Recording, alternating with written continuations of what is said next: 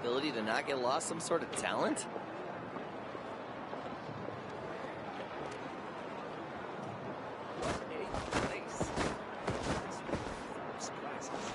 You might want to get a guide if you're not familiar with the area. Ad Astra. Thank you for completing today's commissions. Here is your reward.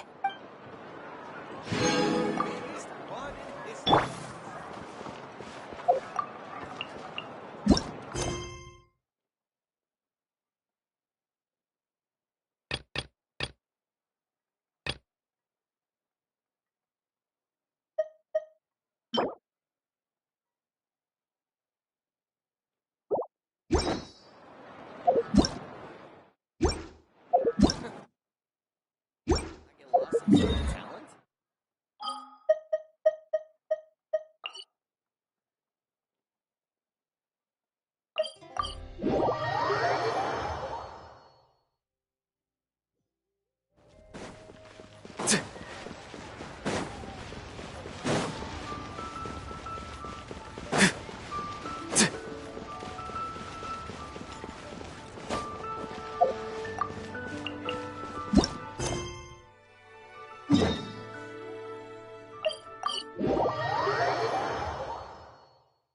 If I run, mud will get on my clothes.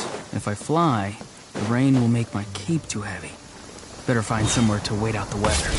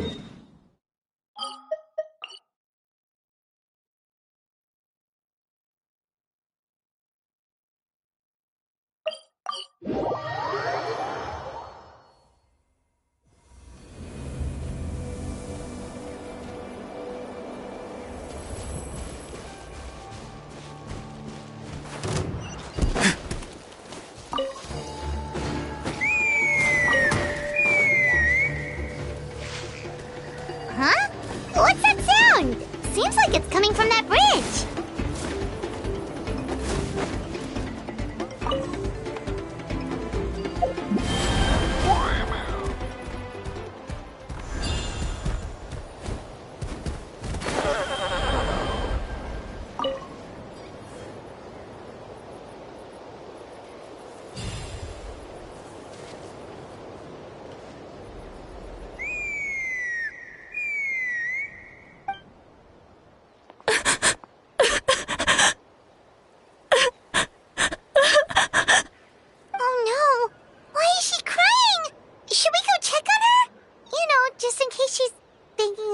Something stupid.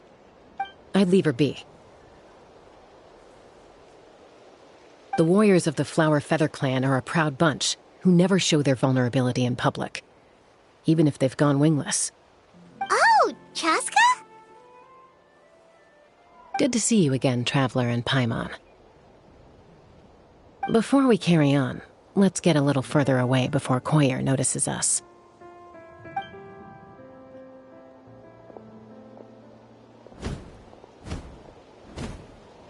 So, that girl on the bridge, Koyer, you said? Should she really be on her own right now? With the mental state she's in, it just seems risky. Don't worry. That's exactly why I'm here. Elder Alpa sent me to keep an eye on her. If she does attempt the unthinkable, I'll swoop in and catch her. I doubt it'll come to that, though. She's a fighter. A warrior, in fact. One who aimed for the sky. However despondent she might feel now, I'm confident she'll get through it. Well, in the Flower Feather Clan, there's an elite flying squad made up of Kukasaur riders. But it's an extremely selective squad. To become a rider, you need to undergo a trial where you not only demonstrate mastery of the relevant skills, but also win the approval of the Kukasaurs. Very few candidates make it through the process. Koyer has spent years training for her most recent attempt, but unfortunately she didn't pass. So it's not hard to see why she's so upset.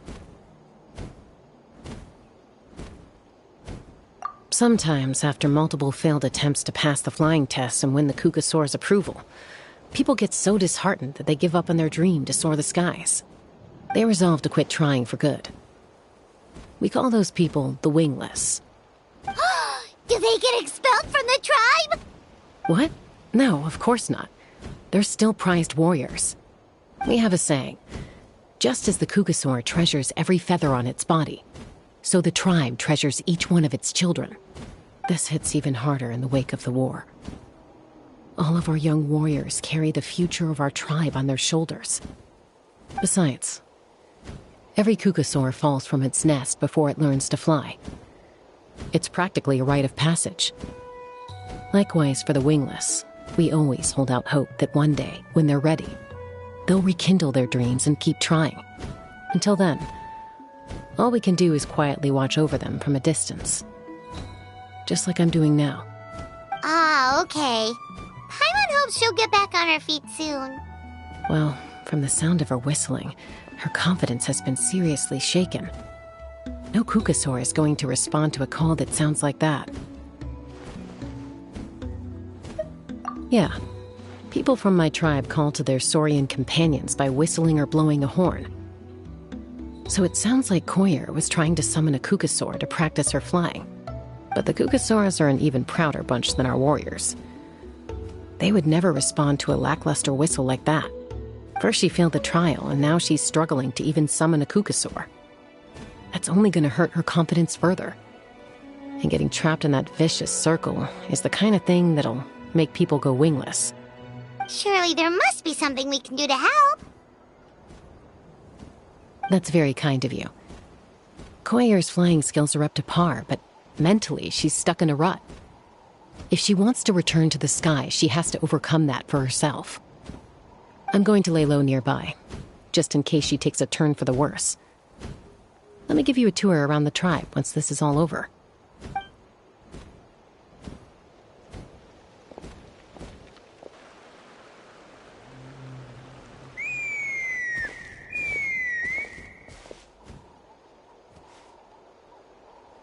Koyer still isn't giving up.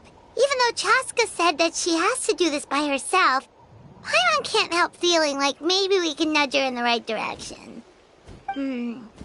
What if we could get a Kukasaur to fly up to her? That might give her the confidence boost she needs.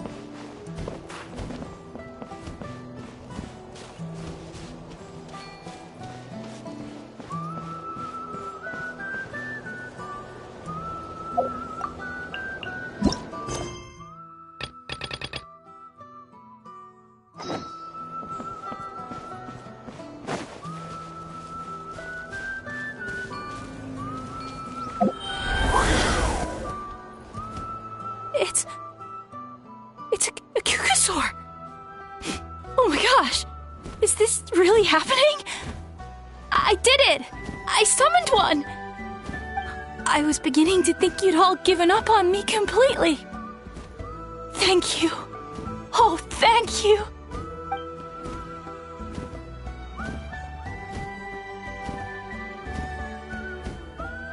Excuse me?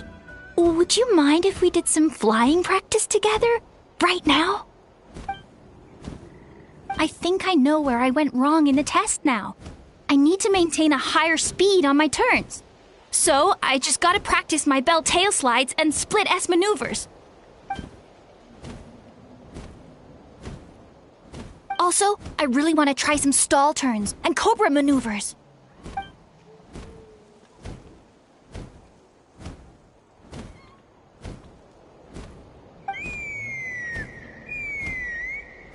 Huh?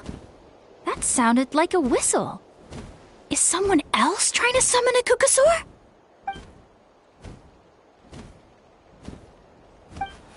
Hey! Wait! Wait!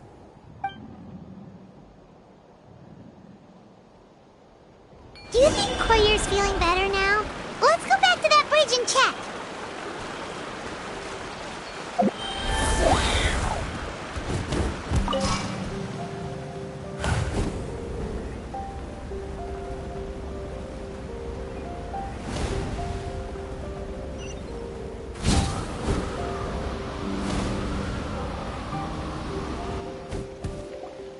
Chaska! I summoned a Kukasaur! They do still respond to me after all! Although, unfortunately, someone else summoned it away again before I had a chance to go for a flight. Oh, really? That is unfortunate. But if you can do it once, you can do it again. Keep at it, and you'll pass the trial eventually. You're right. You know, I almost thought about giving up, but I'm glad I didn't. Hey, Chaska, how's Koyer doing? Huh? Who are you? And how do you know my name? These are my, friends. The Traveler and Paimon. You came up in conversation the other day because I was telling them about up-and-coming warriors in our tribe. Oh, the Traveler, huh? So that's you. What do you mean up-and-coming? I'm closer to being wingless than I am to passing the trial. Anyway, we haven't met before, have we? You look so familiar somehow. Maybe you saw her in the stadium? Or anywhere, really. She's been all over Natlan lately, so it's not surprising that you've seen her around. If you say so.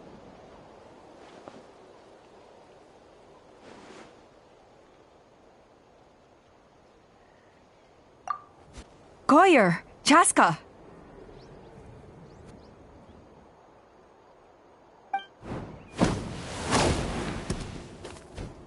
Here you are.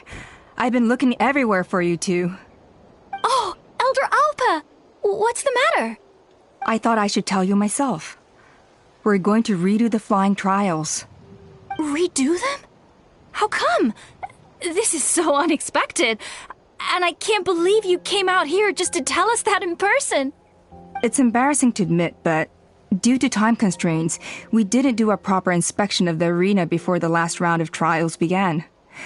Then we started to notice many candidates performing worse than expected. So we redid the inspection afterwards and found a number of issues which likely impacted candidate performance. This was entirely our mistake, and I apologize unreservedly. I know it doesn't make up for it, but I thought bringing you this message in person was the least I could do. Oh, okay. Chaska, these people you're with, are they the Traveler and Paimon? Huh? You've heard of us? I have indeed. Gathering intel is an essential part of being a warrior. Plus, you've already made quite a name for yourself in Natlan. Actually, I've been meaning to invite you to enjoy our tribe's hospitality for some time. Hospitality? Oh, that includes food, right? Of course it does.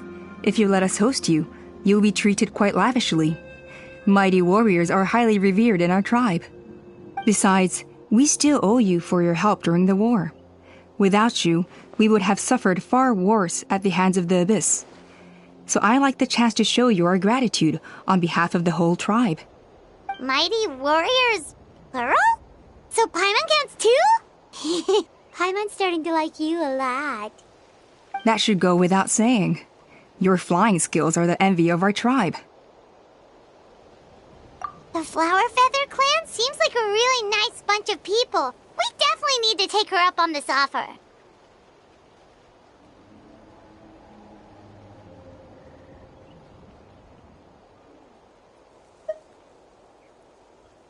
Well, I'd love to stay, but I'm afraid I still have to inform the other candidates about the retrials. With our younger generation's future on the line, there's no time to lose. Wait, Elder Alpa! Let me help! The sooner everyone gets the news, the better! Very well. In that case, Chaska, could I leave you to entertain our guests? Sure thing. Okay. Let's meet by the Obsidian Totem Pole later. Koyer, let's get going. Okay.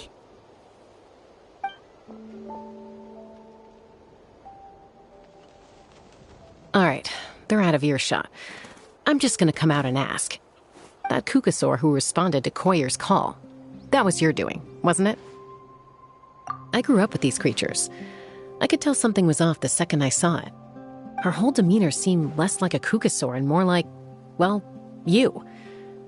So I figure you must have been pulling the strings somehow. She looked very flustered when Koyer asked for a ride, so I whistled to give her a chance to escape. And judging by the look on your face, that was a welcome intervention, huh? It's all right. If you'd rather your hidden talents remain hidden, I respect that. I won't press you for answers, and I'll keep my speculations to myself. You're the kind of person I'd still trust even if you had superpowers. I know you'd use them for good. I think the ends justify the means in this case. She just lacked confidence, and you helped her resolve her internal conflict.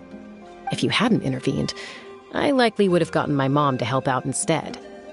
Although, having said that, there's a small chance she might have recognized her and seen through the whole thing.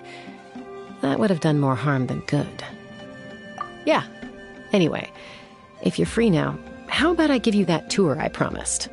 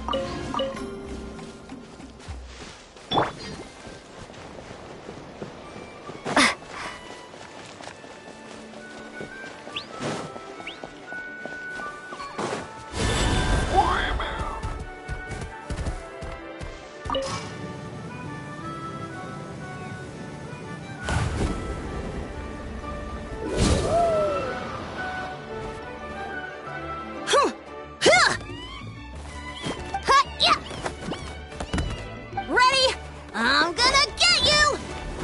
Uh-oh. Are they fighting? Should we try and break them up? They're fine. Just doing their daily combat training. Combat training? A little young for that, aren't they? Not to us. We're a tribe of warriors. In ancient times, we were the most elite troops in the nation, responsible for patrolling and defending all of Natlan. And even though times have changed, we've kept our martial spirit alive. Hey, is that Chaska? Chaska, you're back! Oh, can you come train with us? Now's not a good time, I'm afraid. I'm showing the Traveler and Paimon around. Maybe next time. The Traveler and Paimon? Wait, you mean that legendary warrior and legendary flying expert? Legendary? Yep, that's us, all right. Awesome. It's so cool that you can fly without having to ride a Kukusaur. Even Chaska could only do that for short distances. Miss Traveler, can you teach me some cool sword tricks?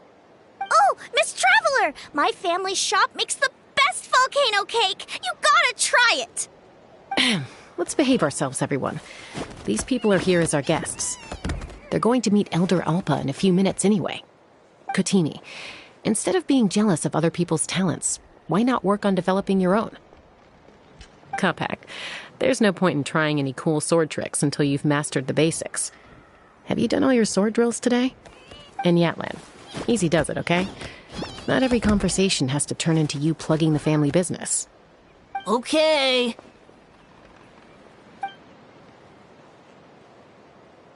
Sorry about those kids. They just got overexcited when they heard your name. Hope it didn't bother you too much. This is a volcano cake that Yatlan forced into my hands. She said to think of it as an apology gift. Whoa, it smells amazing! Traveler, you want some?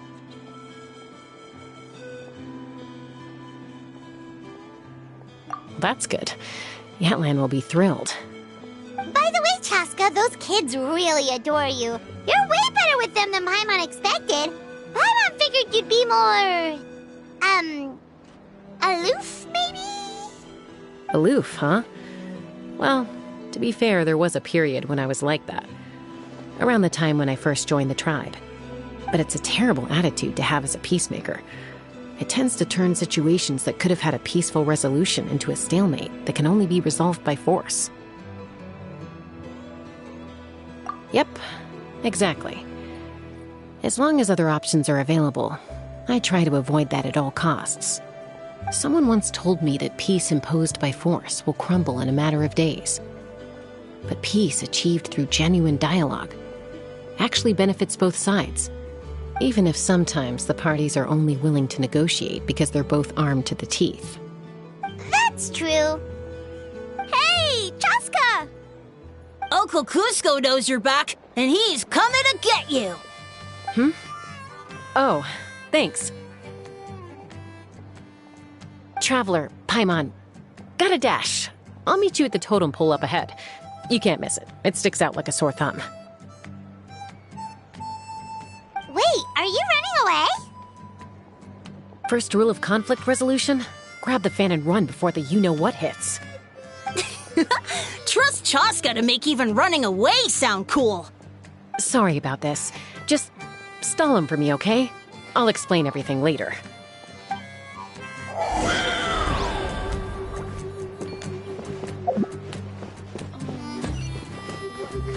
If I can pull off this trick, it'll be so cool.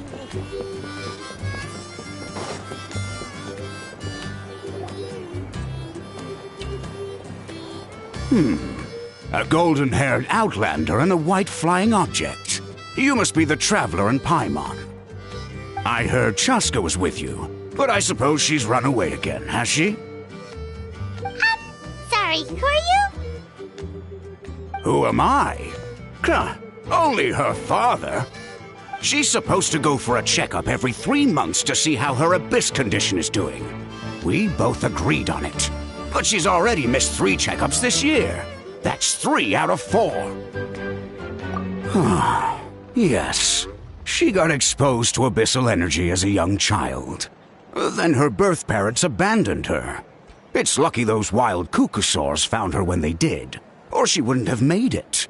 They took her under their wing and raised her as one of their own. Eventually, some riders out on patrol spotted her and brought her back to the tribe. But she was practically feral at that point. The moment you took your eyes off her, she'd be getting herself into a fight, or she'd run away to be with the Saurians. She seemed to prefer them to her own kind. She might as well have been a Saurian in human form. That must be the aloof period she mentioned, right?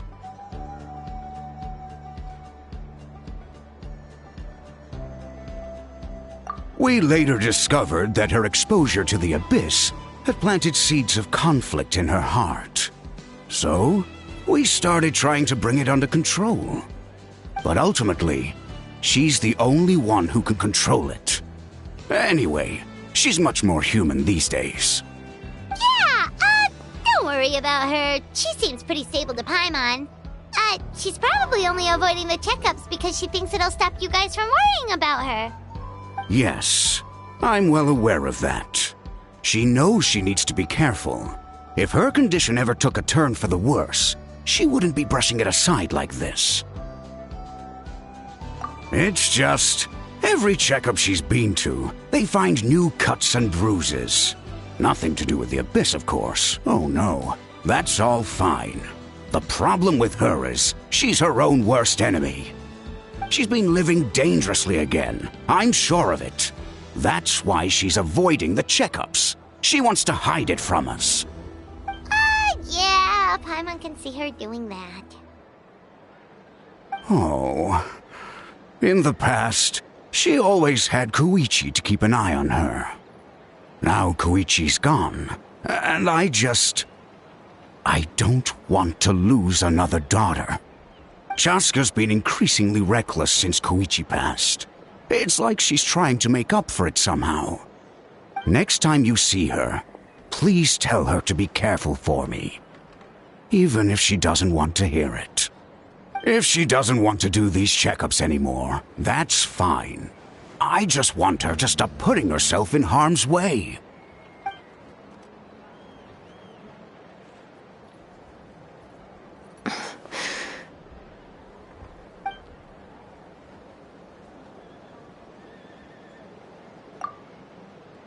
Whoa, where did the time go? We should be back up with Chaska before it gets any later. To get to the totem pole, we need to head north, right?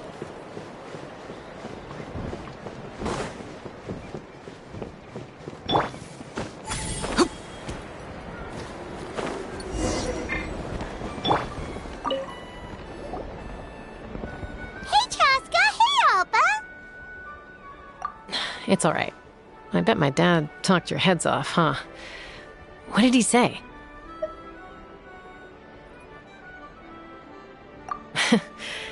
I was sometimes a little impulsive back then. That's putting it mildly. The memories. It feels like it was only yesterday when we brought you back and had Cusco and his family take you in. Back then, no one imagined this feral child would grow up to be the strongest warrior of the Flower Feather clan. Huh? You were the one that brought Chaska back to the tribe? That's right. Elder Alpa was already a veteran rider by then.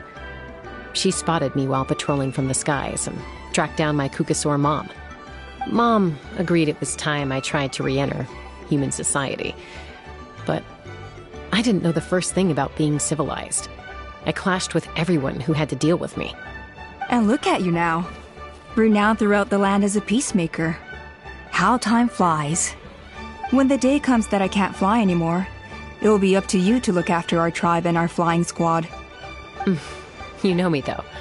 I'm not a natural commander. I'm better off as a lone wolf on the front line. So stick it out at least a few more years, okay? Give Koyer and the others time to come into their own. Oh, stop. Wait, so isn't the leader just the strongest warrior in the tribe? At least Paimon figured that's how your tribe would work. Strength is certainly a core tenet in the Flower Feather clan. But strength means far more than martial prowess alone. If it all came down to individual strength, I'd struggle to call myself a warrior, let alone a member of the flying squad. Any fighter in the tribe could take me down.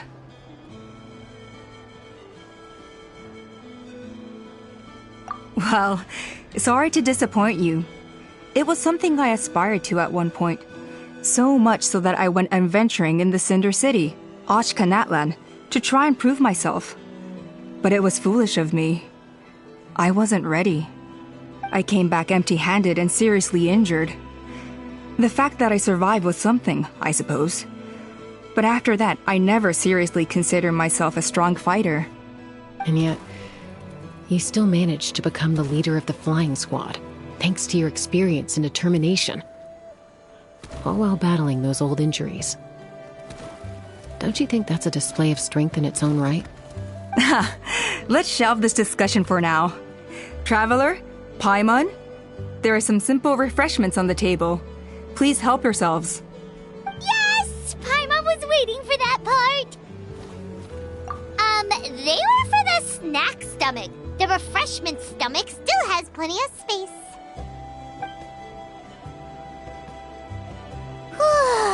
Paimon is so Well, if you're enjoying our hospitality, feel free to stay with us as long as you like. Elder Alba? There's, something's come up.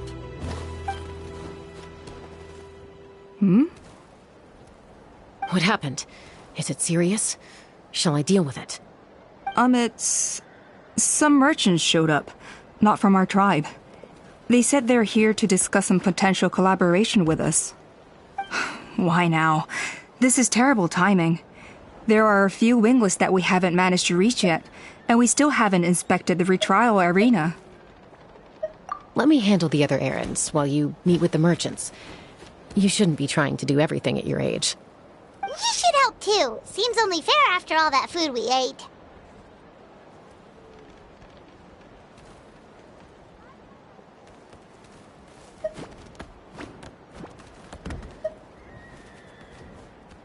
Huh. Well, much obliged. Chaska, the remaining wingless are all people you know. Let's see. Pishika now manages the floating target balloons. Waska's probably still addicted to Eyes on the Feathered Prize, and Junon spends her days up on the flying platform, staring at the Cinder City. I'll leave you to tell them the news.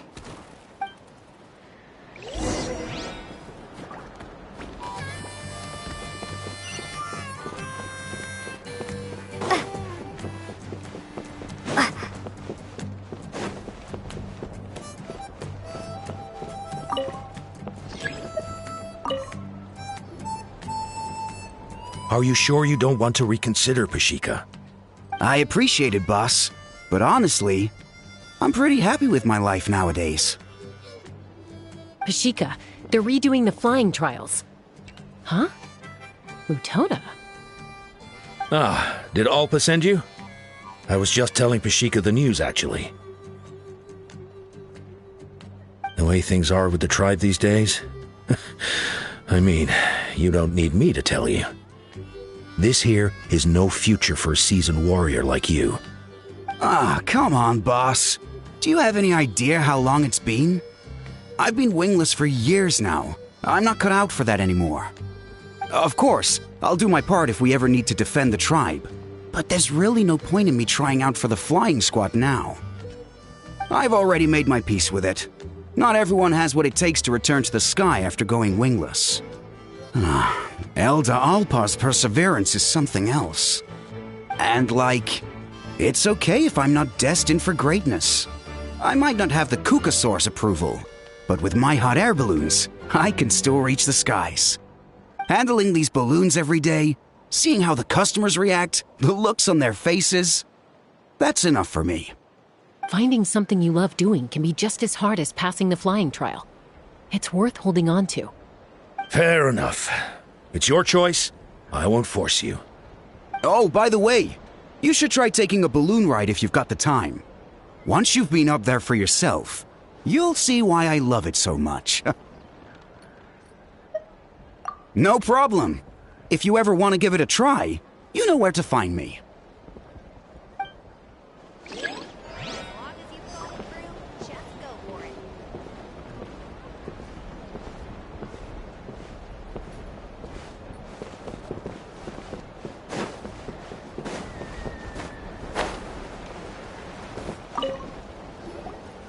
A retrial?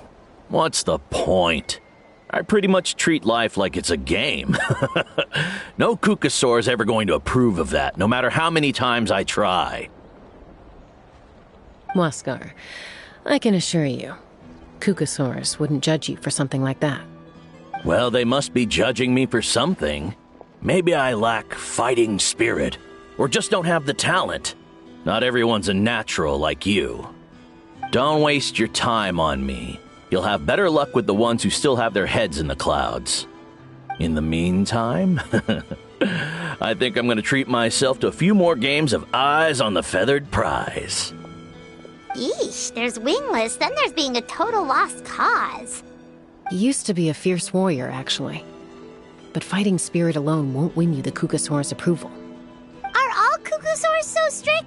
The ones in floating target balloons and Eyes on the Feathered Prize seem pretty chilled out.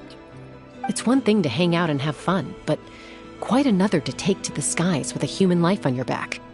Giving a ride to someone who's unqualified endangers not only the rider, but also the Kukasaur themselves. If the rider makes a mistake, they both suffer the consequences. So we have a mutual understanding with the Kukasaurs. If someone isn't up to standard, we have to reject them. Even if it means breaking their hearts.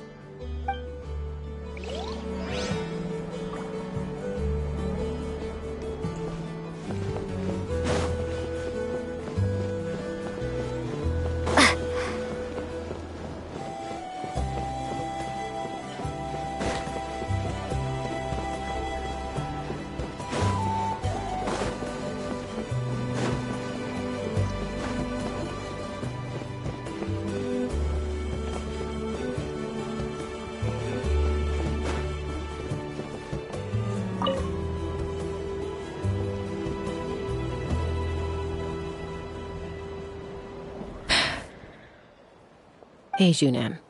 Gazing out at Ochkanatlan again, huh? Chaska? What are you doing here? Is something up? The flying squad is hosting retrials again soon. Wanna give it another try? Maybe you're forgetting the definition of wingless. I've failed so many times already that I've decided to call it quits for good. I'm done. Elder Alpa always goes out of her way to come and tell me when a new trial is coming up, and it's nice of her to think of me. But nothing's gonna change. I'm not going to suddenly pass just because they're holding another trial. They're making some big changes to the arena this time, so the flying experience should be smoother than before. Koyer's gonna try again. No, forget it. If I was genuinely good enough to make the squad, the location shouldn't affect my chances. A true rider can fly confidently whatever the conditions, like you and Elder Alpa. Junan! They're redoing the... Huh? Chaska and the Traveler. You're already here. I guess they told you already then. Come on, let's go train together.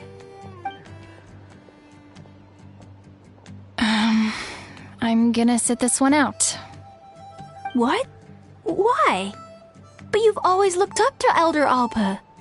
She went wingless after her injury and spent years drifting, but even she came back and made it in the end. If she can do it, why can't you? I mean, I don't have that kind of perseverance. And besides, the last thing I want to do is fail in front of her yet again. Oh, come on. You know you don't need to worry about that. Alright, well, how about we just treat this as you being my mentor? Then will you train with me? I mean... Enough umming and ahhing.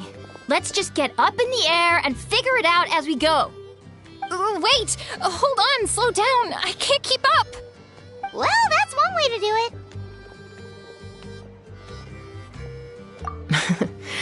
They've been best friends since they were kids. If anyone knows how to get Junan out of a rut, it's Koyer. You helped Koyer deal with her internal conflict, and now she's done the same for someone else. You know, people often talk about how one conflict leads to another and so on. But sometimes in life, things spiral in a good direction instead.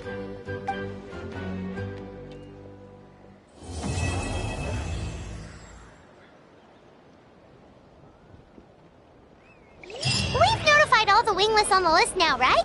Where to next? The trial arena. It's not far from the tribe. Only I could balance the numbers. Keep trying. You got this.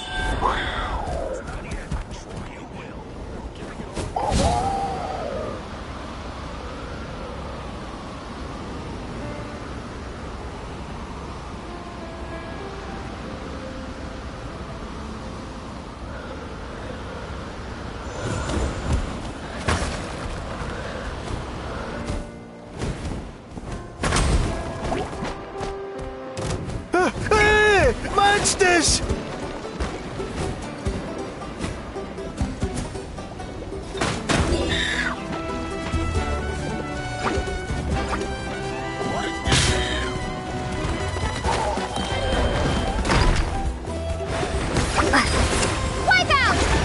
Farewell. Time to say hello.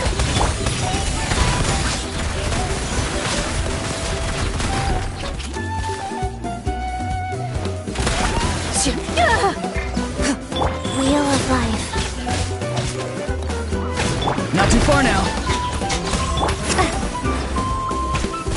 Water jet! Loaded.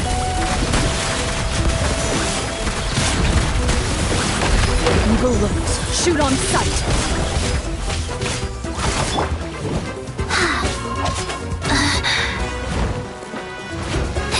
I'm free.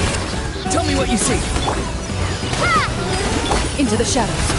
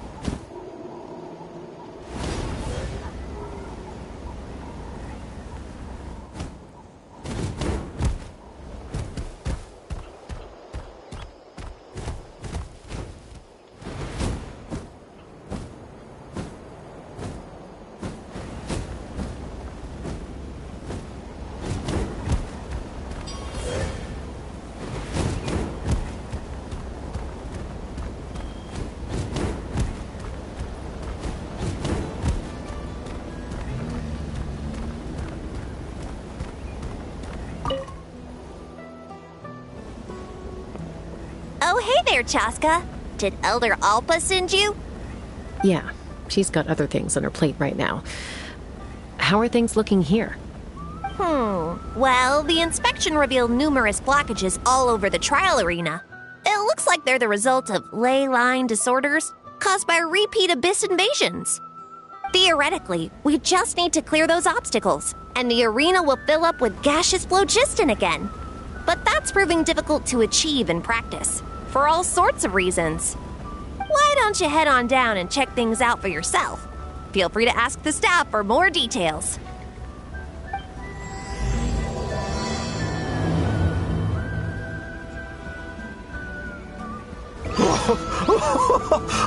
I thought I was done for. Oh, this spout should be good now. Thank you very much.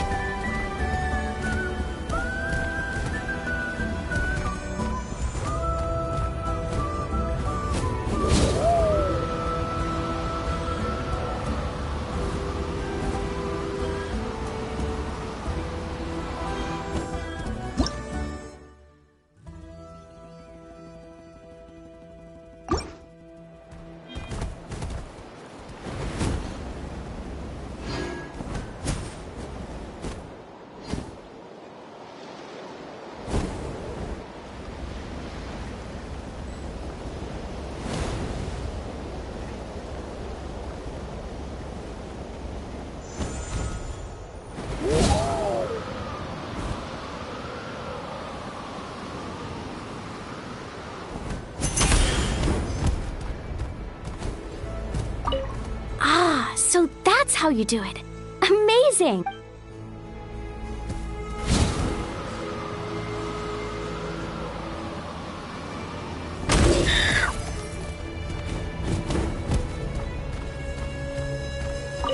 Whoa! Did you see that? A Tepetli sword just showed up out of nowhere. How did it get here? Just passing by, or... Huh. Well, not gonna argue with a good thing.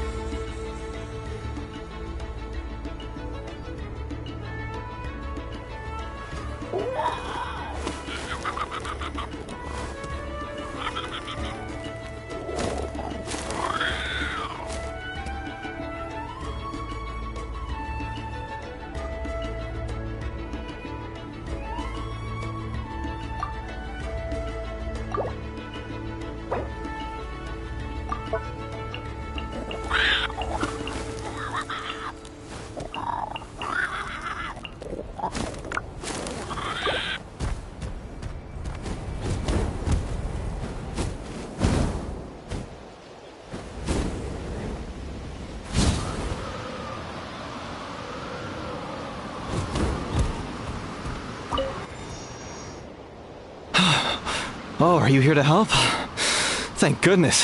There's no way I could do all this by myself. So the blockage here has to be cleared using a special bomb, but carrying explosives up that steep slope would be a recipe for disaster. If I dropped it or slipped and fell, I'd be blown to bits in an instant. So, my plan was to transport the bomb to the other side, then send it over in a hot air balloon. All I need now is for someone else to strike the balloon at the right moment, dropping the payload right on top of the spout, and problem solved. What do you think? Simple enough, right?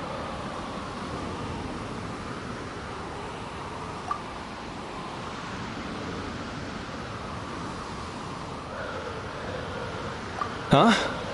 Oh, that one. No, I've got no idea who that belongs to. Or how they got it up so high. I just wish I could fly up there and check out what kind of tech they're using. Ah, well.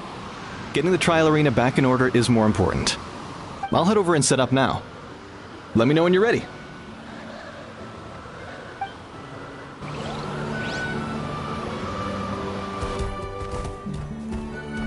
All right! Get ready!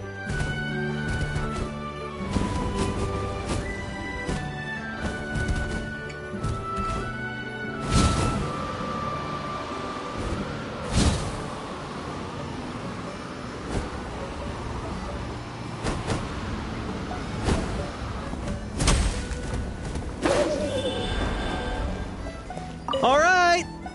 Get ready!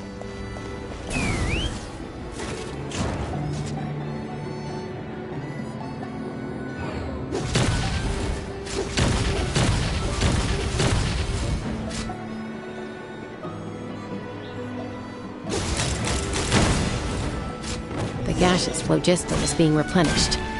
Looks like all the spouts have been unblocked. Let's head back up.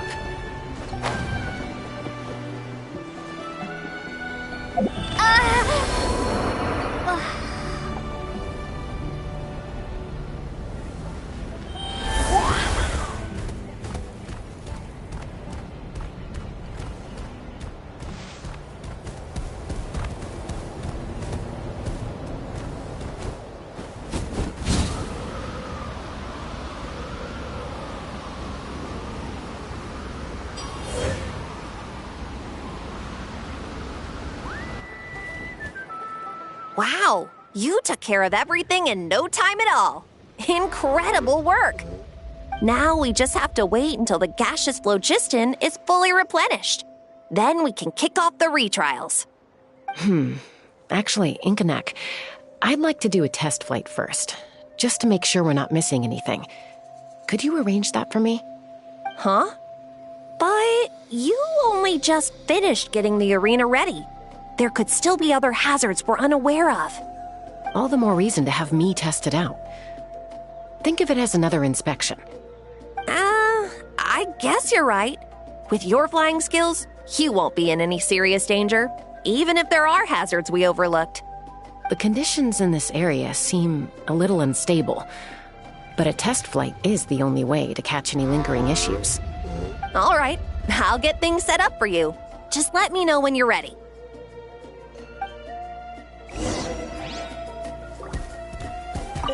Are you ready? This should be a piece of cake for Chaska, but still, try to be careful. All right, then spread your wings and fly.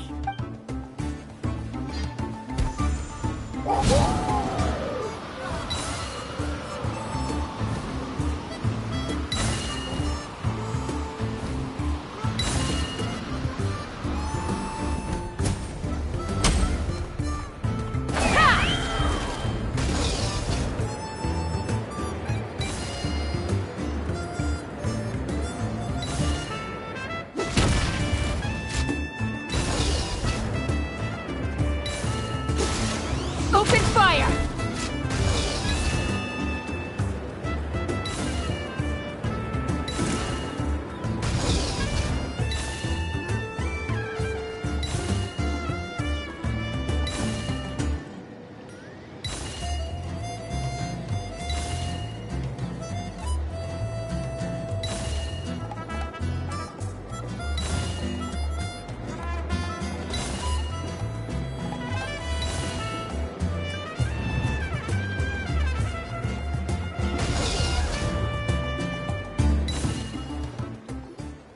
That was amazing. Paimon couldn't take her eyes off you. No, nothing major. Give it a few days, and we should be able to conduct the trials. Help! Help me! You're from the Flower Feather clan, right? Please, come quick, you've got to help us! Catch your breath first. What's the situation? We got attacked by a Kukasaur. My friends are still stranded in the middle of the road with the goods we were transporting. Please, I'm begging you, save them! Huh? Are Kukusaurs really that aggressive? Do they usually attack groups of people unprovoked? Not in my experience, but there are exceptions to every rule. Let's go check it out.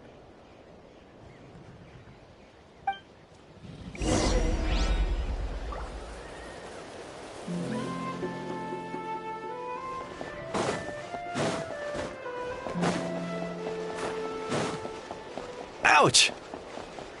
I've never seen such an aggressive Kukusaur. Ouch! I've never seen such an aggressive Kukusaur!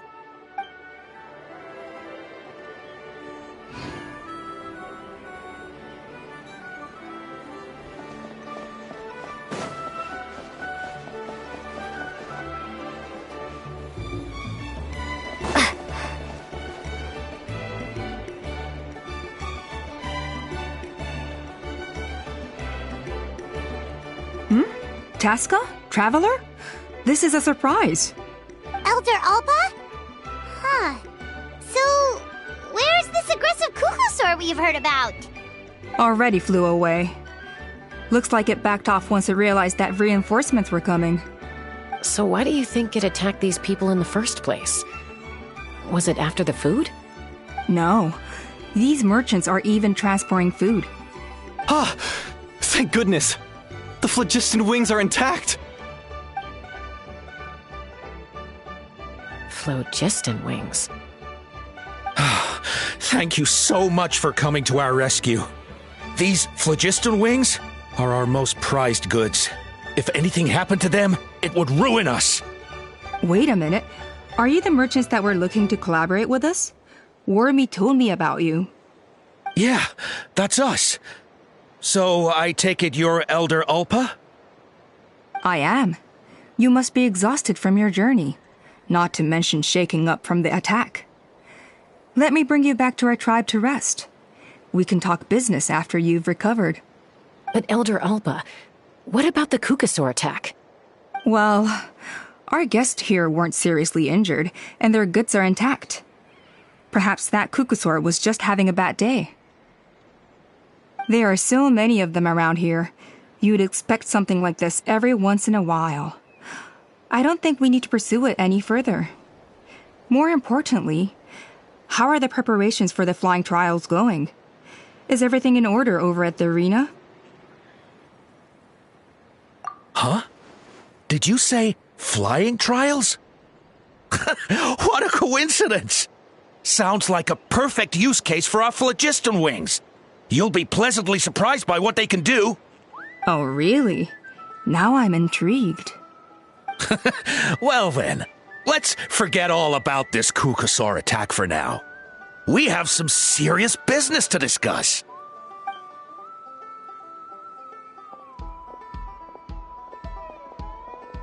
Huh?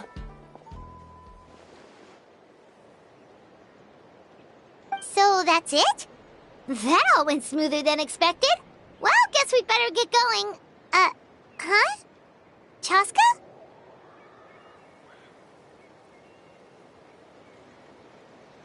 A blood-stained feather.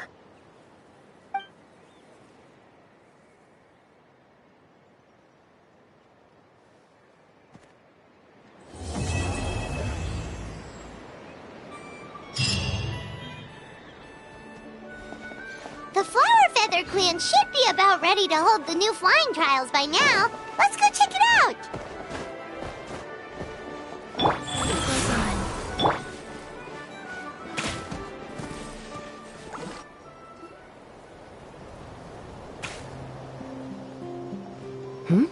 Ah, Traveler and Paimon. You came. Yep, and it looks like we made it just in time. Although, can't say the same for the Cuckoosaurs. Bit of a low turnout, huh? Yeah, you'll see why soon enough. All right, get ready. 3, 2, 1, fly! Whoa! We're really flying! I feel light as a feather. I'm flying without a Cuckoosaur. These phlogiston wings are awesome! What's going on? Paimon can barely believe her eyes. How did they fly all on their own? The merchants we ran into that day were selling a product called phlogiston wings. It's a flying machine worn on the back. To operate it, you just use a handheld trackball that controls the flow of gaseous phlogiston. That's incredible. Yeah. If Natlan mass adopted this technology, it would revolutionize our mobility and responsiveness in times of crisis. Just think of the countless tragedies that could be averted.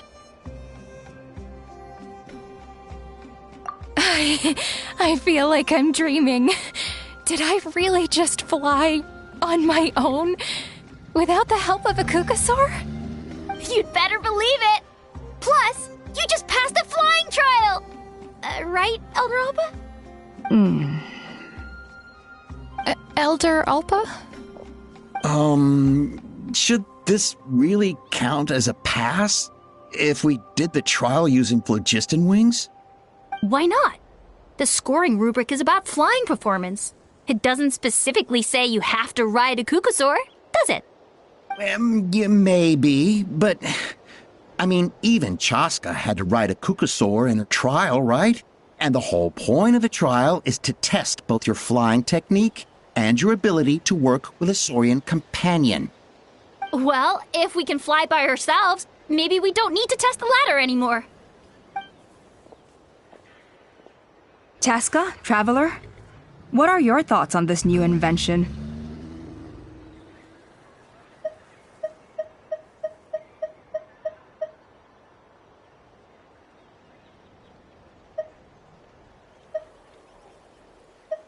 Right? That's what I think, too. I agree that they have strategic value, but I don't think it makes any sense to evaluate candidates by the current testing standards if they're using phlogiston wings. Why? Shunan finally mustered the courage to go through with this, and now you're saying it doesn't count? I don't have any experience using these wings in battle, nor is it immediately obvious how to incorporate them into the existing systems in our tribe. Taking a longer-term perspective, I think we need to start by getting thoroughly acquainted with how these things work. Then we can develop a new trial format with new assessment criteria, tailored to candidates using the phlogiston wings. You all raise valid points. But Chaska, while your proposal sounds perfectly reasonable, it would probably take years to put it into practice. We lost so many people in that war. These phlogiston wings could be exactly what we need to strengthen our forces and boost morale in this trying time. And as for real-world battle experience, there will be plenty of opportunities to gain that. I have high hopes for you, Junon. Huh? Hey, stop staring into space! Say thank you! Oh, thank you. Thank you, Elder Alpa.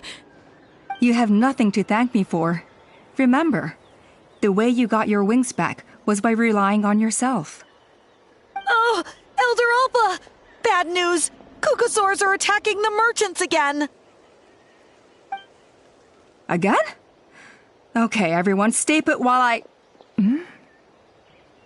Huh? Chaska?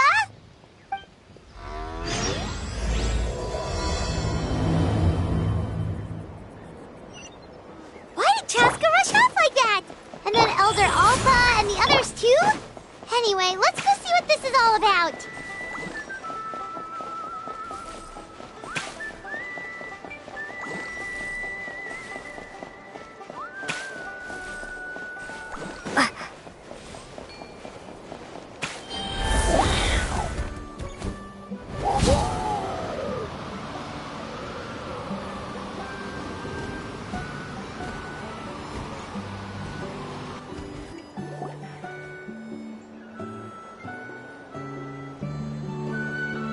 Oh, it's back! It found us again! Run! Get out of here!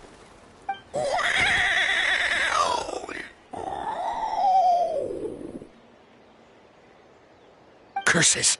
She's really riled up this time. Hey! Stop running! We'll never outrun a creature with wings!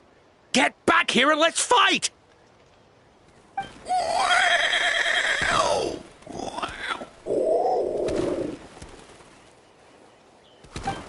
Stop! All of you! Chaska! Oh, wonderful! Quick, get rid of that thing!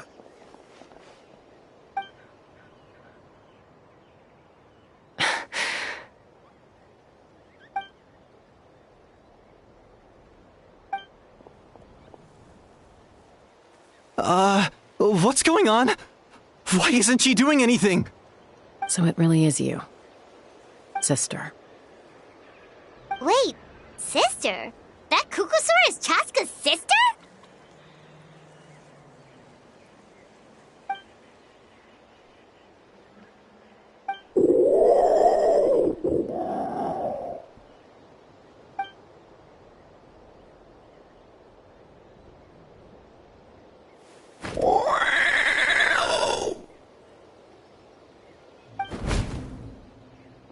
Koya, wait! Is Chaska gonna be okay? Should we go check on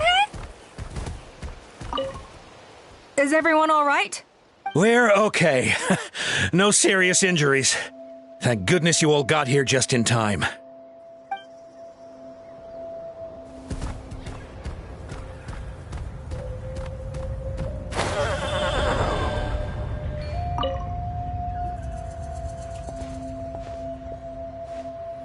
Chaska, are you okay? I'm fine. Sorry for making you worry.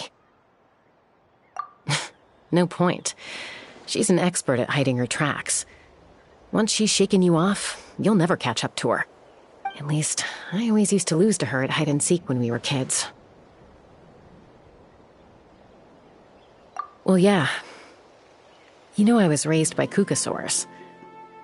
Anyway, she and I grew up in the nest together. Her name's Koya, and she's my big sister. We played together all the time, chasing each other through treetops or mountaintops. It felt like it would go on that way forever. Until the day I was sent back to live with the humans. Not all Kukusaurs are friendly towards people. Koya, for instance, she's fine with me because we grew up around each other, but she's not fond of other humans. When Mom decided to send me away, Koya strongly protested, and after I left, she became more and more reluctant to interact with humans. Maybe she thinks that humans stole you away from her. It's a possibility, but in any case, we still stayed best friends at first. I had a hard time adjusting to life in the tribe. So whenever something went wrong, I'd run off into the wild and vent to Koya. Ah, so that's what Uncle Cusco was talking about. He said you seemed to prefer hanging out with Saurians to your own kind back then. Yeah, I did. But then, gradually, everything changed. With a new mom and dad, a new tribe, and Koichi, I started getting curious about these humans and made an effort to understand their behavior. The more time I spent with them, the less I spent with Koya. And then, one day, it was Koya's turn to leave the nest. She sought me out and asked if I was willing to leave the tribe and go live in the wilderness with her. As far as I can remember, that was the first time she ever approached a human settlement on purpose. So, how did you answer her? Well, I wouldn't be standing here talking to you if I'd said yes. No, I was torn. On the one hand, I'd already made up my mind to embrace my new family and accept my human identity. But I also knew that Koya wasn't a fan of humans, and I didn't want to disappoint her. She took my hesitation as an answer. She saw it as a personal betrayal, threw a huge fit, and then flew off. We hadn't seen each other since, well, until today. Not for a lack of trying, though. I tried asking Mom where Koya's new nest was so I could talk things out with her. But Koya had already asked Mom not to tell me where she'd moved to. It must be hard for Mom, being stuck between her two daughters. So I didn't press the issue. And I didn't go looking for her. If things carry on like this, I need to make sure I find her before anyone else, even if she doesn't want to see me. For now, let's bring the wounded back to the tribe, and see what Mutota and Elder Alba have in mind.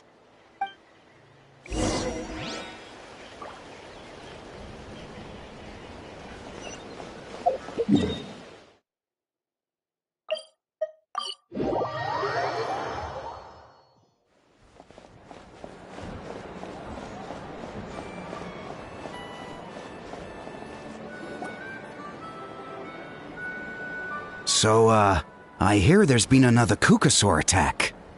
Ha! I knew it! They're wild animals, and they can't be trusted. Hey, show a little respect. The Kukasaurs are our partners. Maybe in the flying squad, but they don't give a hoot about the rest of us. Well, now that we have the phlogiston wings, do we even need the Kukasaurs anymore? Are you kidding? How are we supposed to protect our tribe without them? I didn't mean it like that. Huh? Protect our tribe? Or are you just scared that your precious flying squad will lose its prestigious position? You take that back! Things are changing so quickly. Chaska, there's a conflict emerging there. Aren't you going to nip it in the bud? The whole tribe's talking about this now. Breaking up a single fight won't solve anything. The real source of conflict here is the phlogiston wings, and what happened with Koya. On any other day, people would just brush this attack aside. After all, clashes between wild Kukasaurs and humans are no more common than those between people. But now that the phlogiston wings have entered the equation, it's sparked a debate over whether our tribe needs the Kukasaurs at all. I worry that we risk repeating the mistakes of the Cinder City. Back then, Lord Ochkan's hatred of the Saurians nearly destroyed the peace forged by the Pyro Archon. Chaska, to prevent things from deteriorating further, I'd like to task you with restoring peace to the tribe. I will. Traveler, you've already done so much for Natlan, and the Flower Feather clan has no right to ask more of you. But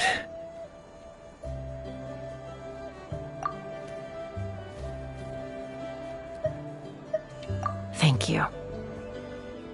And don't forget about Paimon. Just leave this to us. This whole situation has unfolded so quickly that it's put us on a back foot. To tell the truth, it makes me a little suspicious.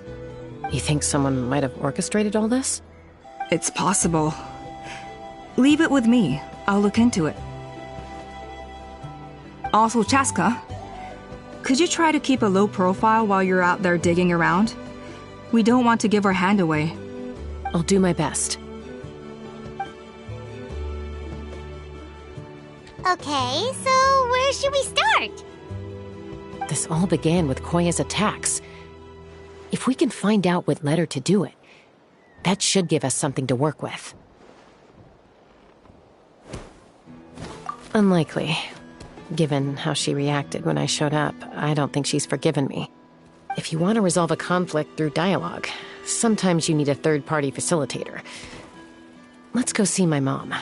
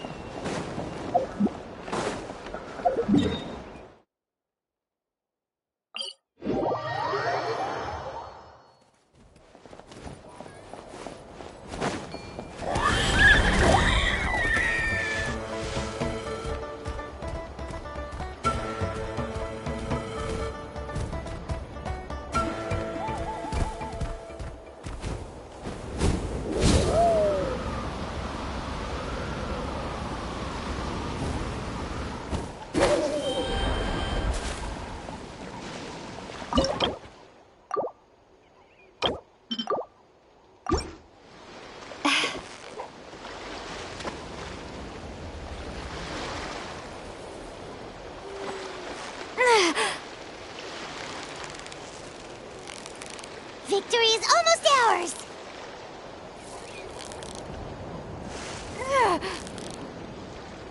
Ooh, look at that! Quick, let's go show it off!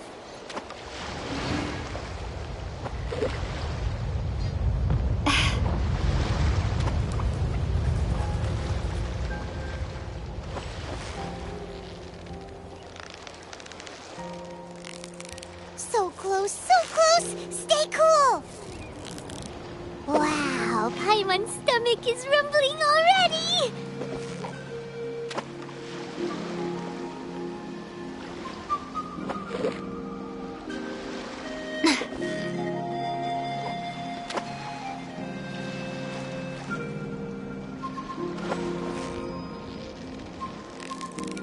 Yeah, you nearly got him! Wow, Paimon's stomach is rumbling already!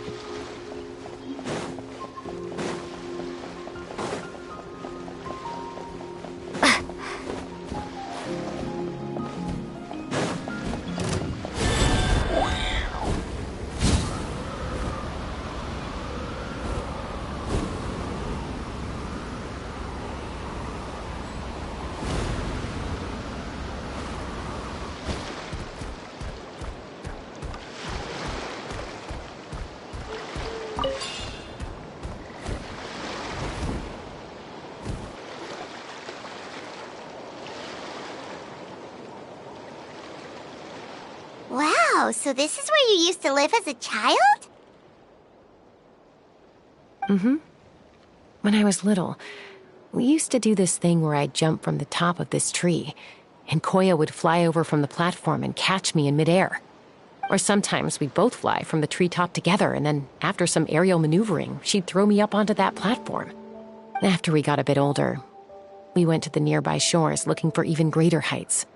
Ah! Stop! You're gonna give Paimon a heart attack!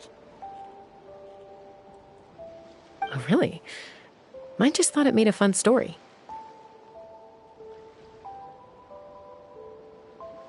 Then I'll share more with you when there's time. Anyway, back to the matter at hand.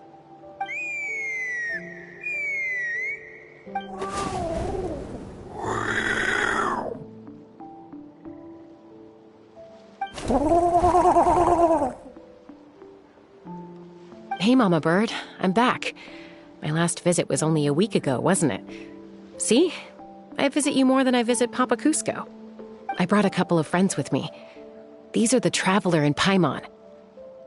Traveler, Paimon, this is my mom. Her name is Chimpu. In the human tongue, anyway.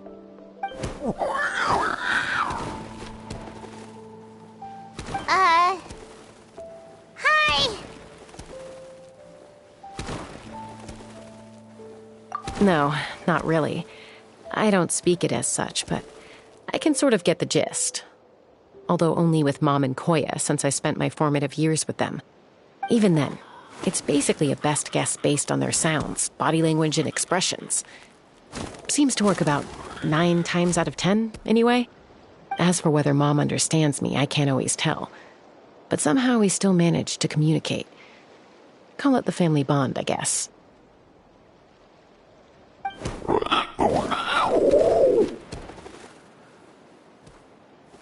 Don't worry.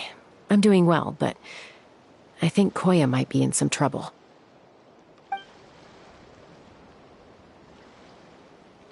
I know she's never been a fan of humans, but she's never deliberately attacked them before either. What's behind this sudden change? Does, Auntie Chimpu know anything? Doesn't look like it. Koya hasn't visited her in a long time. Then, could you please tell me where she's living nowadays? I really need to talk to her. If this animosity between her and the tribe continues, then the next time there's an incident, I don't know if I'll make it there in time.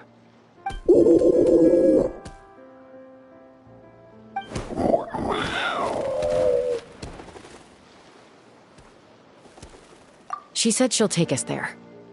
Thank you, Mom.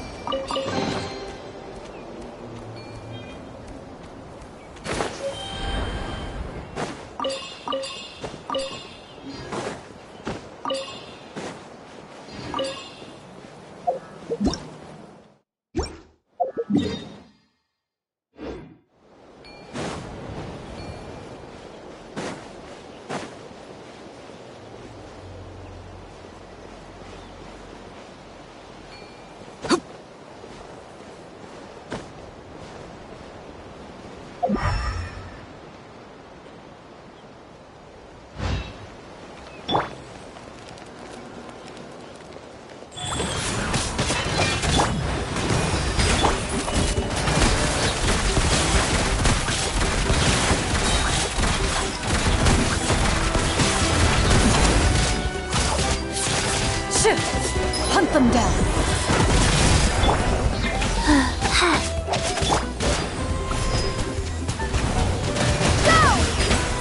Not too far now.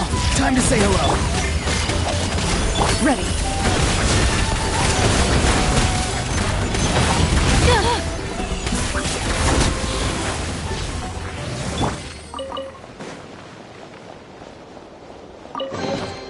Is this an answer from this world?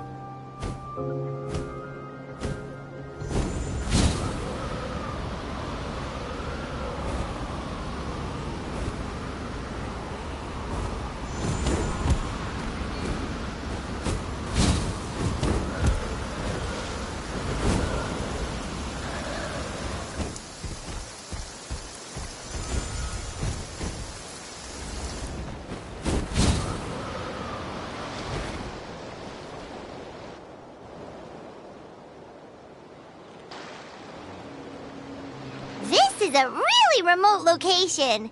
Guess she was trying to get as far away from humans as possible.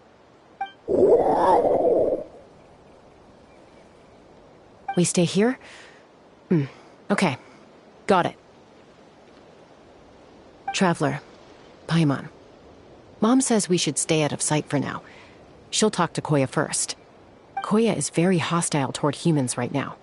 So if we show up unannounced, it might just make things worse.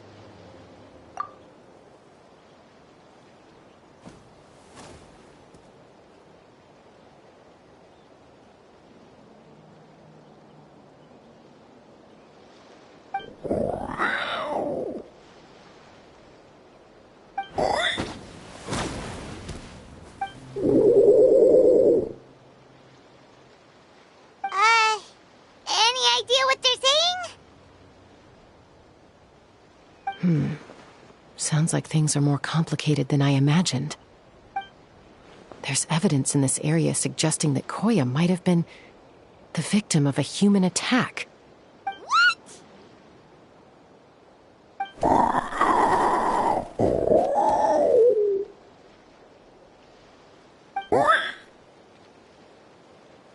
No! It's Chime, Koya's child. The attackers kidnapped her. They came over the sea, under the cover of night, and they took Chime. What the heck? Who would do such a thing? I searched day and night, and finally found them.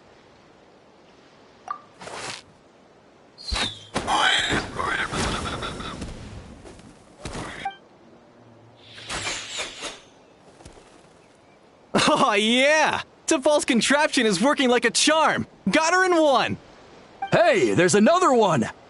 Wait, is that the one that got away last time? Who cares?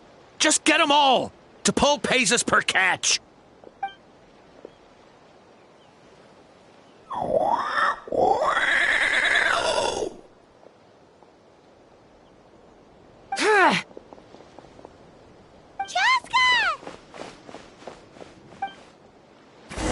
Chaska? How'd you get here?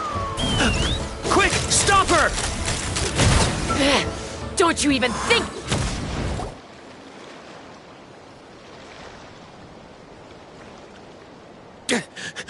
Don't come any closer, or I'll... Go, Phlogiston Wings! Take me out of here!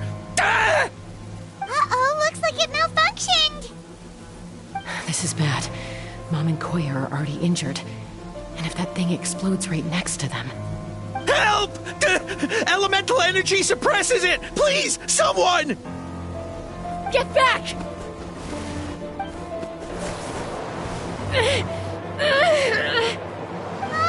It's still going, and it's getting worse! Guess we need a more permanent solution. All right, then.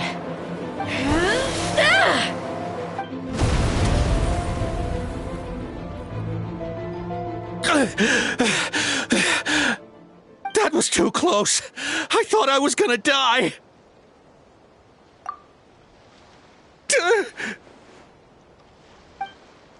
Answer us honestly. Were you the ones who attacked Koya before? I am... No, it was...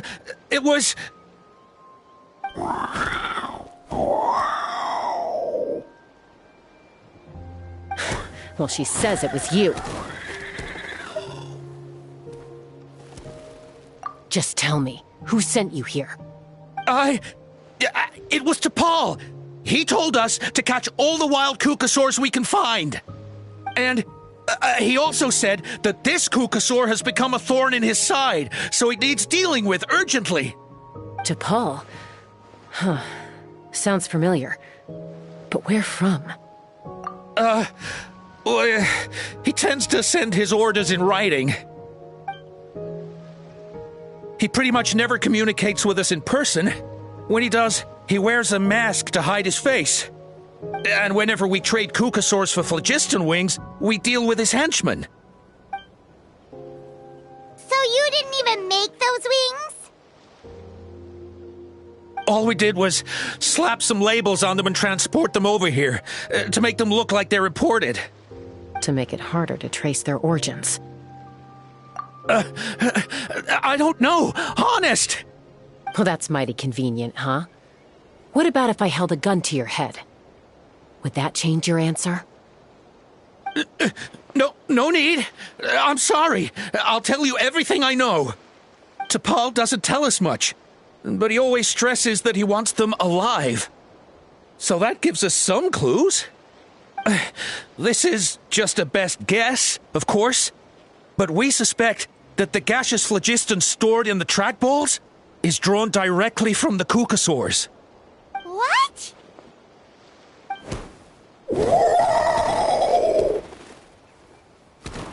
Easy now. You're still injured. Hey, keep talking. Yes, ma'am. So, the gaseous phlogiston has to be highly refined in order to power the phlogiston wings. The slightest imperfection can have disastrous consequences, as you just witnessed. But the Kukasaurs have a natural ability to process gaseous phlogiston. So, if you use them as an intermediary, then...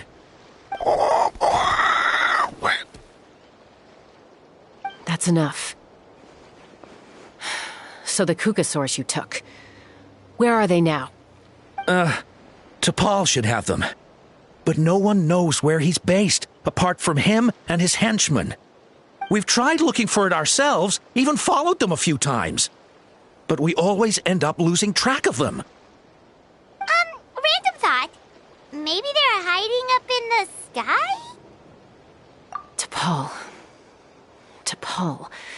I'm sure I've heard that name. Maybe it was...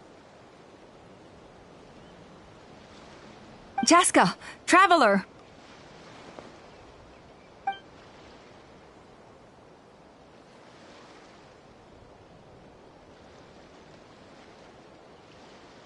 That voice! It's Alpa!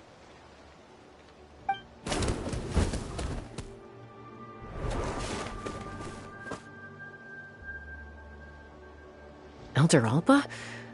What brings you all the way out here? Well, I was patrolling nearby when I heard the sound of an explosion. What's going on?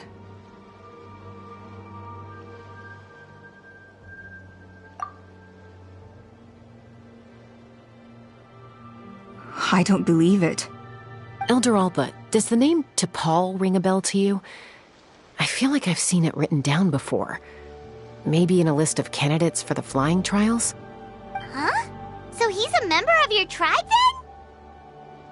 No. If he was a member of the Flower Feather Clan, I'd definitely know him.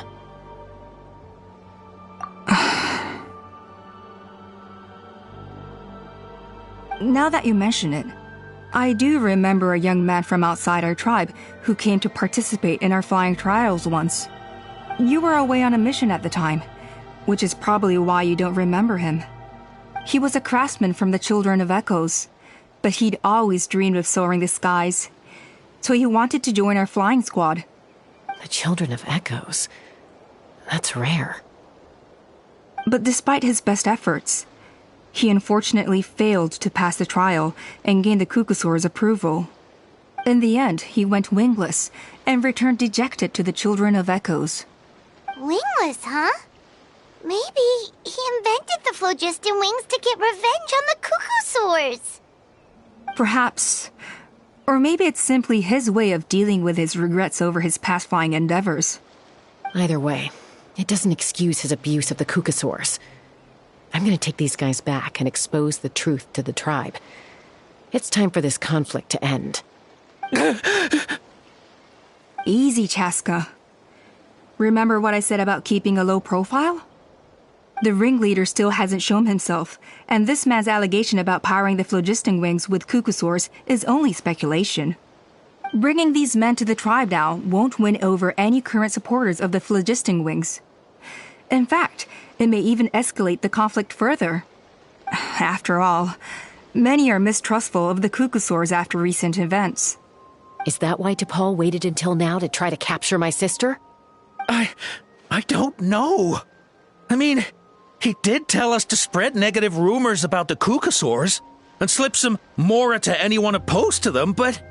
But Koya only attacked humans because they stole her Nevertheless, we will be hard-pressed to change people's minds while emotions are running high. Unless we have irrefutable evidence. Bravo! My thoughts exactly. In the meantime, leave these men with me. I'll escort them back to the tribe. I'll take the other members of their crew into custody too. They won't get another chance to stir up trouble. Fair enough. I guess finding T'Pol is going to be the key to resolving this conflict. Let's hope the Children of Echoes have some info on him.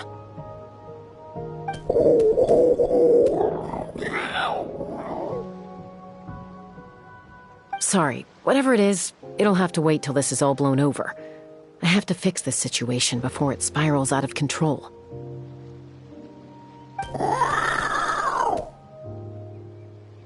Mom, Sis, rest up and get well soon. I gotta fly.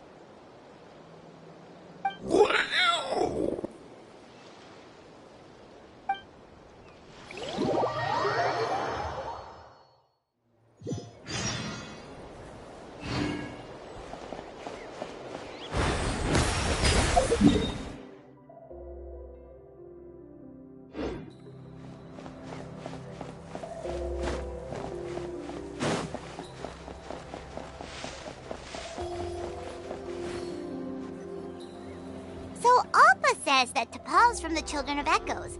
But how do we track him down? Just ask around until we find him? Let's start by talking to someone we know. It'll be faster that way.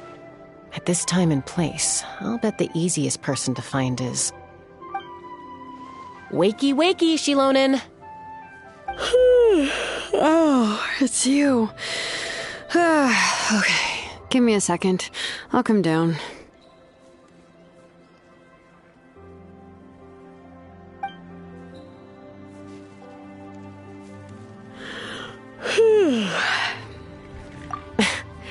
I climb trees to fly further and see farther.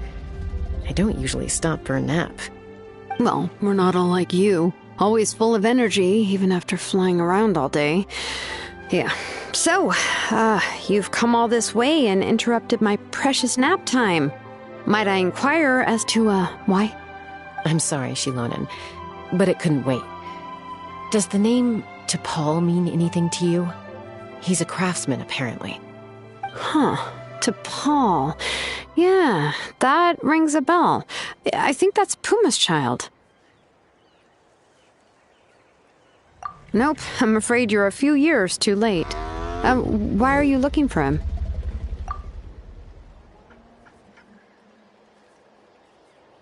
Huh, phlogiston wings. Wow, okay. The kid actually pulled it off. Well, looks like, no more rest for me today. Pulled it off? You mean he's tried making something like this before? Yeah, he started trying to build a flying machine right after he got back from the Flower Feather clan. So right after he went wingless, then. Was this flying machine anything like the gun you made me? You mean your gun that's harder to tame than the proudest Kukasaur? No, he wanted to build something that allows anyone to fly freely, even if they're not naturally gifted. But he never got very far back then, though. Blew up his workshop a few times and barely made it out alive. I never really kept up with him after that. His parents traveled a lot in their youth and only returned to the tribe after he was born. But they settled in a remote area and don't interact with other people much. Which means most people in the tribe don't know them very well. Your best bet is to chat to his direct family. I'll, go get Puma. Wait for me in front of the workshop. I won't be long.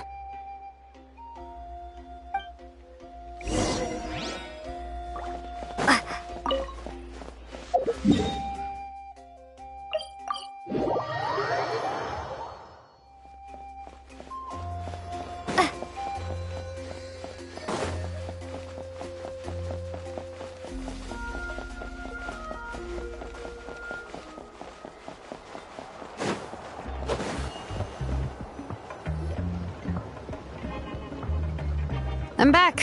Allow me to introduce T'Pol's mother, Puma. Hello, Oh, save the pleasantries. I don't want to spend any longer talking about that boy than I have to. Huh? I disowned him long ago. He is no child of mine. All he cared about was his pipe dream of reaching the sky. Oh, we tried to talk sense into him, but he was obsessed. And then when he left us, he spouted some nonsense about building a workshop in the sky to avoid the constant criticism of us ground dwellers.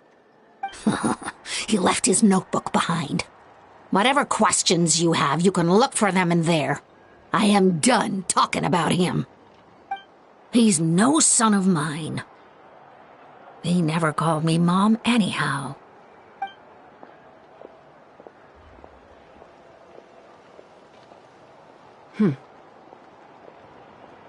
Wow, they've really fallen out. Paimon sure wasn't expecting that. Her husband, T'Pol's father, he passed away recently, and T'Pol didn't even bother to show his face at the funeral. If you ask me, that was probably the final straw for Puma. I'll go keep her company. If there's anything else you need, just come and find me. Thank you. Okay, so this notebook is the only lead we've got now, right? What's in there?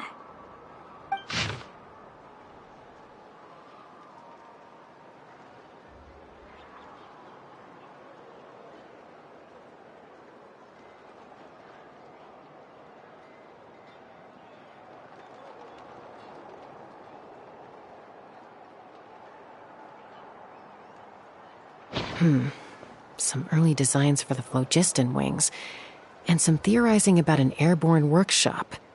Ochkanatlan, the Cinder City. Looks like that's where he got his technological inspiration from. So, was he serious about the workshop in the sky?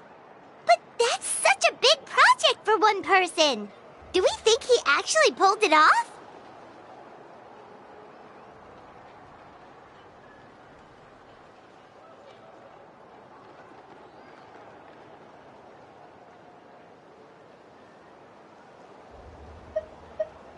Oh, yes! The one from the trial arena that was super high up! That balloon has been there for a while, and everyone's been wondering how it got up there, but what if that's the wrong question? What if it started off even higher up, above the clouds and out of view, and it only descended to its current height due to some kind of malfunction? Part of T'Pol's workshop? Seems likely. If T'Pol's base had been hiding above the clouds this whole time, that would definitely explain why Isidore couldn't find it. I totally called it! But how did we get up there? Chaska, can you even fly that high? By myself? Possibly. But with a passenger, no chance. I doubt even phlogiston wings could take you up that high. At least, not without that relic T'Pol mentioned in his notebook. Yeah, and he's probably holding on to it. We'll have to find another way. Nope. That's way beyond Paimon's altitude. Also, would you really expect Paimon to go up there and take on T'Pol all by herself? Let's not worry. Just because we can't think of a solution doesn't mean no one else can. I'm not the only flying expert in my tribe, you know. Oh, good point. We should go ask Elder Opa. And Mutoda. He was quite the flying ace back in the day, too. Let's head back and see what they suggest.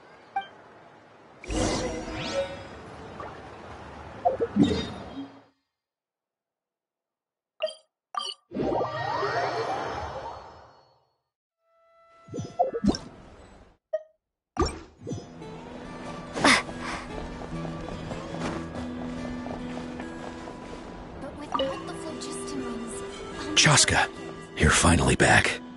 Things are getting really tense in the tribe. Have you made any headway with your investigation? Some people even think we arrested the merchants just to support the flying squad and crack down on the phlogiston wings.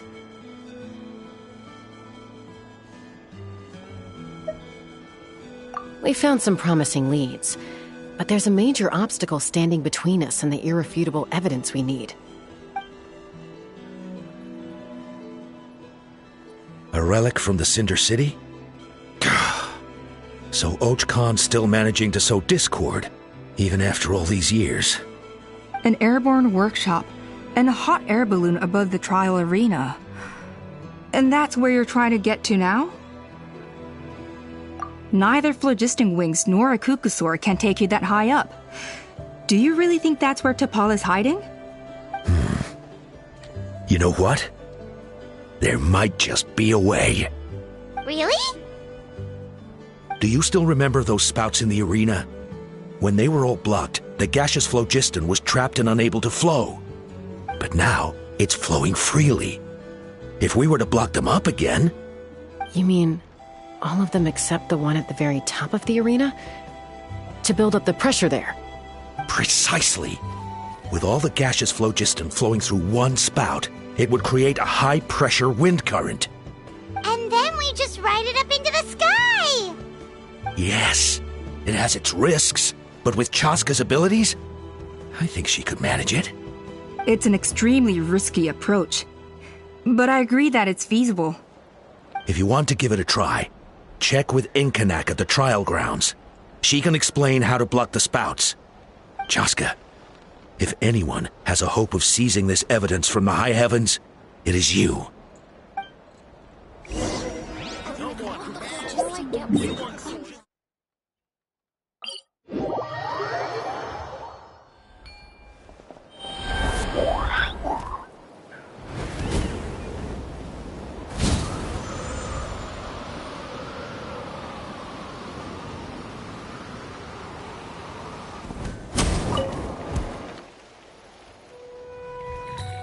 Goodness me, that is a very bold idea. Maybe so, but we have to act fast. What's the quickest way for us to block off the spouts? From a technical perspective, I'd have to advise taking some measurements and carefully planning this out first. But I'm guessing that's not what you want to hear. Then we'll have to take the rough and ready approach. See the solid phlogiston over there? Our prior inspections revealed that some kind of stable structure has formed inside, making it highly damage resistant. It's not without its weak points, but unless they're all struck at the same time, the structural integrity won't be threatened. So, what happens if we do strike them all at once? It'll collapse. Okay, I see where you're going with this. Yeah, you got it. As long as you hit all the weak spots at once from the right angle, the solid phlogiston will fall right on top of the spout and block it up. You're right about rough and ready. Sounds like my kind of plan.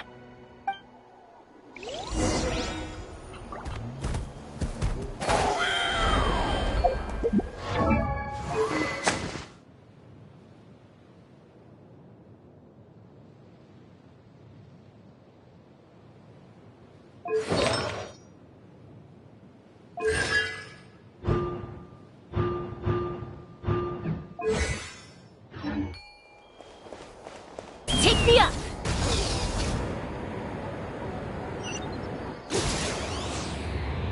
Look! There's a chunk of solid phlogiston right over that spout!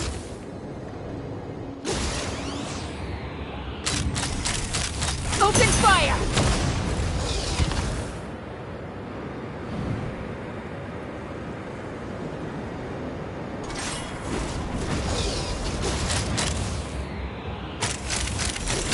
Open fire! Couldn't transcend.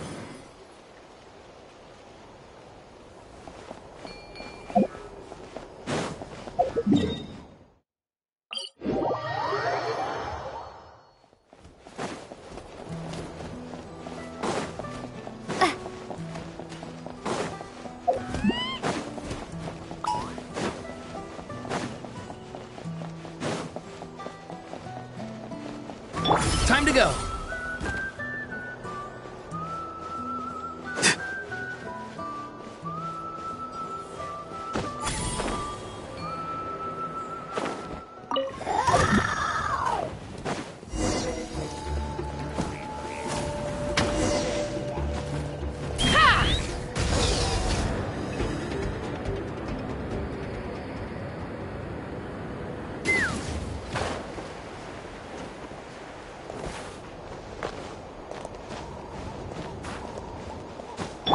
Time to go.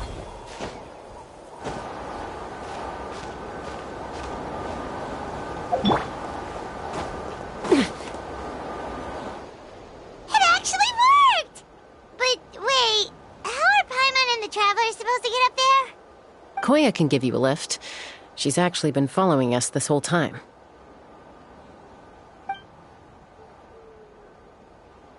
Wow, Paimon didn't notice at all. Well, probably because she didn't want to get too close to humans. Or maybe just me. But right now, we need her power.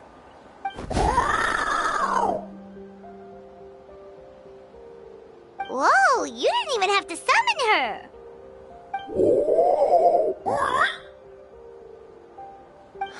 Yes, up there. That's probably where Chime is. All right, let's go have a little talk with this T'Pol.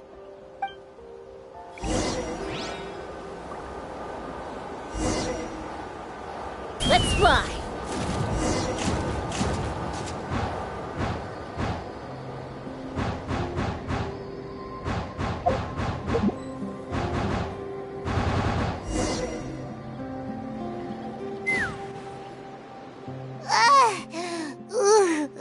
Haven't ever flown that fast before. She feels so ready to throw up. Aha. Just as I thought. It might look like a regular hot air balloon from the outside, but up close, it's clearly been heavily remodeled. And sure enough, it only descended below the cloud line because the custom-built machinery malfunctioned. I should be able to figure it out with T'Pol's notebook. Thankfully, I know a little DIY from fixing up my guns when they're having issues. That should just about do it. Now all it needs is a nice hard kick. Maybe that works on your guns, but, huh? We're really moving!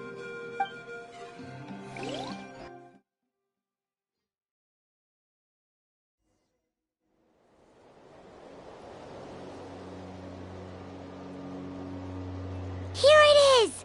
The workshop in the sky! Oh, you gotta see it to believe it. Makes you wonder why T'Pol even bothers with phlogiston wings when he has tech like this. Well, according to the notebook, the platform beneath us runs on components from the Cinder City. Those can't be mass-produced. Also, I have some doubts about its mobility after seeing how it moved just now. For someone like T'Pol who dreams of flying freely, this definitely doesn't cut it. But if he's got that relic, he should be able to make a set of prototype wings for himself, right? Why bother making a whole flying workshop so he can mass-produce them? But this doesn't add up. If he's already achieved the power of flight, then he must have bigger dreams we don't know about. But what? With any luck, we'll find the answers in his workshop.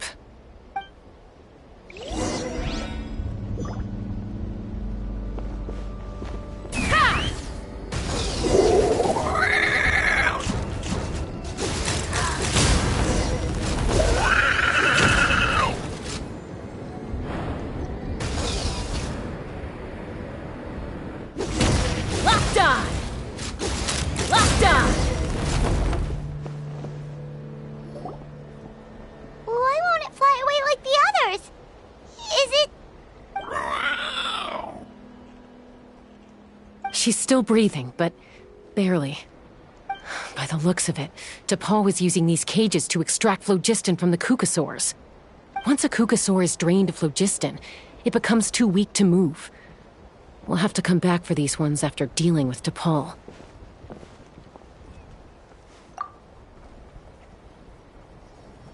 Let me see.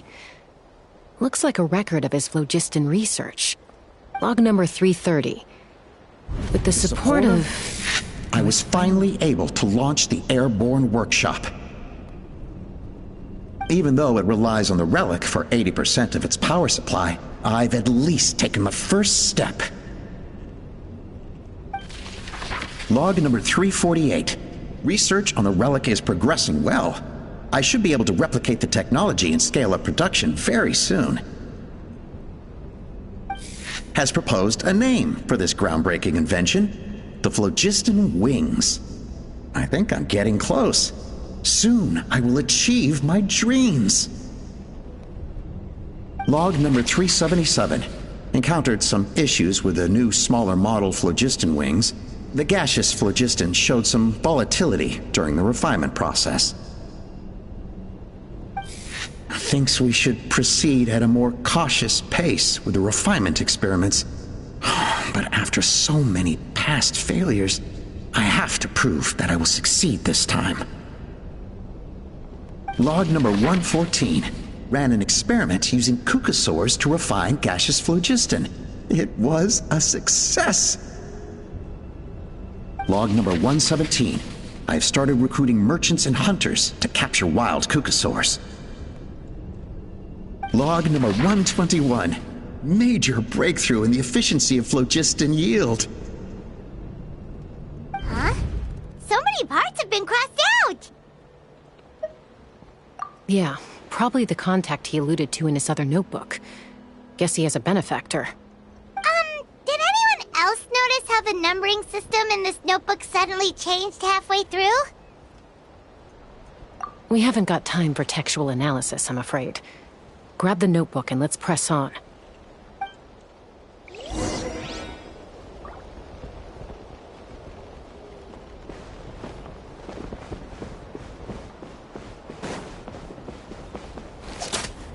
Huh. Never seen one of these before. Looks like this was built with the Cinder City components, too. You're not thinking of giving it a nice hard kick, are you?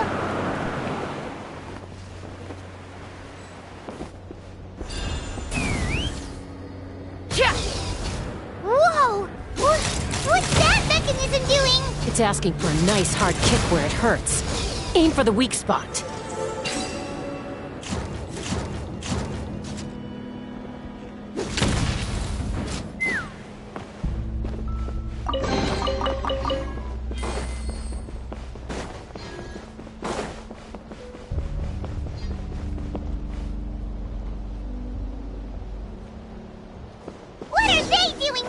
It's T'Pol's henchmen.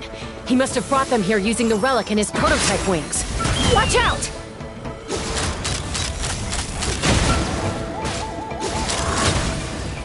Coming in. Open fire!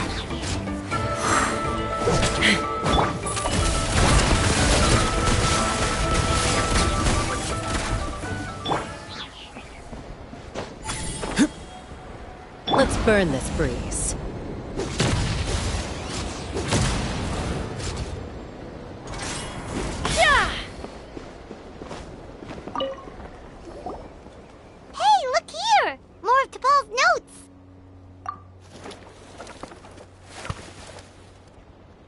Log number 403.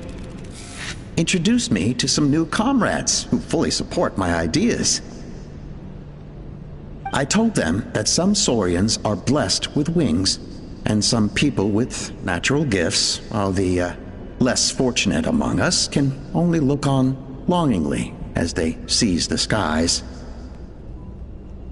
But I also told them that progress can erase individual differences.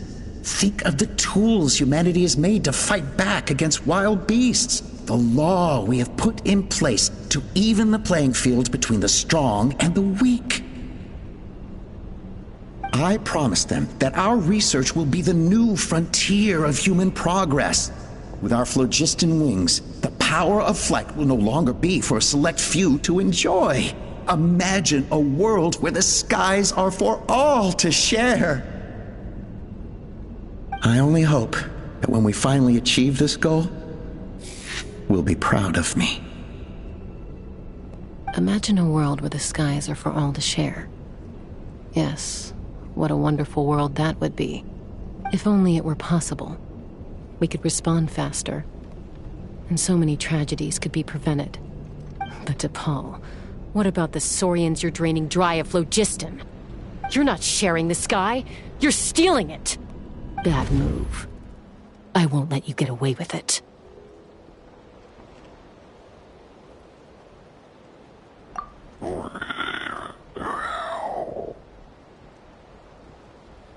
I'm fine. Let's keep moving. I don't think we'll find anything else here.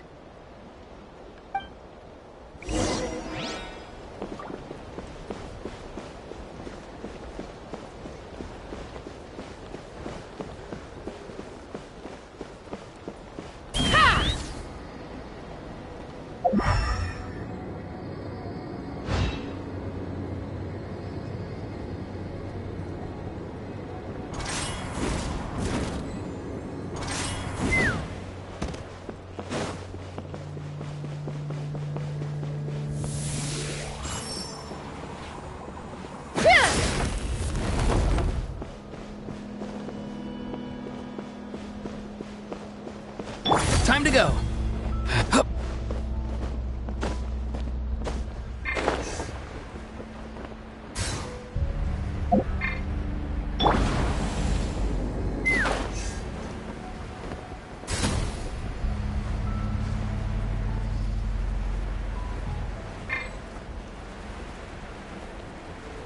Time to go.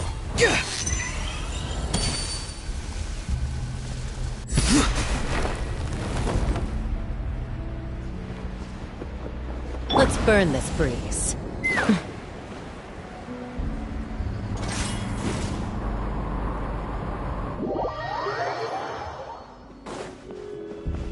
Take me up! Time to go.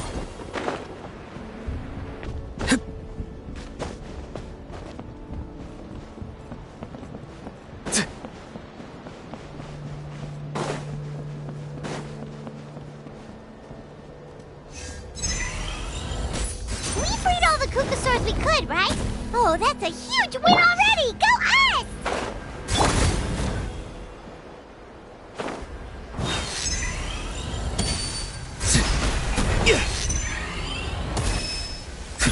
Let's burn this breeze.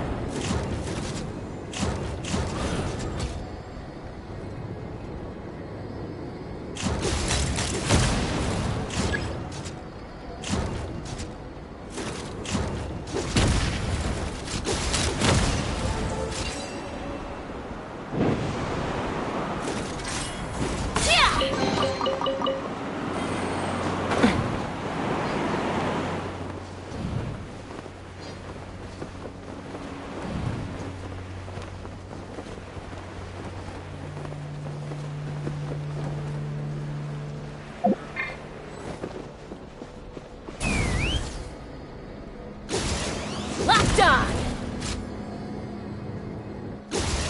Open fire!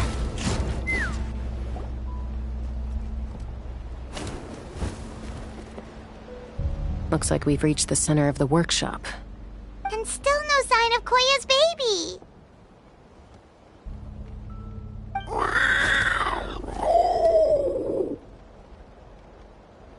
Let's search this area for now. If we still can't find Chime, we'll double back.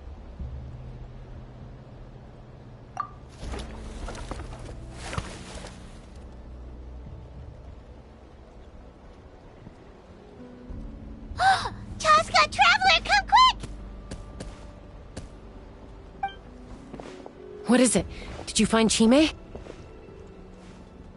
Not yet, but look! It's another one of T'Pol's notebooks! All right.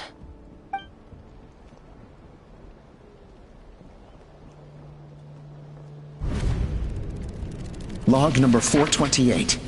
We decided to restart the experiments on phlogiston refinement, but without telling. This is the final obstacle to the success of the Phlogiston Wings project. We cannot fall at the last hurdle. Log number 436.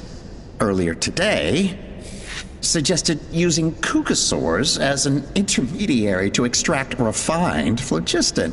It's certainly feasible, but... Anyway, as long as our secret experiment succeeds, I'm sure won't bring it up again. Log number 443. We will conduct the experiment tomorrow. But birthday is coming up, so hopefully we'll have a birthday surprise for her. Log number 444.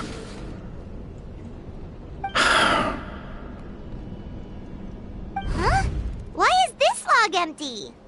I guess whoever wrote down the log number was prevented from recording the results.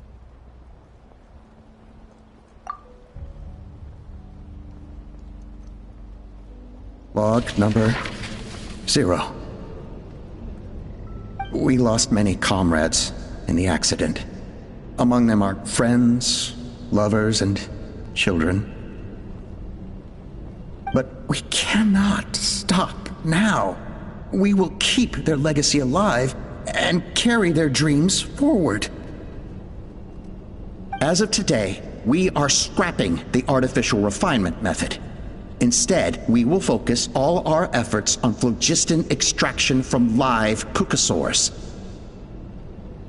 They are arrogant beasts whose existence in the wild serves no one but themselves. Their true worth lies in their sacrifice for the sake of human progress. To facilitate our operations, we will gradually move the airborne workshop closer to the Flower Feather clan, even as we continue to expand it. All this we do to create a world where the skies are for all of humanity to share. All this we do to make T'Pol's dream a reality. Given the way this is written, not to mention the fact that the numbering has started over from 0, it kinda sounds like this is someone new. Does that mean that T'Pol's already... There's also a letter tucked in the end of the notebook. It's from Puma.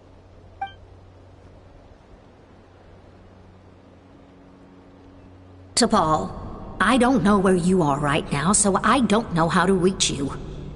My best bet is to send this letter to the Flower Feather clan. Your father is gravely ill. Oh, I know we've had our differences in the past, but he is still your father. Won't you come and visit him? Please. I know you never liked him and cared even less for me. All you ever yearned for is the sky. And your birth mother. But we'll still be waiting here for you if you do come back. This may be the last chance you'll get to see your father. So Puma's not T'Pol's real mom? Huh. Well, she did say he never called her mom, but Paimon assumed she was just venting. We know that T'Pol's father passed away quite recently, and this letter looks recent. By contrast, the writing in this notebook is old and faded. It looks like the real reason T'Pol didn't attend his father's funeral is because he'd long since passed away himself.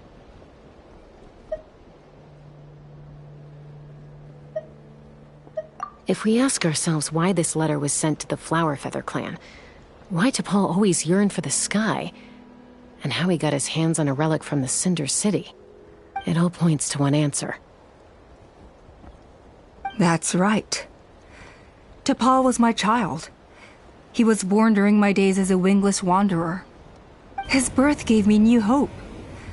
I wanted to become the kind of mother who spent her days as a valiant rider, soaring the skies. Not an aimless, wingless nobody. But his father wanted to settle down, to give his child a safe, sheltered life in his tribe. We fought about it constantly, until the love we once had for each other was gone. He started a new family, with another traveler who was also looking to return home. And I went back to the Flower Feather clan, alone. Oppa? I had no idea that despite being raised among the children of echoes, my child still harbored dreams of the skies. Can you imagine, Chaska? The joy and surprise I felt when he showed up at my door, asking to join the flying trials. Or how proud I was when he said he wanted to prove his own worth, rather than relying on my position as elder. And then the anguish that overcame me when he was rejected by the Kukasaurs and became wingless, Just as I had after my injury? You've got a lot of nerve showing your face here. Don't take this the wrong way, Chaska. I'm not here for a fight. I just want to talk. Isn't that your preferred way to resolve things? I trust you've learned of T'Pol's wish on your way here. A world where the skies are for all of humanity to share. If only his dream can be realized, no one will ever have to lose their wings again. Our aerial prowess will be greater than ever before. War will never again come at such a great cost. The loss of Koichi is a tragedy that need never be repeated. So tell me, Chaska, do you really wish to see the phlogiston wings forever grounded and gathering dust? Nothing you've said excuses all the conflict you've caused. You mean the argument back at the tribe? It was a necessary measure. Sometimes this is the only way to accelerate the pace of progress.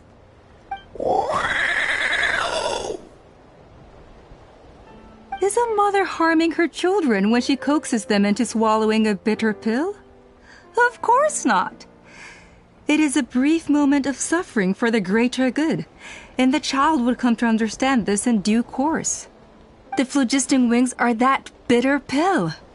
We will never progress as a tribe if we cling to the scraps the Kukusaurs offer us.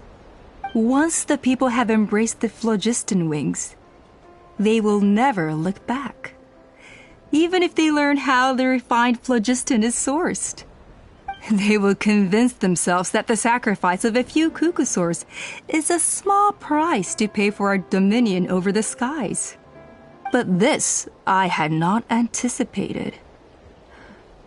I barely had the chance to introduce the phlogiston wings to the tribe before you found this place. Your plan was hardly foolproof. Yet, it can still be salvaged. Chaska, traveler, you are the hope of humanity. I'm sure you have your doubts about my methods, but know that my love for humanity and for Natlan is genuine. You know me, Chaska. And you know that I've always treated everyone in the Flower Feather clan as my own children, as fellow humans. Surely you can understand my perspective.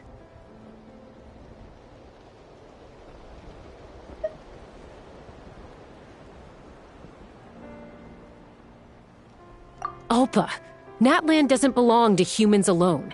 And truthfully, neither do I.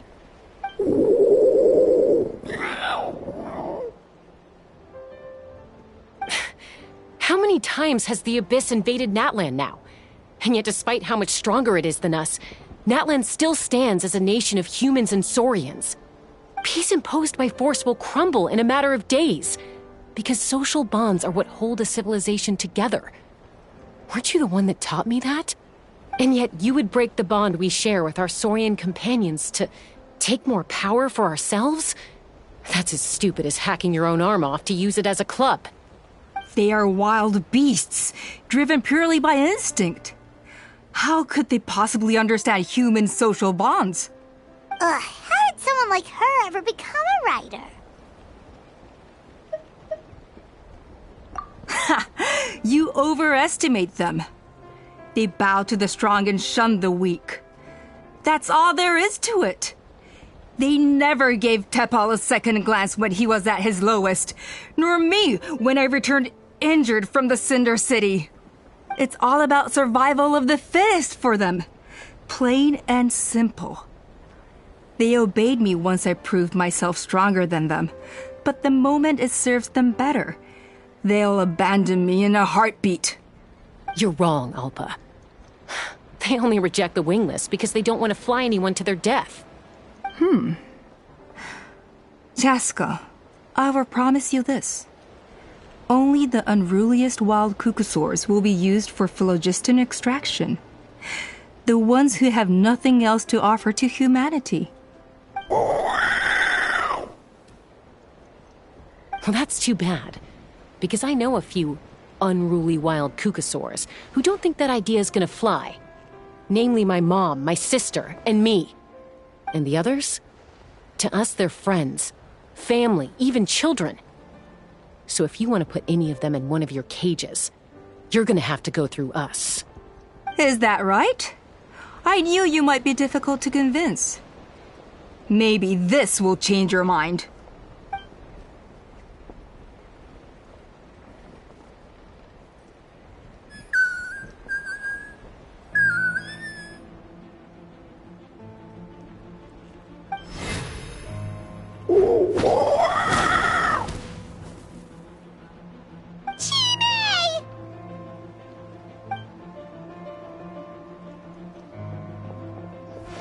Opa!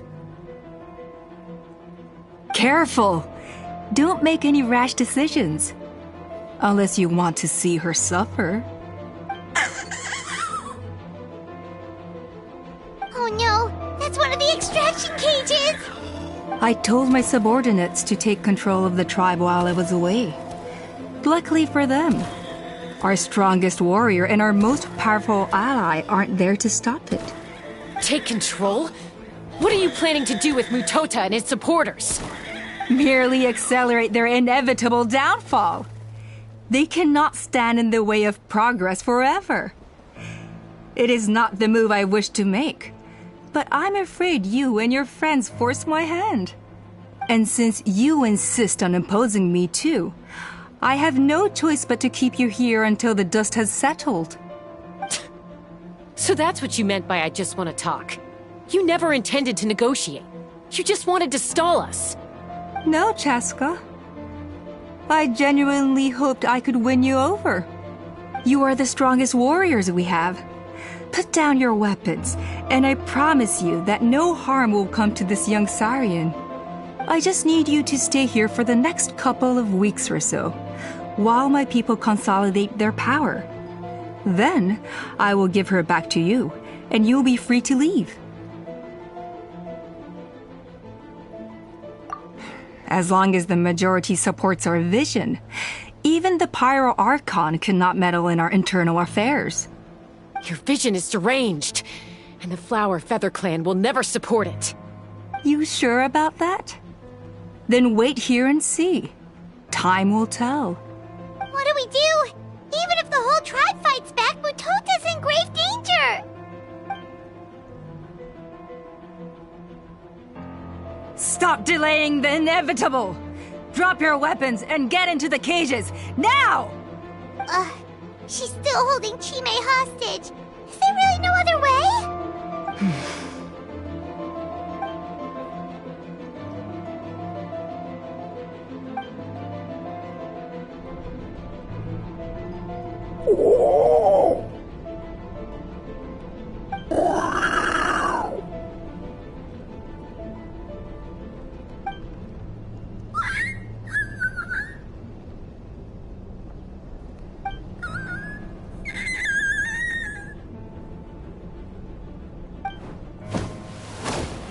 Koya? Huh? What are you yapping about? Stand down. Drop your weapons, now! This instant!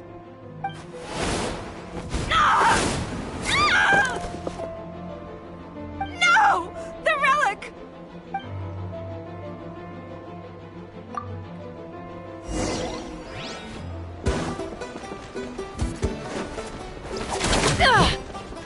Let's fly! Open fire! Give up, Alpa. We're negotiating my way out, and this ain't your strong suit. Just shut up! Hey, something's up with this relic! Fire in the hole!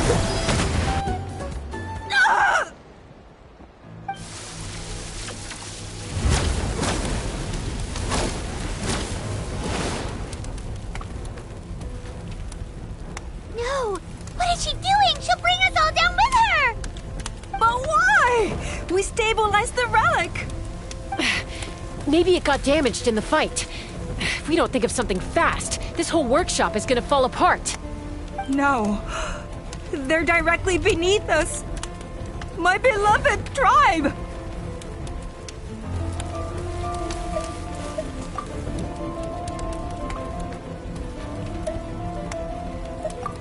Okay,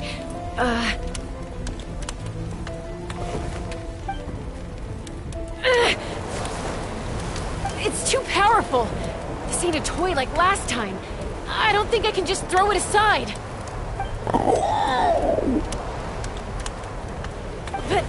But we need to get it far away before it explodes. Then the tribe will be safe, and so will this workshop. Koya, remember when we were kids? Come on, let's take this thing high up into the sky.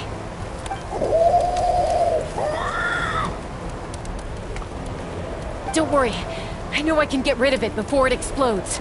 We're talking some surface wounds at most. All I need is for you to catch me at the end, just like old times.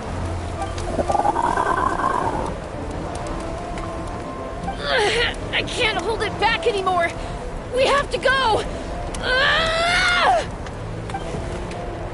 Don't be insane! Alpa, what are you? You're a fool, Chaska! Why would you choose such a risky solution? We cannot entrust the safety of our tribe to this wild Saurian! I'm the fool. You really think you can stand a better chance than me? Sure, it may be asking too much for an ex-wingless to escape the blast radius in time. But I can fly it a safe distance away, even if it's the last thing I do.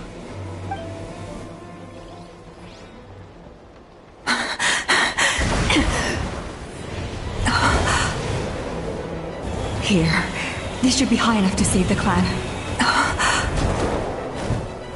What? You don't get to die a hero today.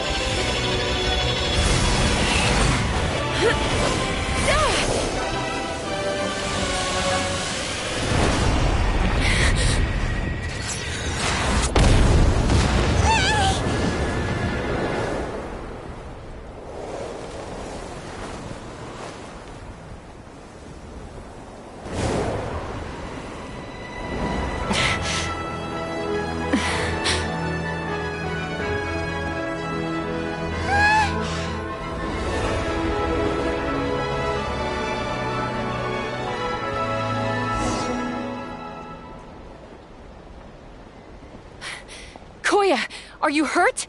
Let me take a look at you. What do you mean, I'm fine? Didn't I tell you to catch me on your back? Why did you try to shield me from the blast?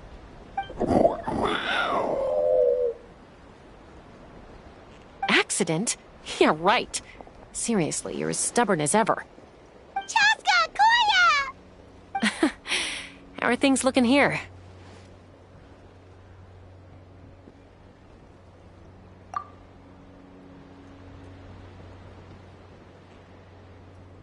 I think that's putting it mildly. I owe you one. Again.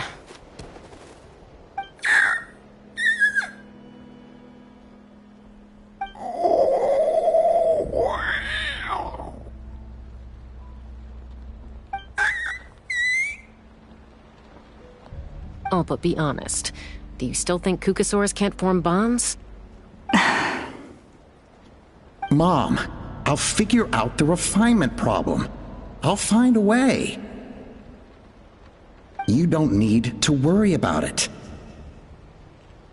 I just need some more time. That's all I ask. Please just trust me. Just this once.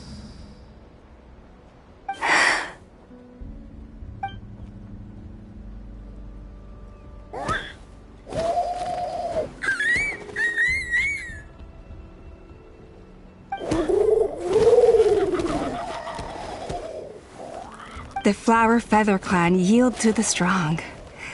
And it's up to the winners to define what strength means. So it looks like it's my turn to yield.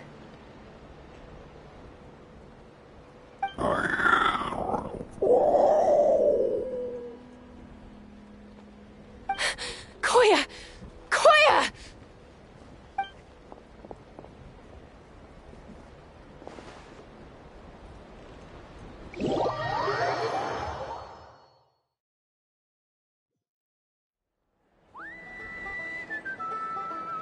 So, you're absolutely sure it's not because of the explosion? Yes, for the 10,000th time, I'm sure. The blast barely touched her. The reason she fainted was old injuries playing up, compounded by overexertion in recent days. The moment she finally relaxed, all the built-up stress finally caught up with her. And no wonder. Honestly, she's just like you. Anyway, now you know how we feel when you go off risking life and limb. Your mother and I would both appreciate it if you lived less dangerously. You know she wrote to me from the Masters of the Night Wind, just to scold me for not doing enough to keep an eye on you. If she wasn't so busy with work, you can bet she'd come back here and chew us both out in person. I'll find an opportunity to apologize to her. I promise. You'd better. No more avoiding us, okay? And don't get me started on all the checkups you've missed. Got it. Got it. Huh? Koya? You're awake. I'll go let everyone know. Hey, but we're not done talking. What are we gonna do with her, Even after everything that's happened, she still hasn't figured out how to start the conversation with you. She keeps saying, I don't think Koya has forgiven me yet. But if you ask me, she's the one who's scared to open up and have an honest conversation. For all her confidence, she's a very sensitive soul underneath.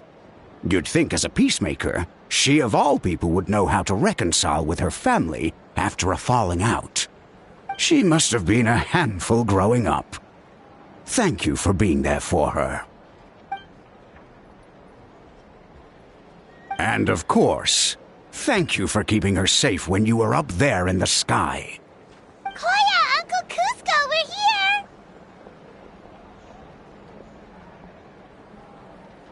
Ha! I was just telling her that she's not to go chasing danger with Chaska ever again. Cusco, I understand how you must feel. But it's all thanks to Koya and Chaska's efforts that the airborne workshop didn't come crashing down on our heads. Oh, Paimon almost forgot to ask. They didn't hurt you while we were gone, did they? Thankfully, when her co-conspirators tried to arrest me, I was out coaching Koyer and Junan. The two of them were a huge help. They took care of things while I went around rallying the resistance. So, in the end, Alpa's would-be revolt didn't really get off the ground. And as it turns out, not all of the wingless want to see our dear Saurian friends replaced with phlogiston-powered gizmos. I'm so sorry you got mixed up in this, by the way. We should have caught on to Alpa's scheme sooner. We could have saved so many Kukasaurs from getting hurt. Most of the airborne workshop has now been dismantled. We've just left one small, harmless part intact, and repurposed it as a jail for Alpa and her cronies. Let's see how they like being locked up in a sky prison!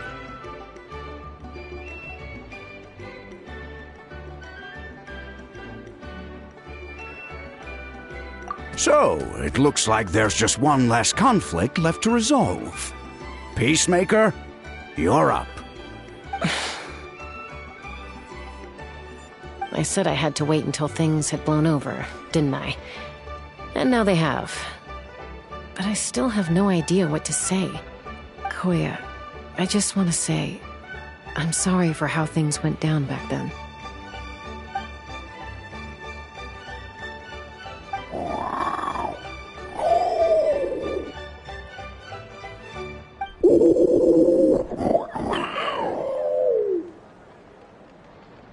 Huh? Does this mean you're not mad at me anymore? There's that family likeness coming through again. But that day, when we ran into each other...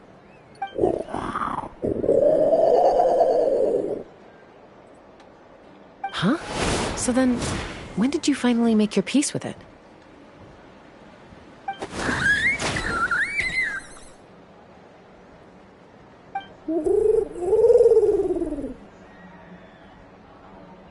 Oh, it's Chima and Chimpu! They're here too!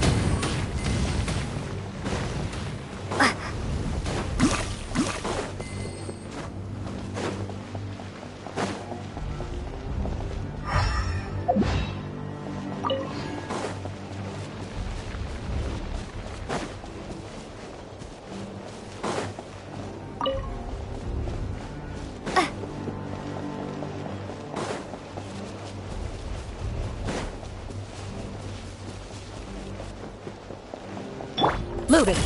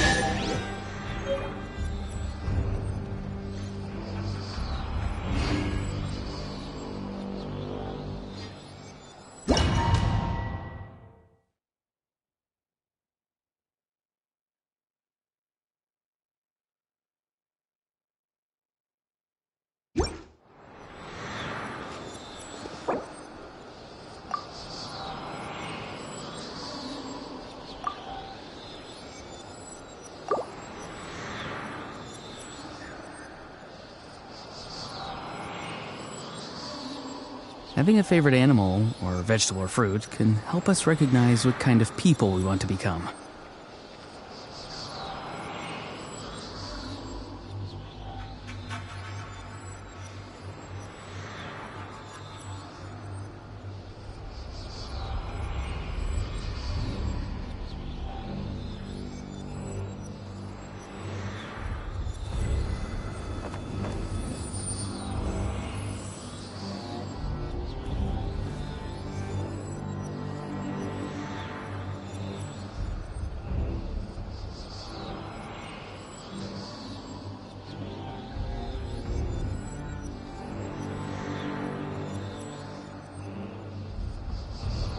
Sometimes a shrouded path is not meant to be walked. Move forward with blind ambition, and the smoke might suffocate you.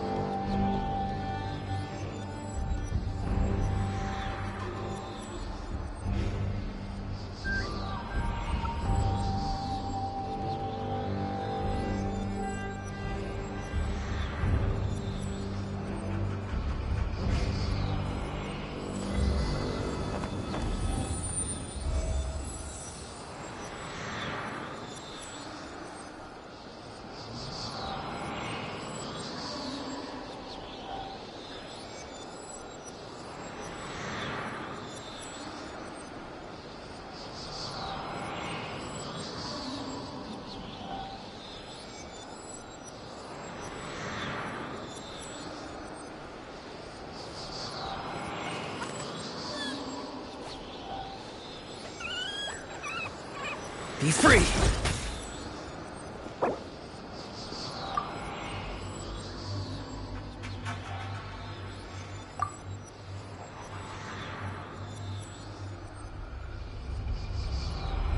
Having a favorite animal, or vegetable or fruit, can help us recognize what kind of people we want to become.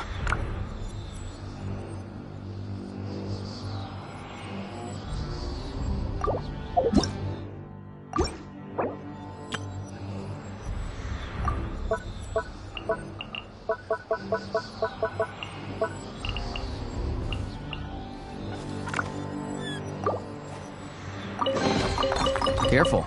Some saurians like to hide in chests like this. Probably an introvert thing.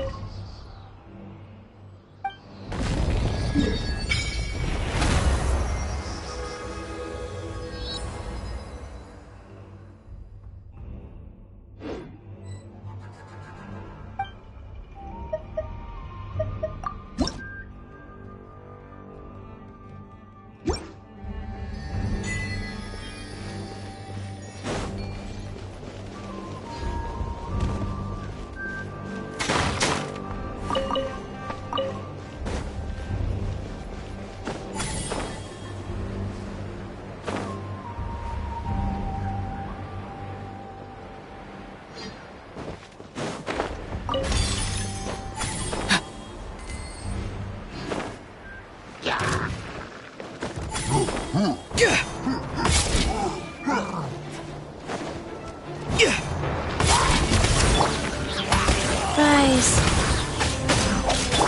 Go! Bombs away! Into the shadows.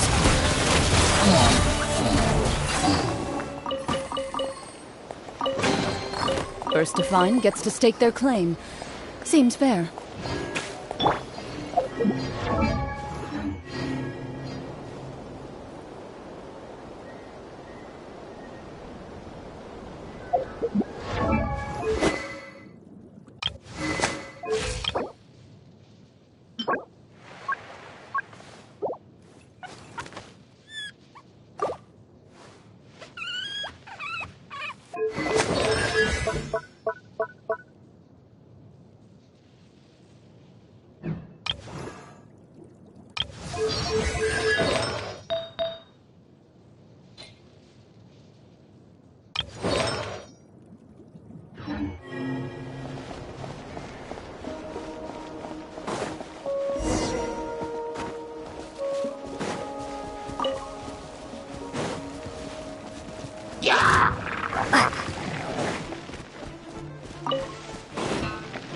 Life goes on.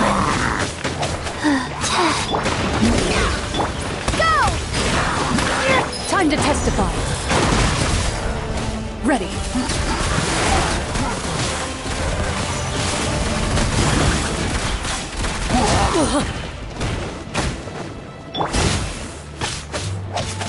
Play. Farewell! Water jet! Tell me what you see. Into the shadows.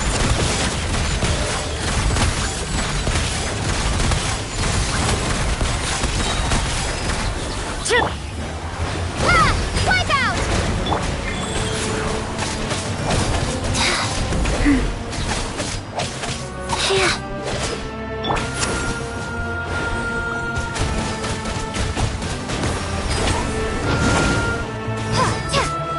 Be free! Ready. Go!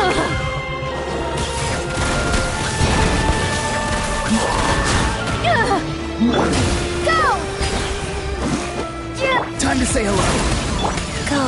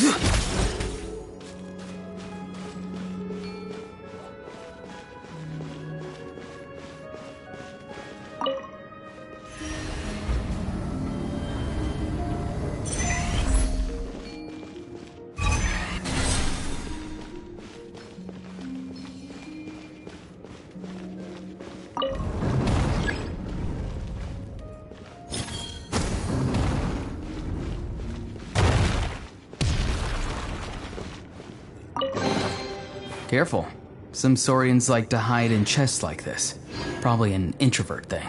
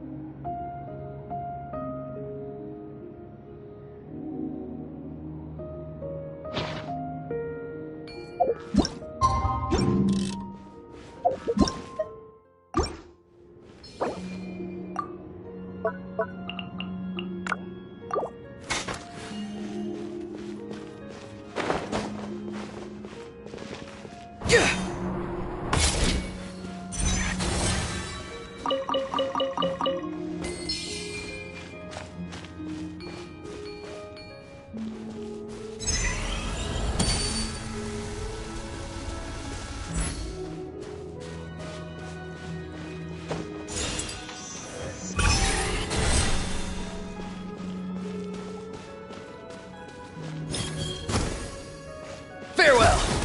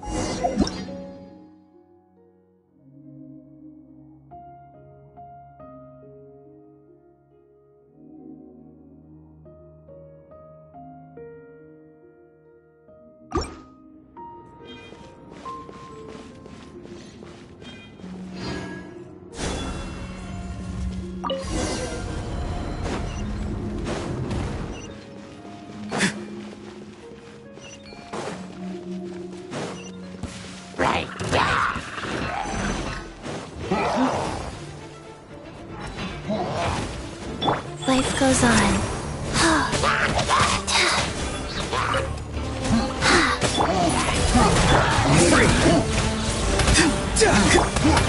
Water jet!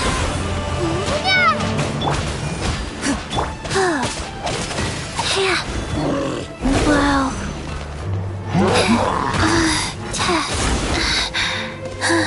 Hunt them down. Rise. Loaded.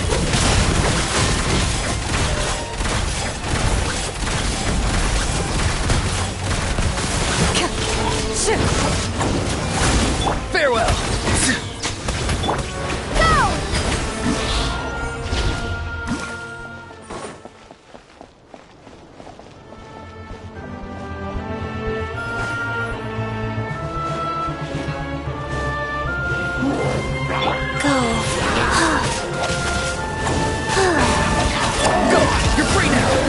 Into the shadows.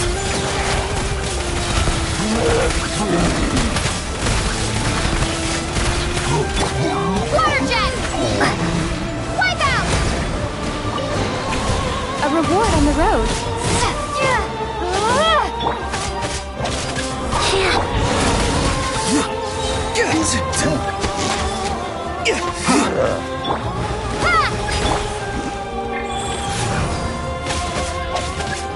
Loaded.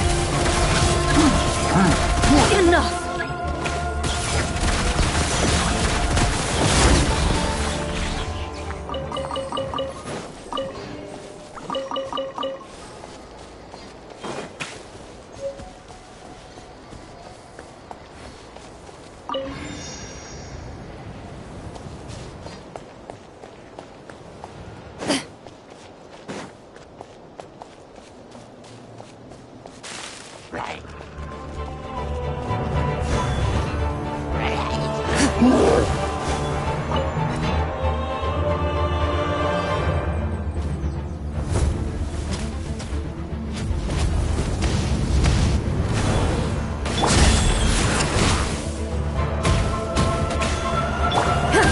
Into the shadows.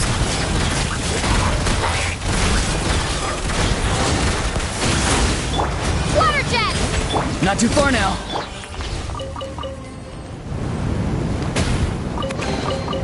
Wasn't there something in here a second ago?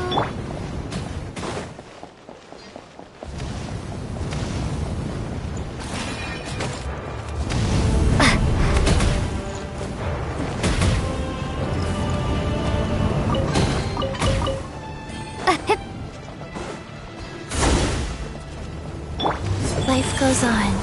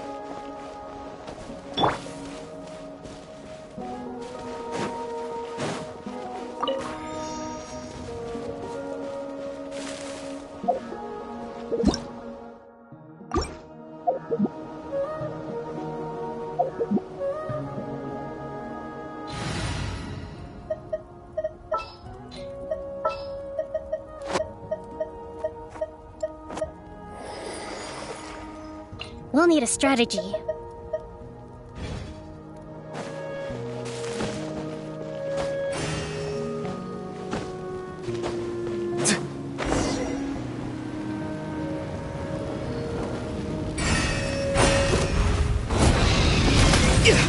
Time to say hello.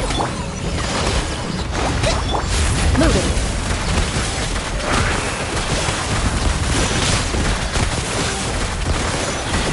Time to testify. Water jet! Bombs away!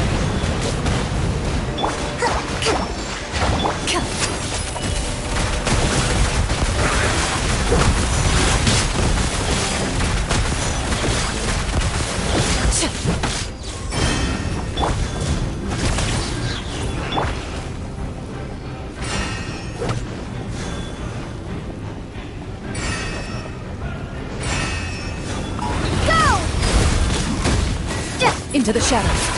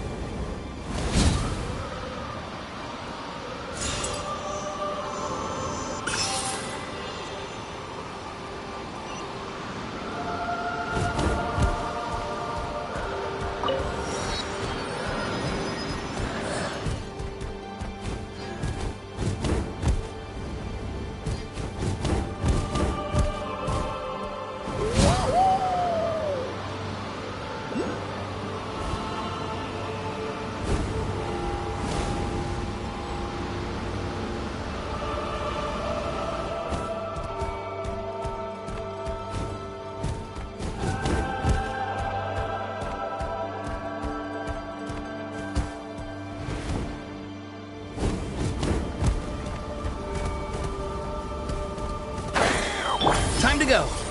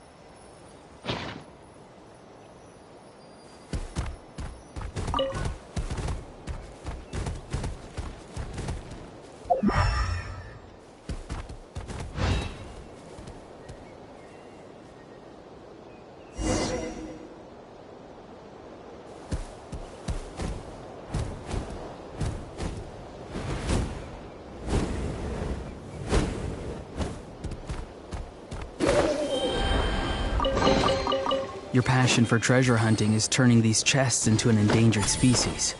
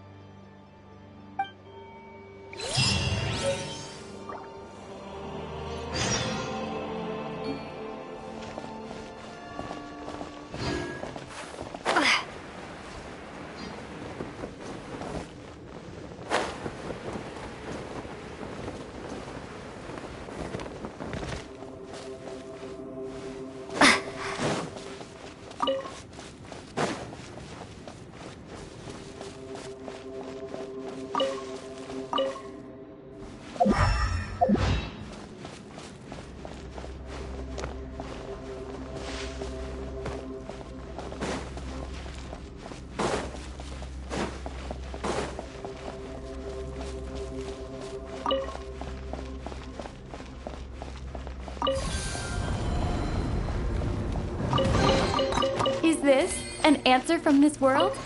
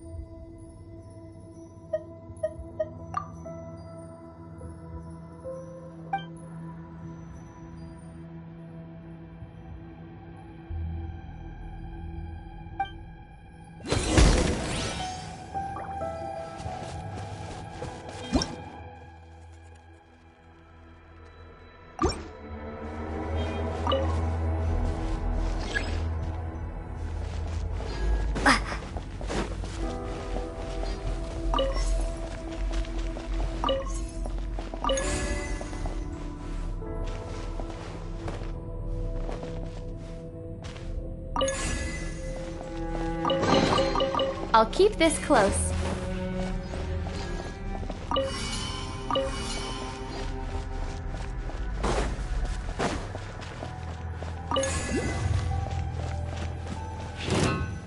Allow me!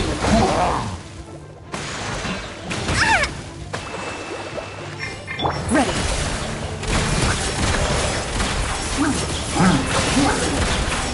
Where evil lies, shoot on sight. Tell me what you see. Covenant of the Deep! Rest and Reven!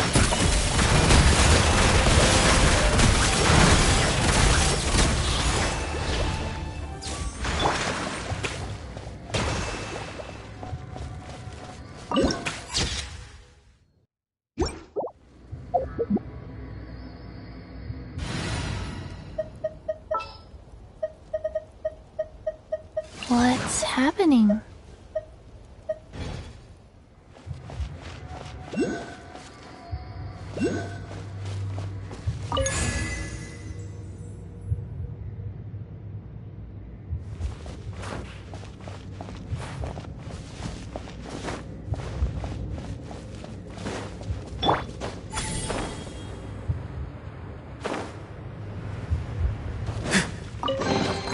You can always tell which ones are ripe for the picking by the sound they make when you tap on them.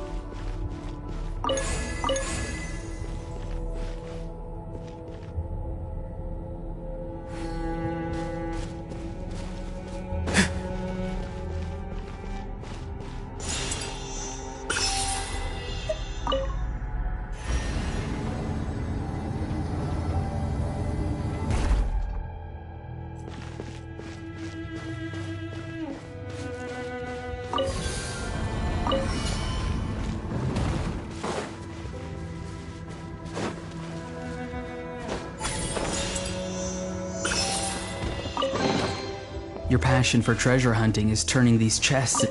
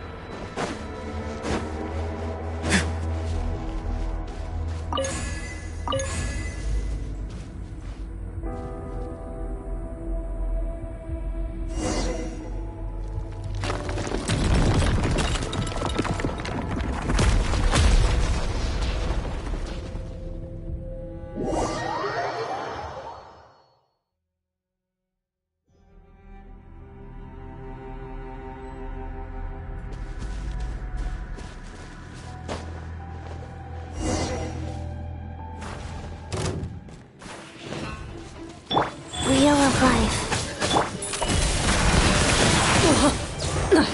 A sharpshooter. Hunt them down.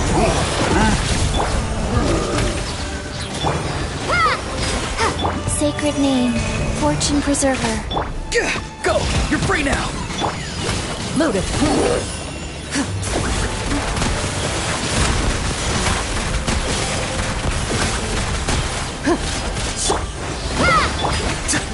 Farewell! Go.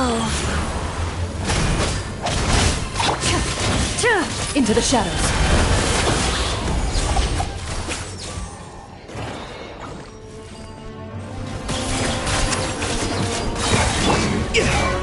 Not too far now.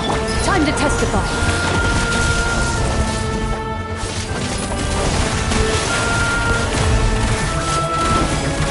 Wheel of life. Time to say hello. Farewell! Rise. Faster. Ready.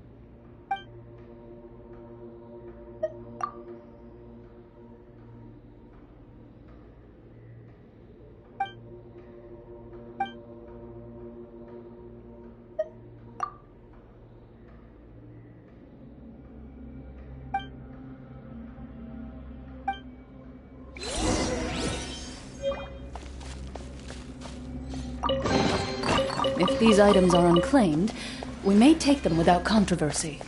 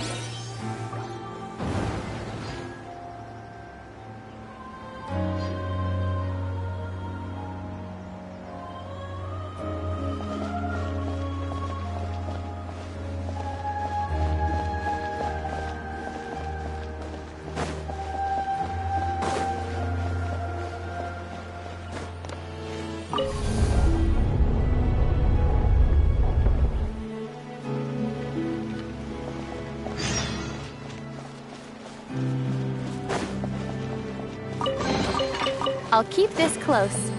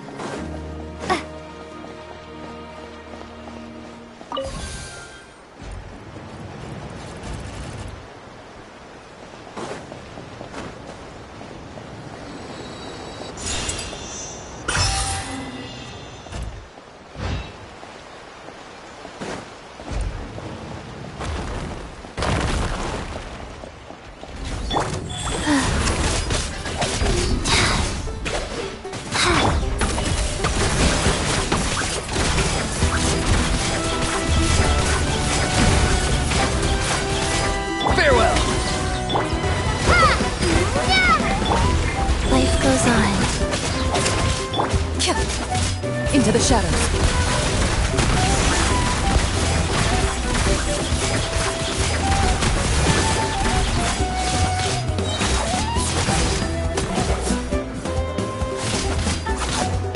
Wheel of Life.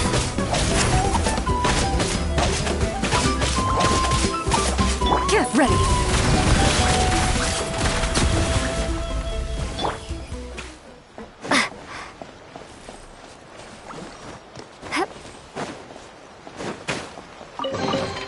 A reward on the road.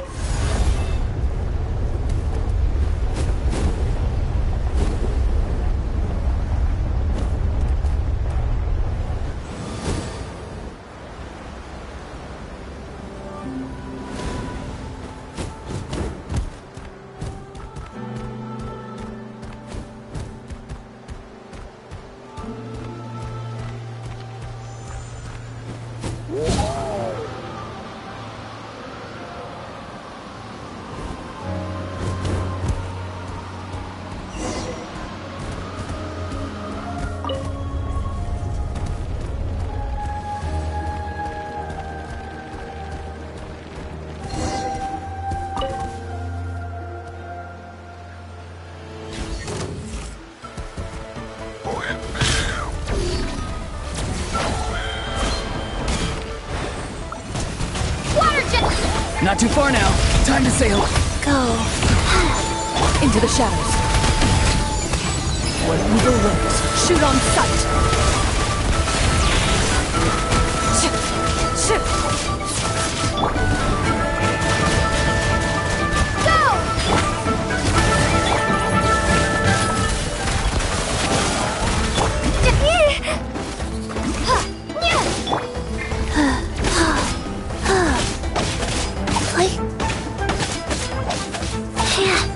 Wheel of life.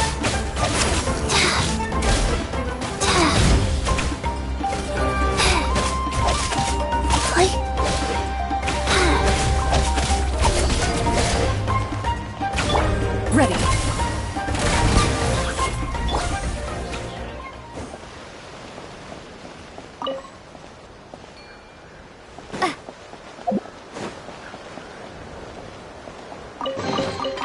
reward on the road.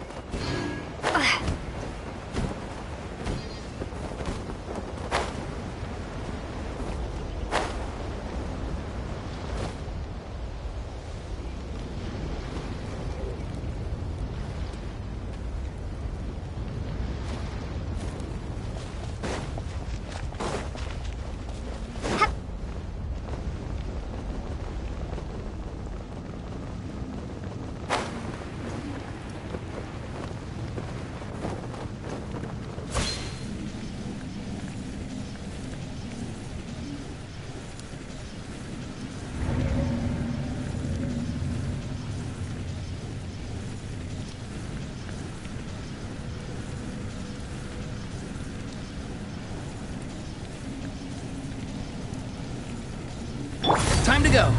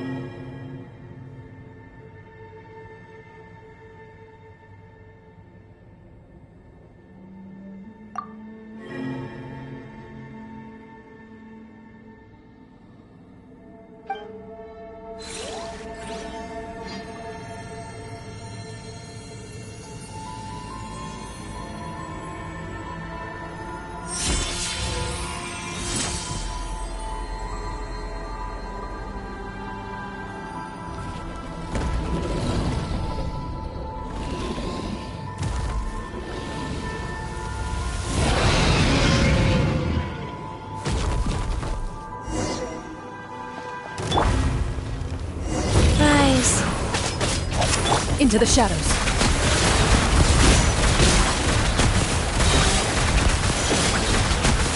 Hunt them down. Tell me what you see. Bombs away!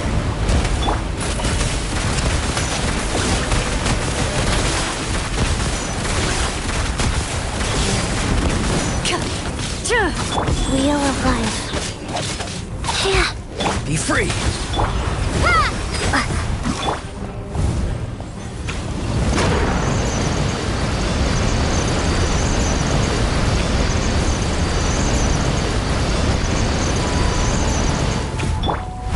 Opening box of Adeptitrix. Rise. Loaded.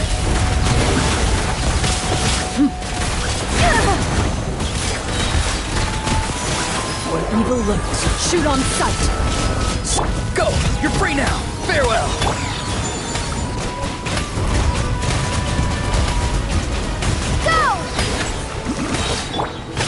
Wheel of life.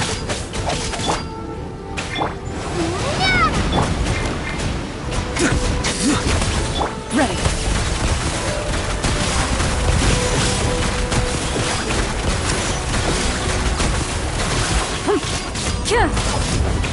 Go.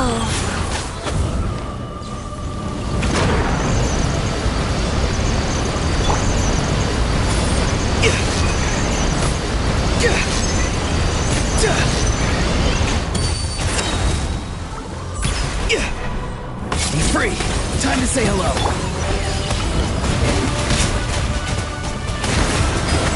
Loaded. Hunt them down.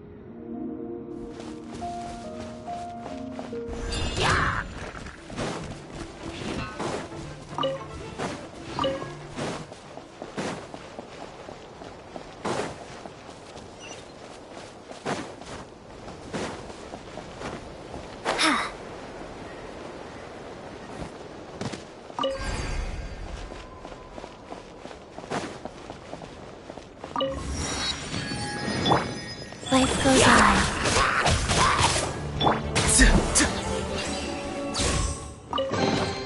Your passion for treasure hunting is turning these chests into an endangered species.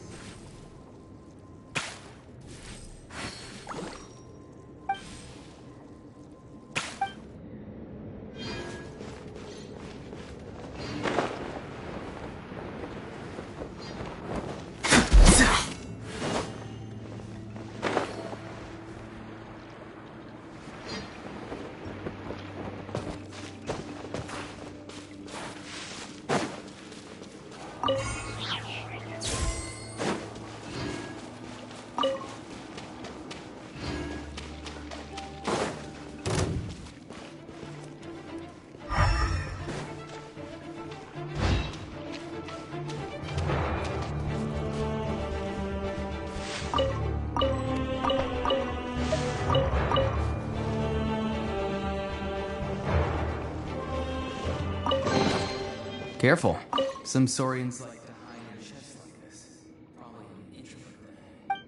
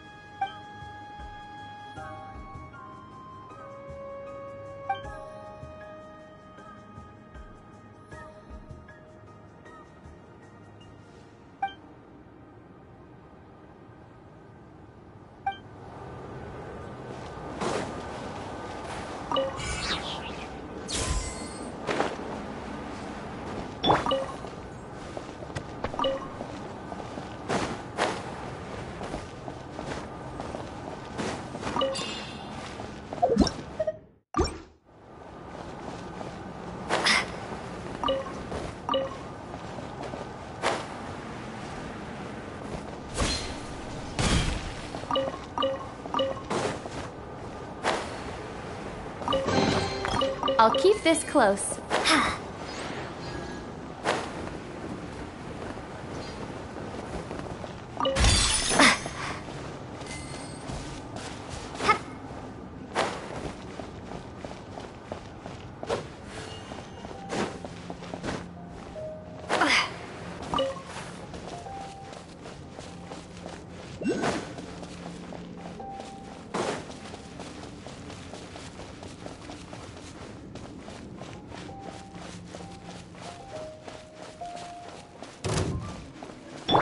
Not too far now.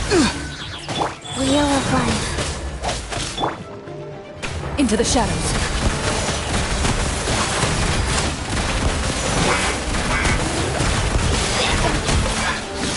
Shit! Farewell!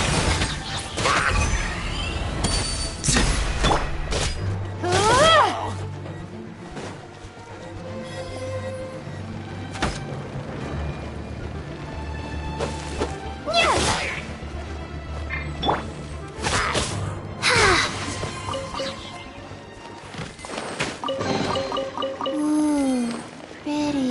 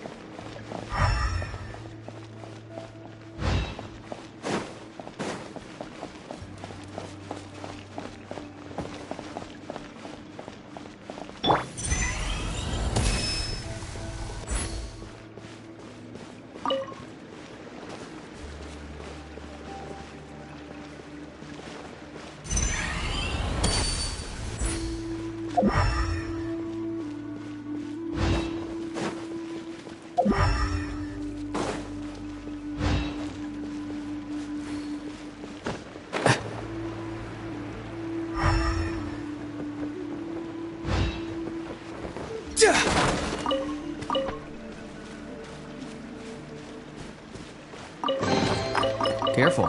Some saurians like to hide in chests like this. Probably in... Life goes on. Be free! Tell me what you see! Go! Wipe out! Ready.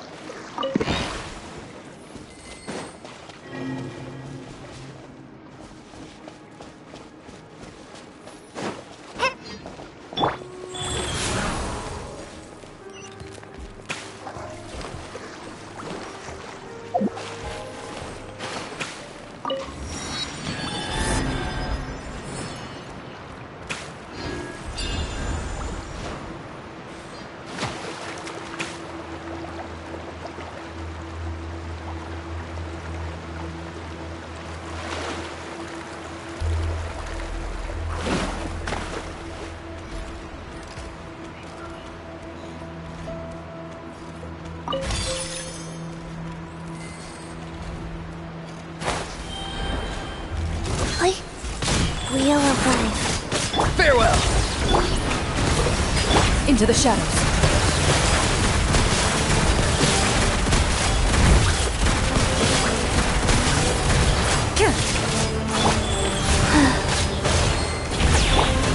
Where evil lurks, shoot on sight. It's you in the night kingdom. Loaded.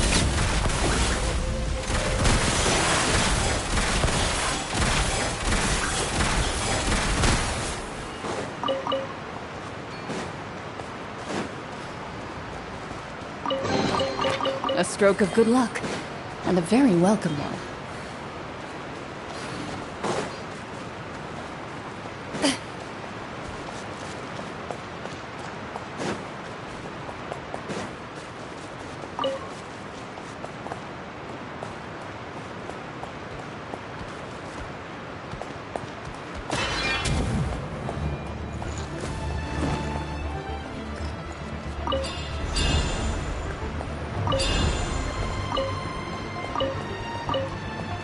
Rise. Fast.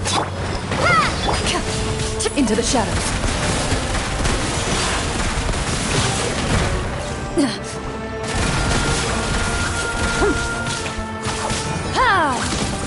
Bombs away! Go! Orders given. Orders received. Get ready.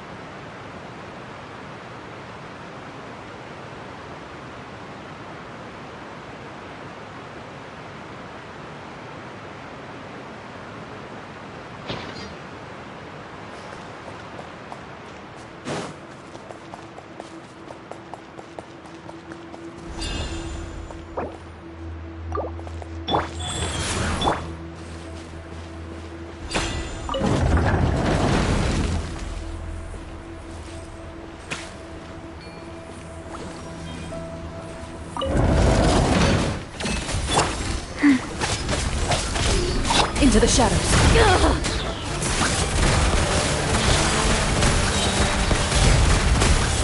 Hunt them down. Not too far now.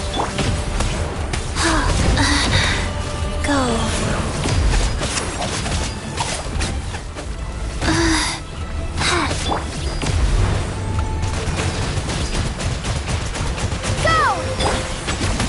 Loaded.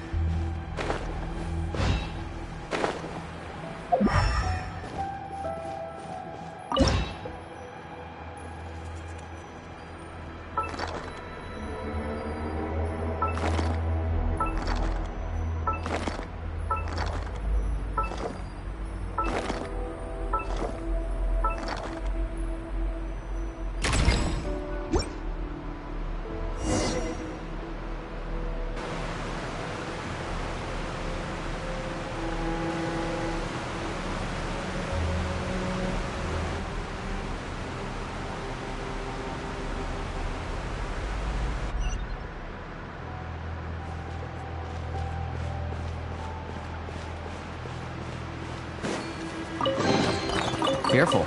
Some saurians like to hide in chests like this. Probably an introvert thing.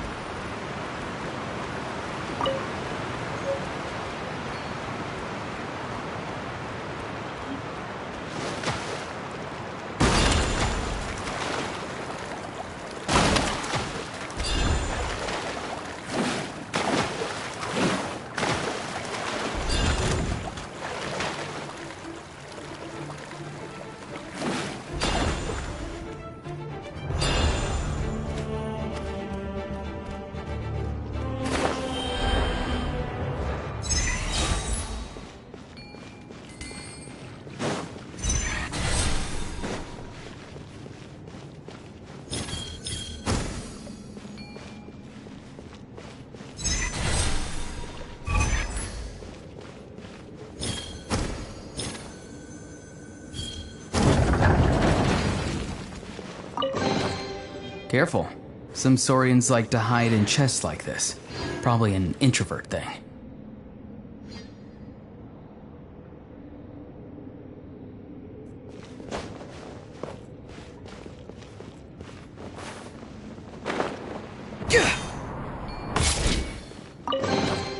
You can always tell which ones are ripe for the picking by the sound they make when you tap on them.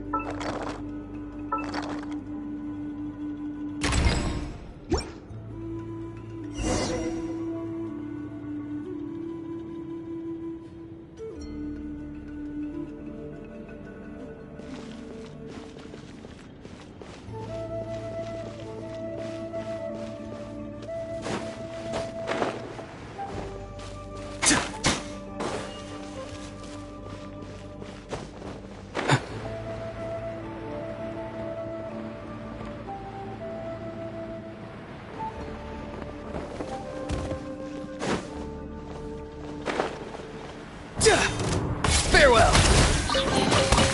Your passion for treasure hunting is turning these... Water jet! Ready.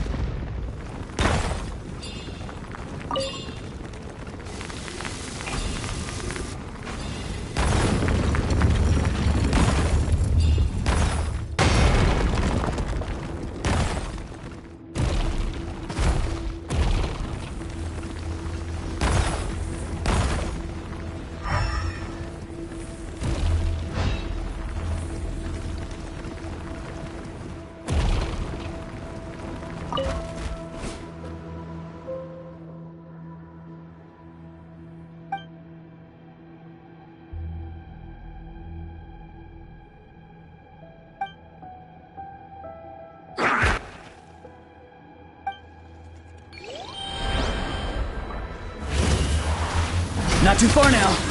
Wheel of Life. Wipe out!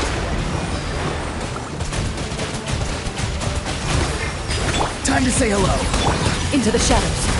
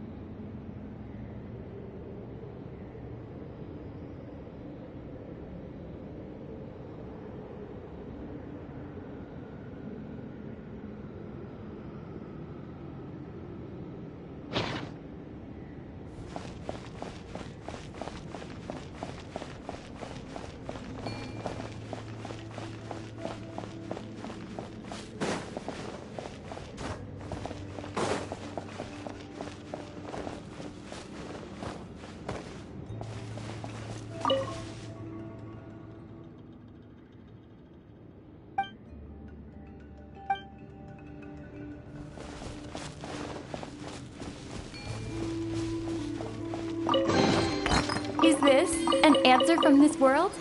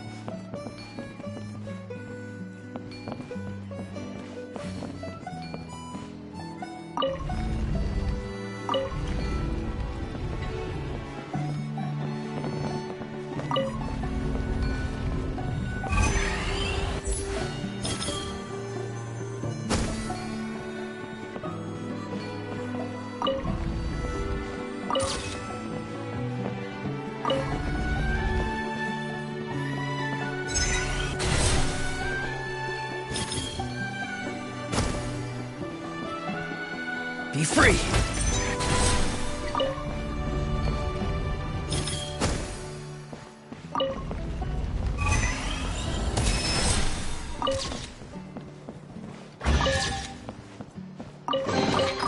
Careful.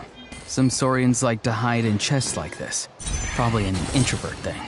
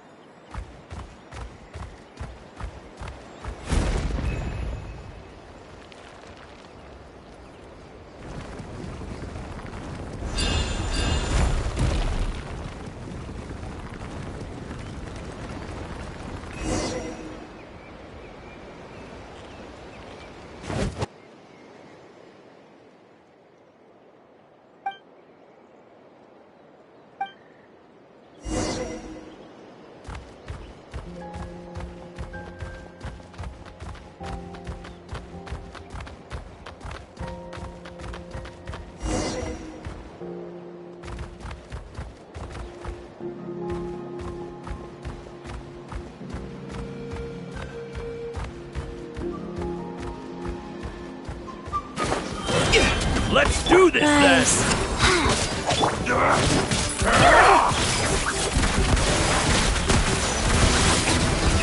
Time to testify.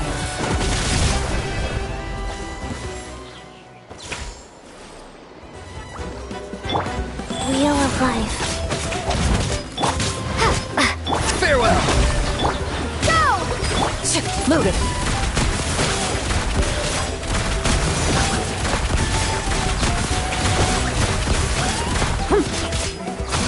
Tell me what you see.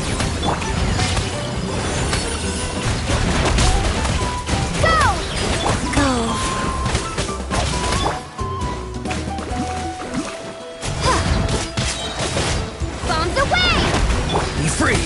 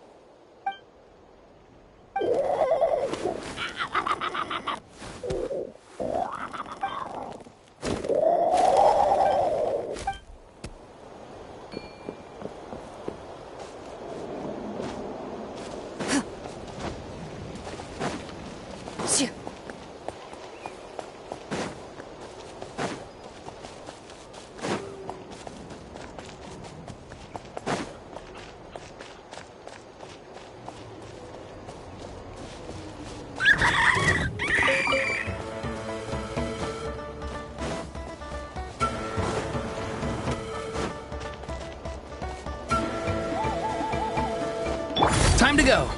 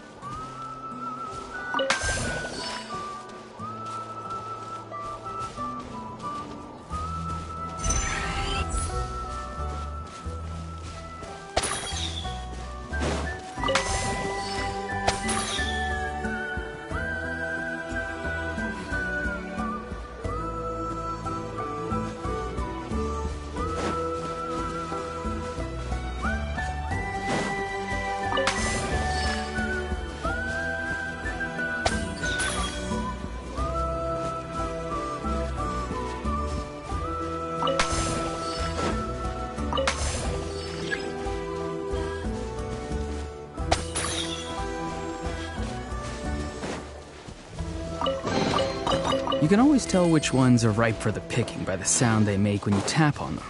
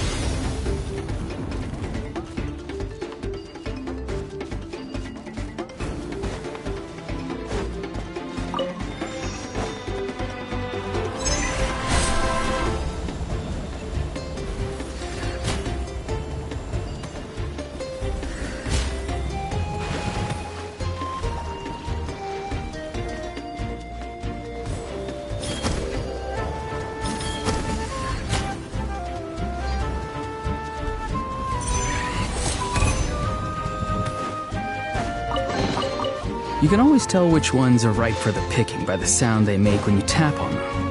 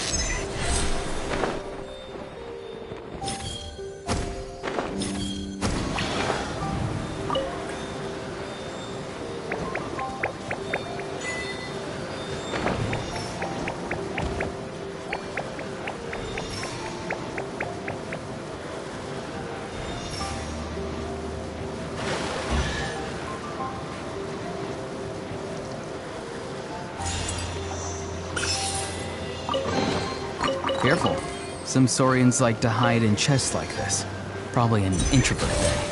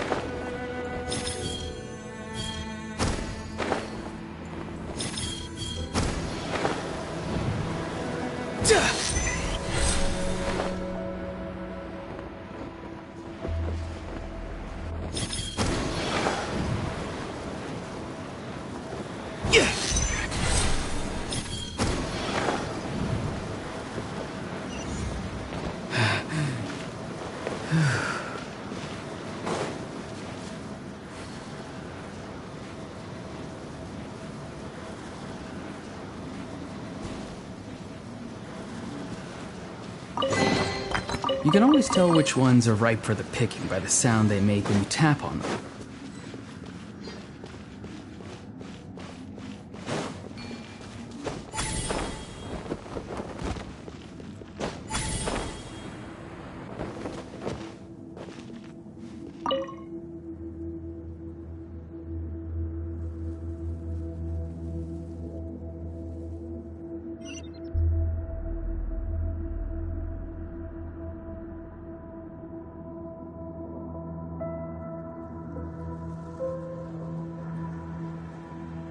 Sometimes a shrouded path is not meant to be walked. Move forward with blind ambition, and the smoke might suffocate you.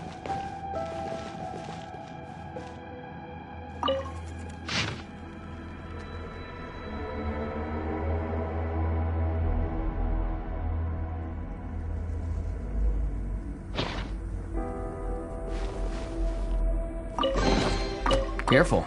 Some Saurians like to hide in chests like this. Probably an introvert thing.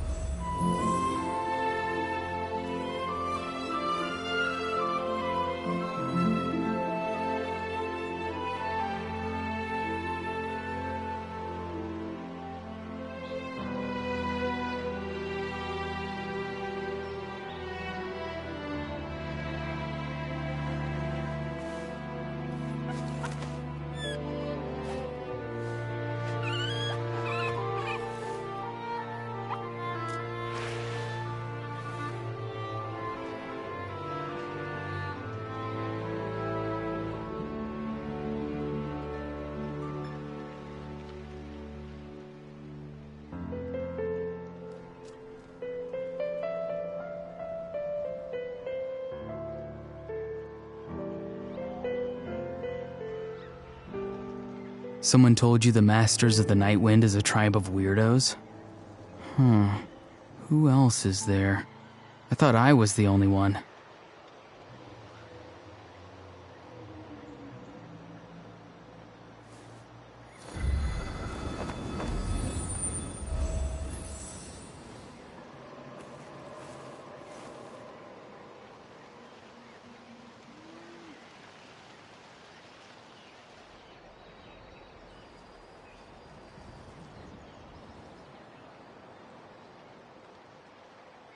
Having a favorite animal, or vegetable or fruit, can help us recognize what kind of people we want to become.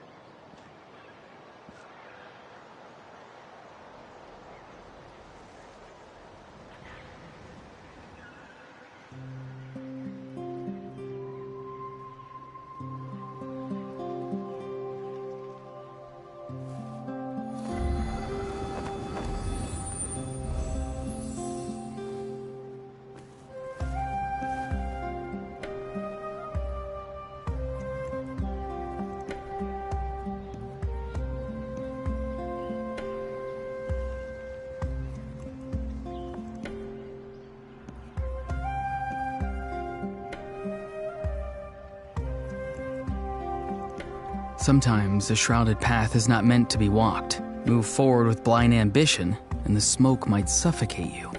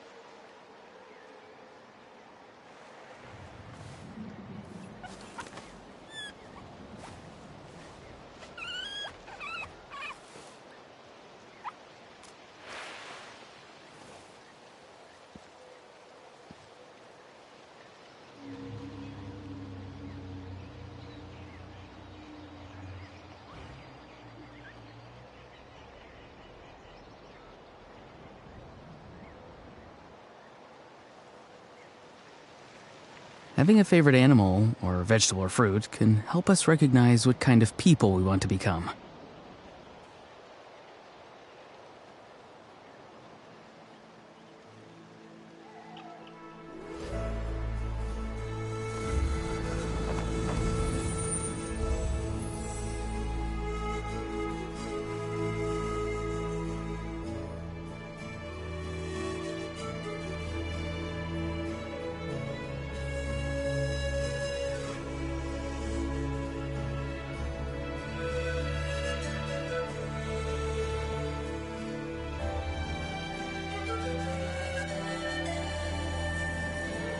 Sometimes a shrouded path is not meant to be walked. Move forward with blind ambition, and the smoke might suffocate you.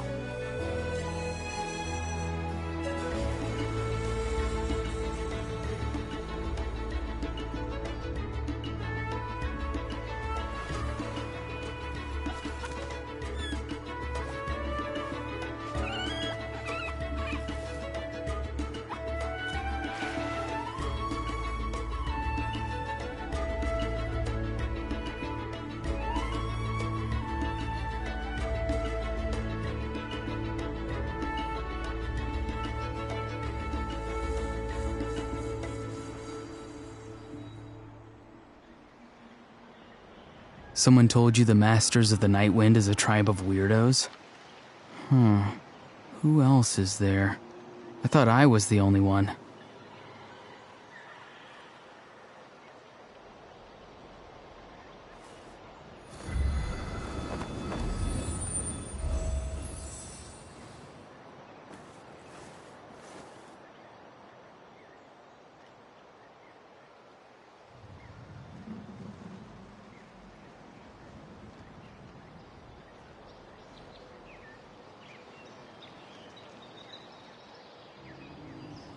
Having a favorite animal, or vegetable or fruit, can help us recognize what kind of people we want to become.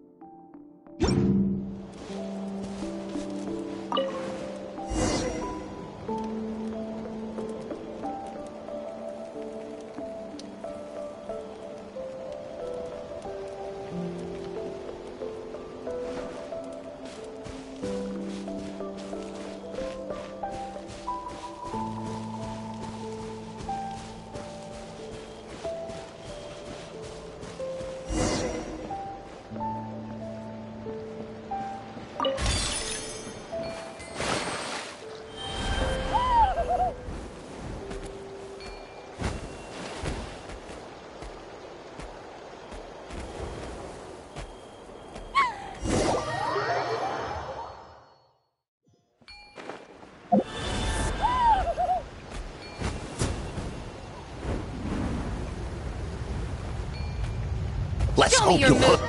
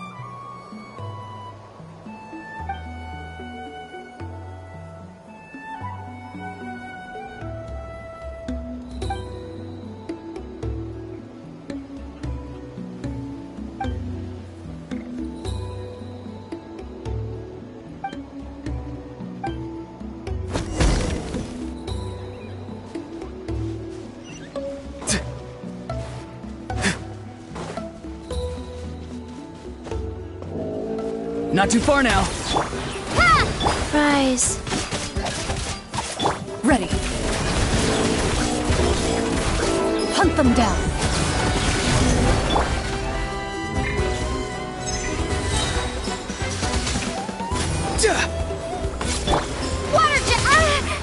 Go. Into the shadows.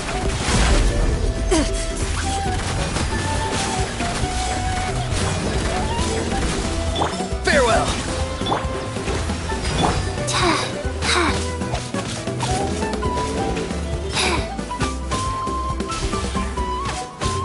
Loaded.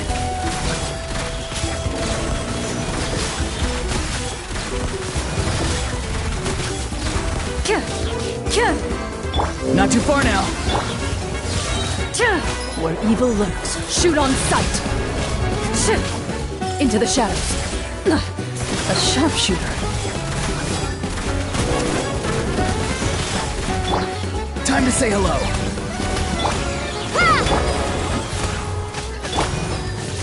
A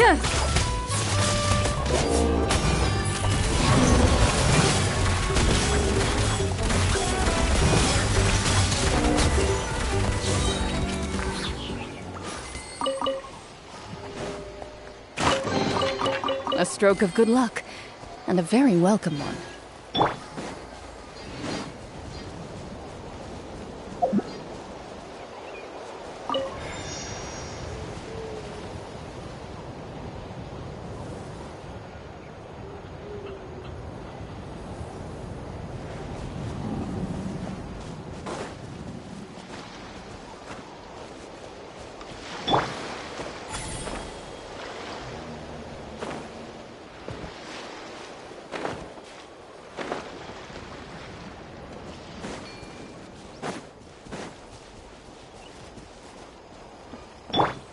Alright, let's finish this battle. Wheel of life. Be free. Tell me what you see. Ready. Time to testify.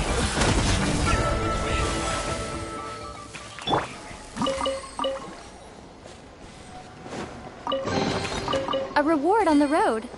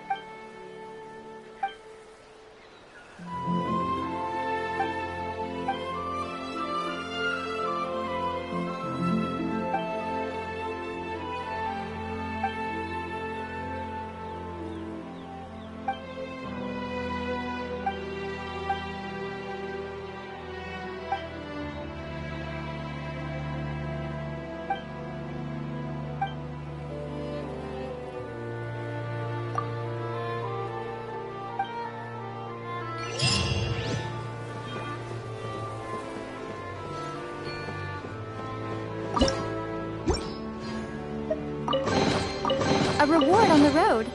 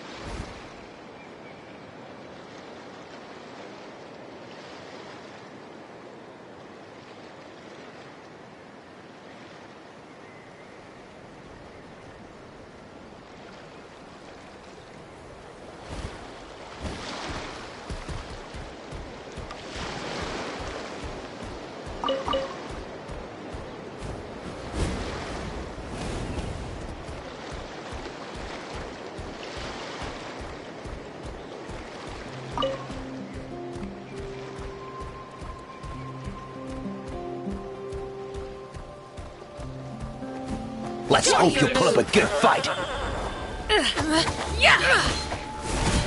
Farewell.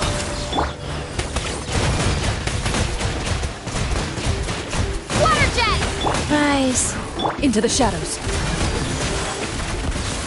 Let's finish this next time. Forget it.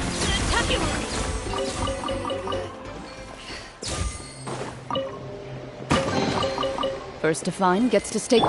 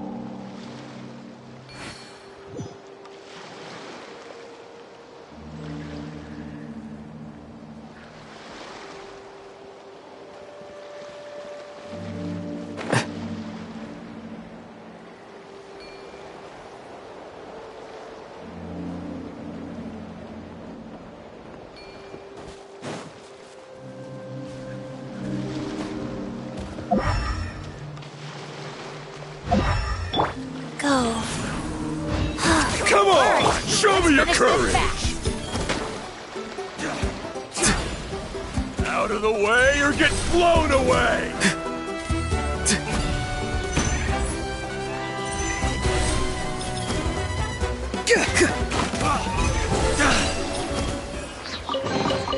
You can always tell which ones are ripe for the picking by the sound they make when you tap on them.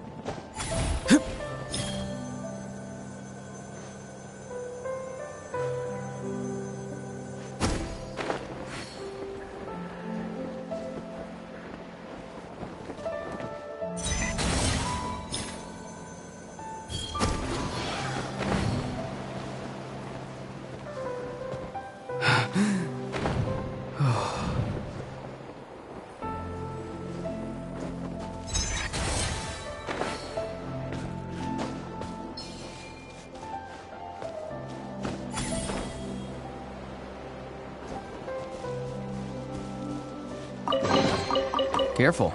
Some saurians like to hide in chests like this. Probably an introvert thing.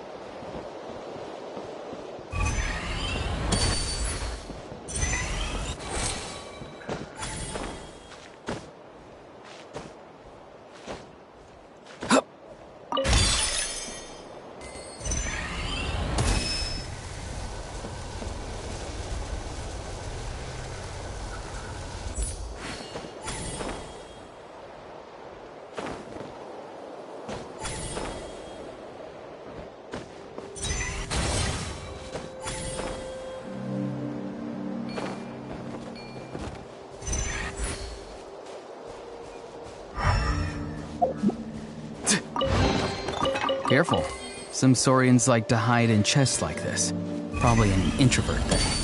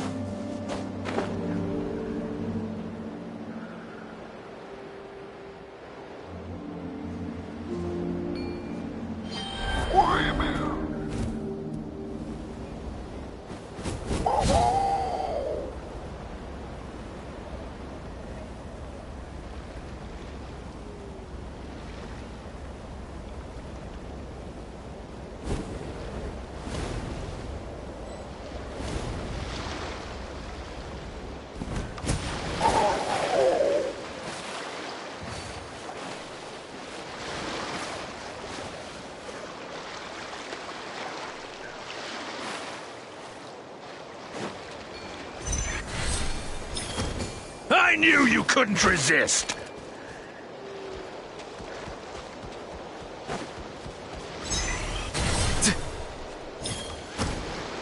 This back.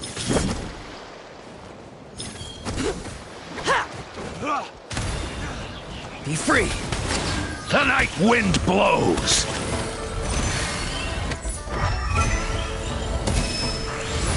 Out of the way or get blown away! Careful. Some saurians like to hide in chests like this. Probably an introvert thing.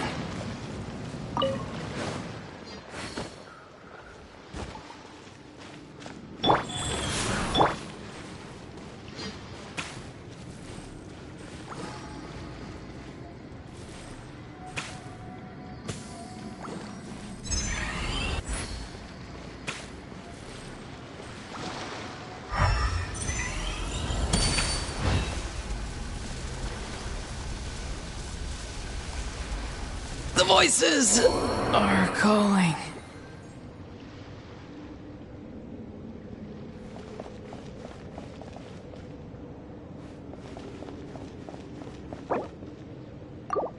Life goes on.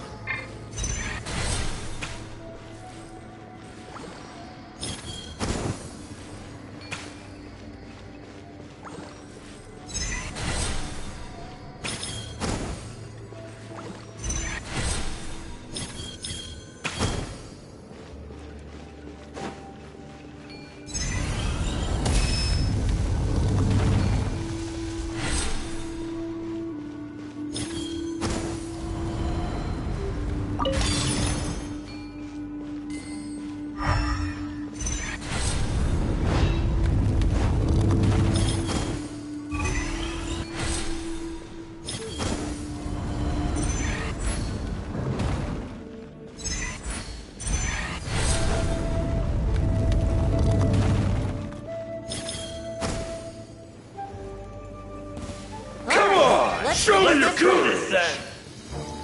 Wheel of Life. Opening box of Adepti tricks. Where evil lurks, shoot on sight. Ready.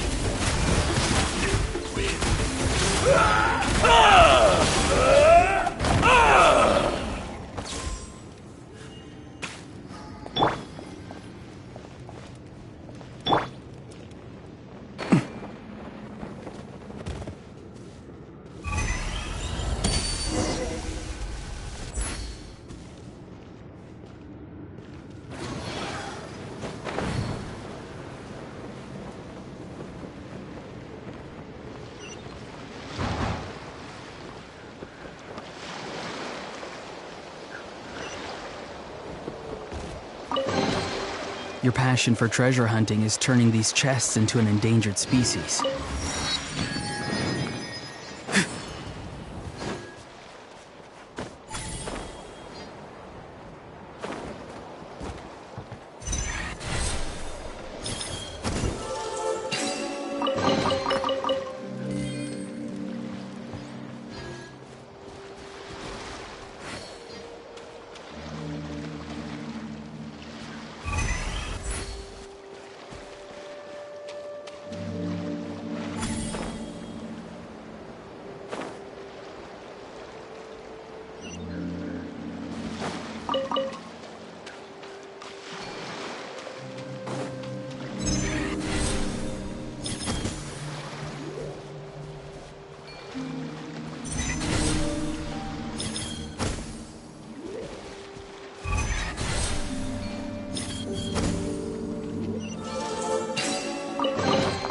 You can always tell which ones are ripe for the picking by the sound they make when you tap on them.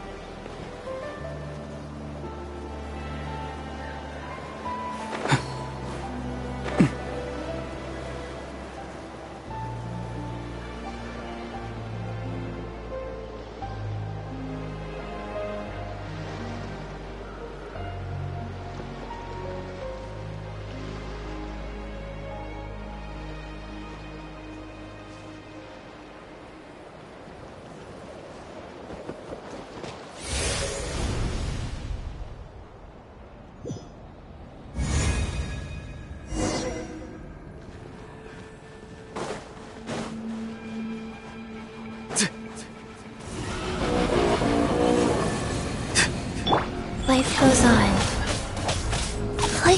Farewell! Water jet! Into the shadows.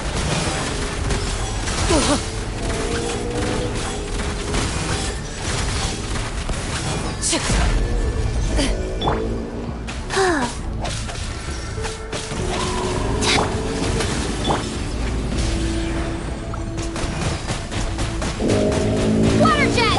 Ready.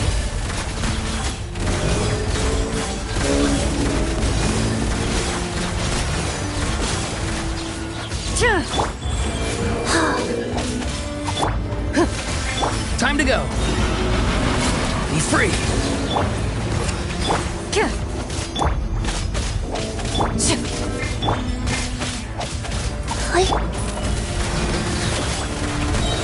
Time to testify.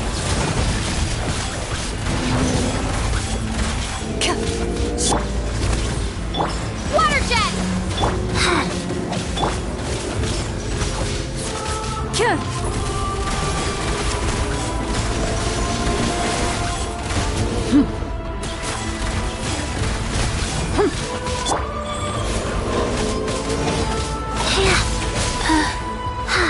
Farewell!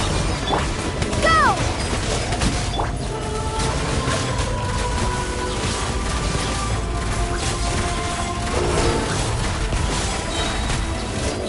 Where evil lurks, shoot on sight. Rise. Be free! Go! You're free! Into the shadows.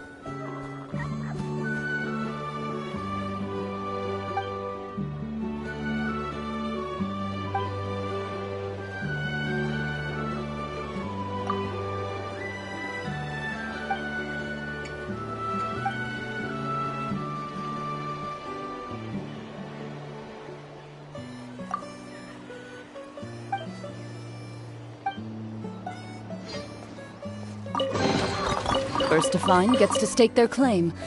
Seems fair.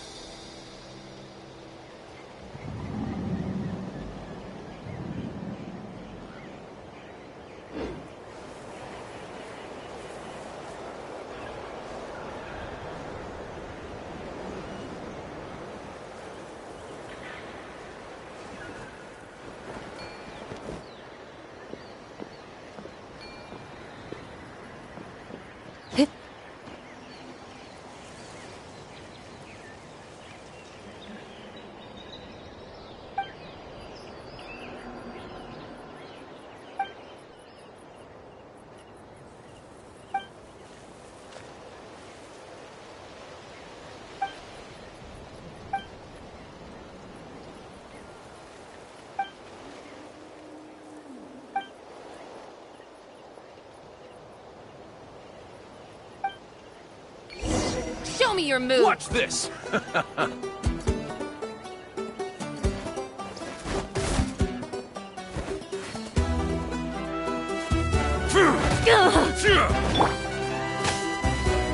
tide rises!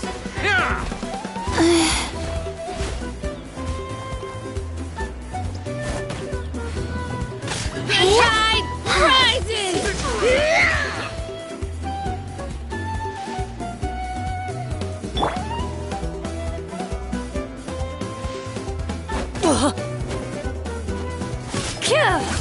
Ready.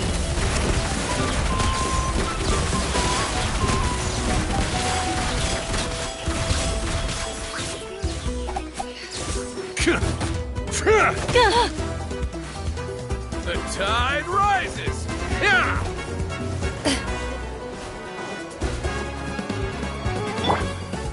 Farewell!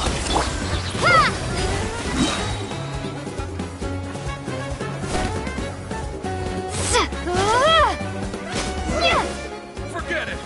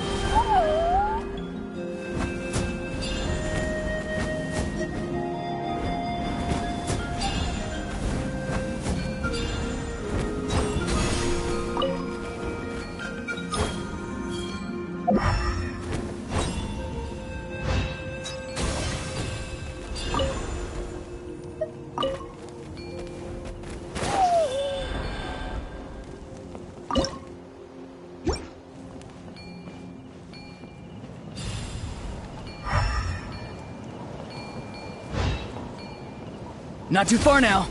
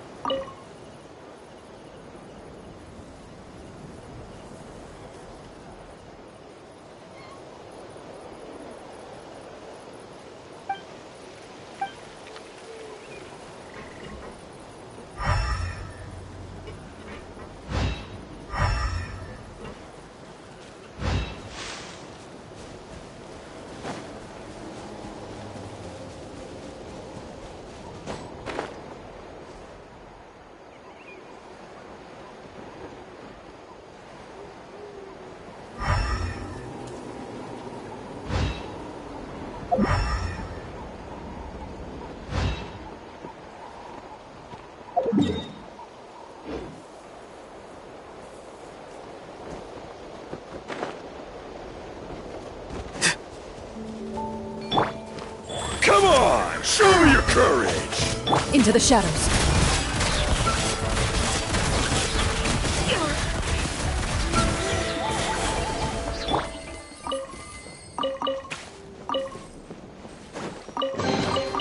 Is this an answer from this world?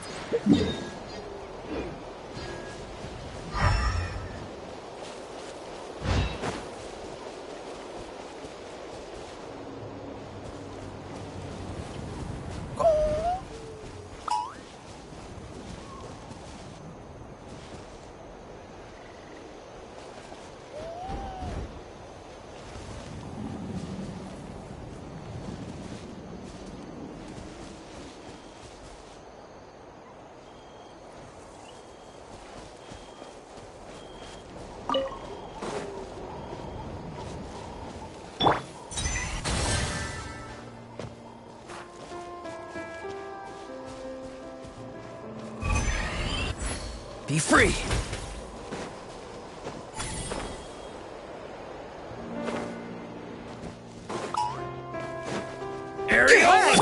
Take a deep breath and grit your teeth! Hunt them down. Loaded. Take a look behind the veil! My wait was not in vain. A reward on the road.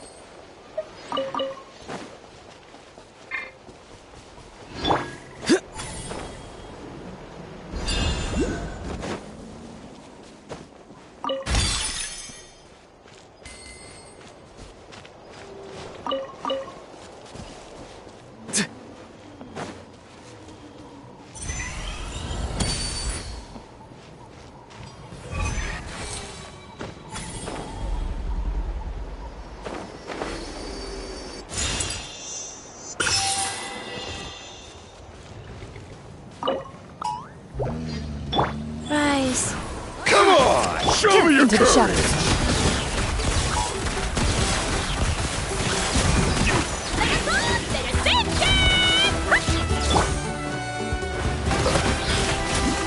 Farewell! Time to say hello. Wheel of life. Right.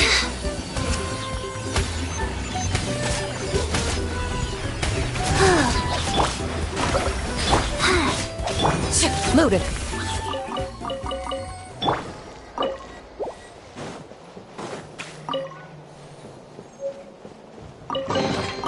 Is this an answer from this world?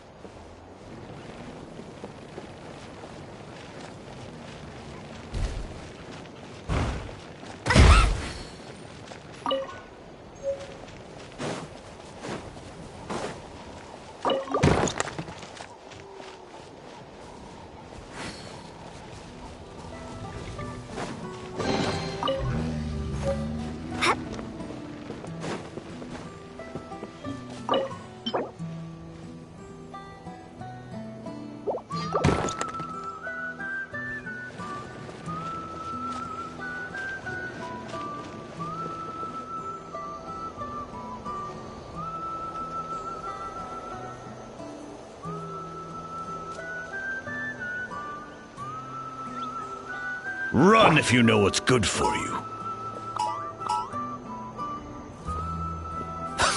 Show me what you've got. Smashed or scorched, which will it be? Here comes another. Time to testify. Into the shadows.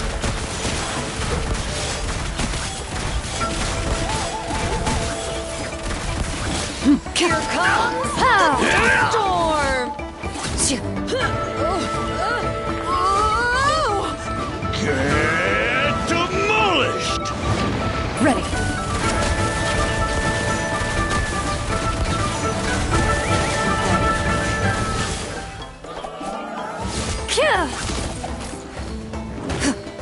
That's all I've got.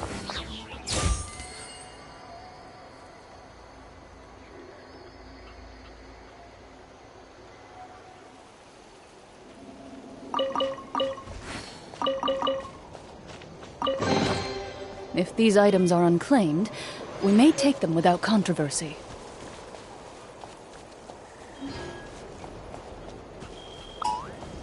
Take a deep breath and grit your teeth. All ice on you!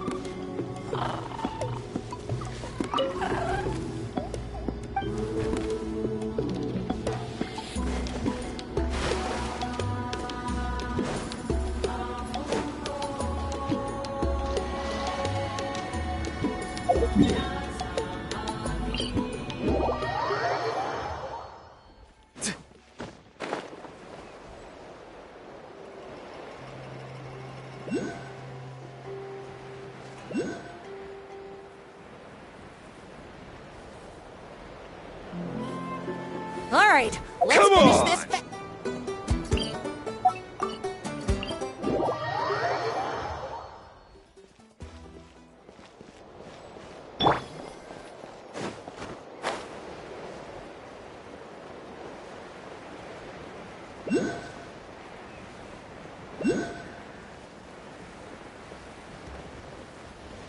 Time to go. Come on! Life goes on. Into the shadows.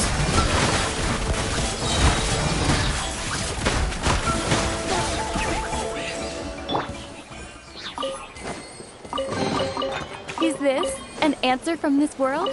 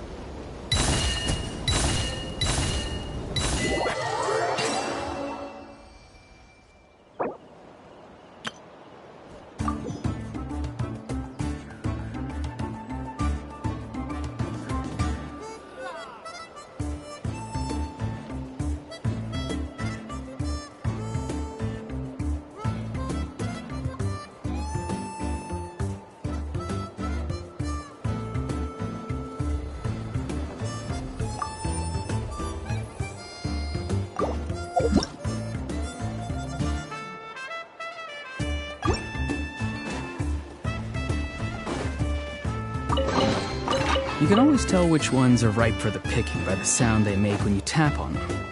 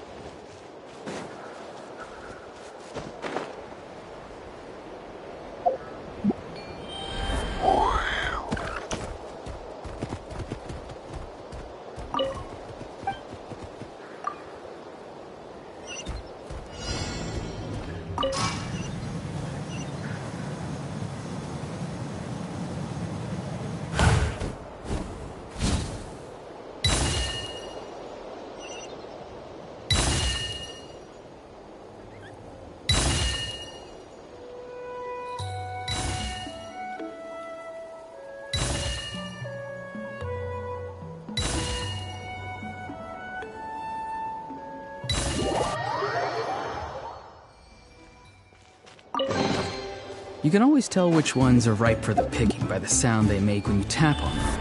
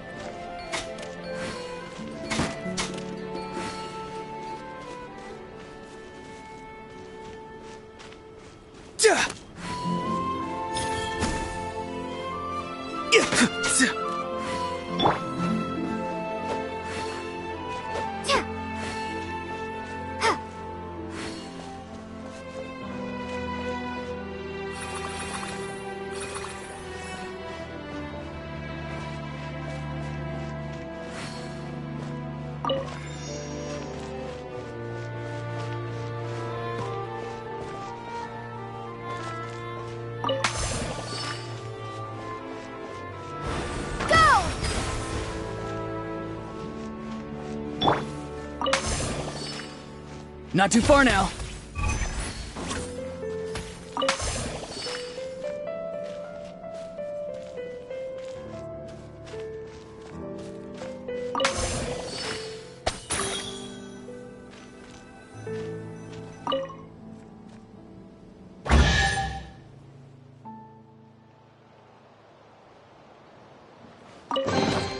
Careful. Some saurians like to hide in chests like this. Probably an introvert thing.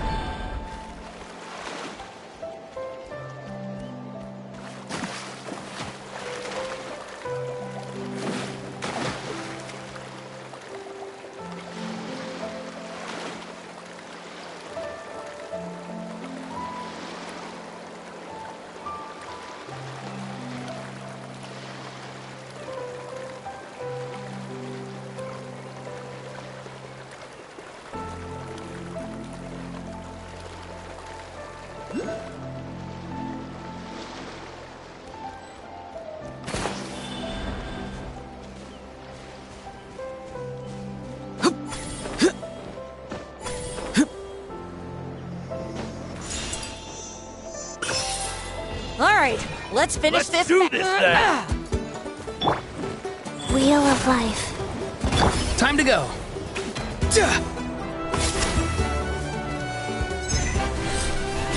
Out of the way or get blown away! Out of the way or get blown away!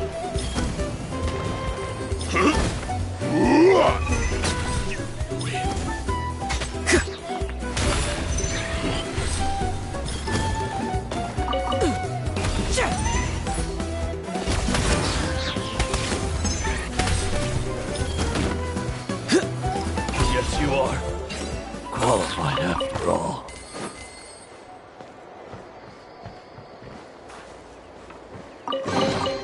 Careful. Some saurians like to hide in chests like this. Probably an introvert thing.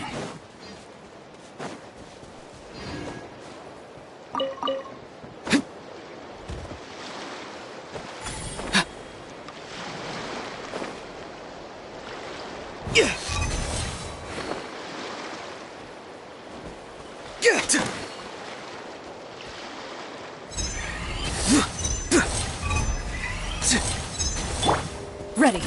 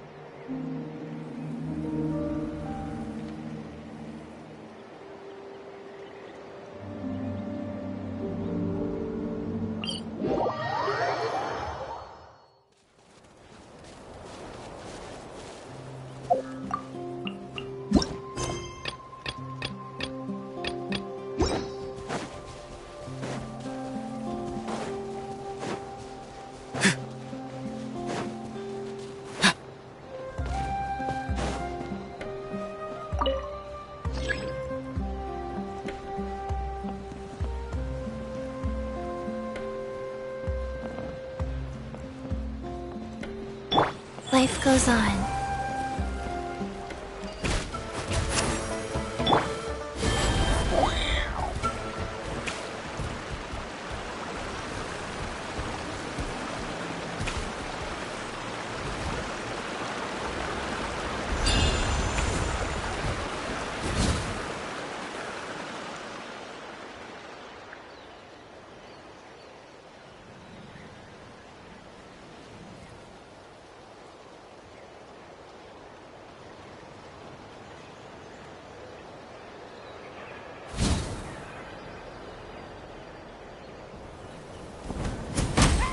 Let's hope you'll put up a good fight.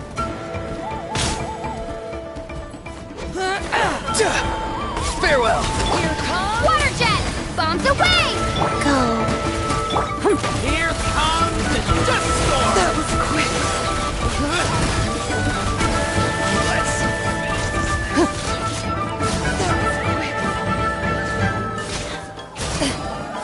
Let's finish this next time.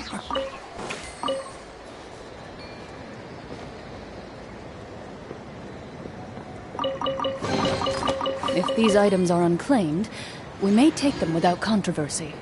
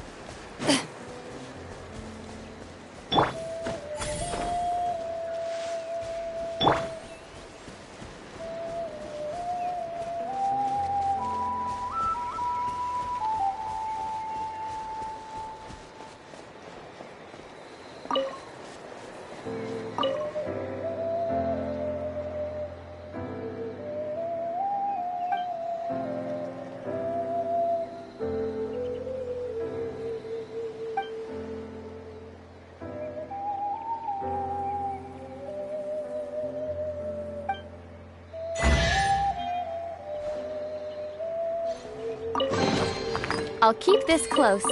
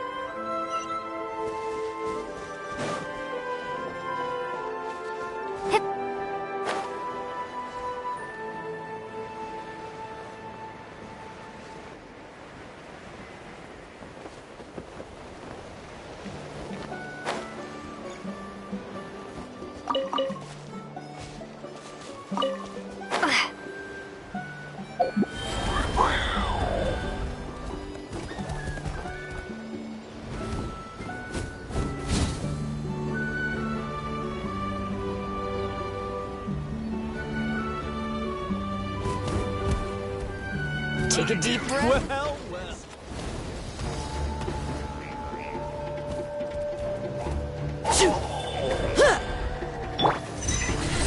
Here comes the dust storm! All ice on you! The night wind blows! Take a look behind the veil! Here comes the dust storm! A little frosting! Faster?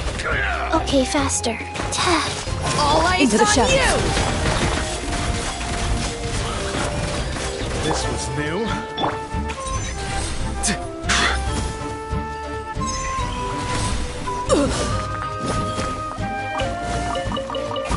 All ice on you!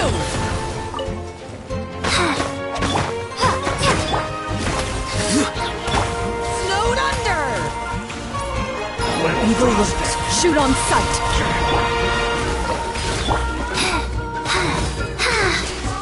A little frosting!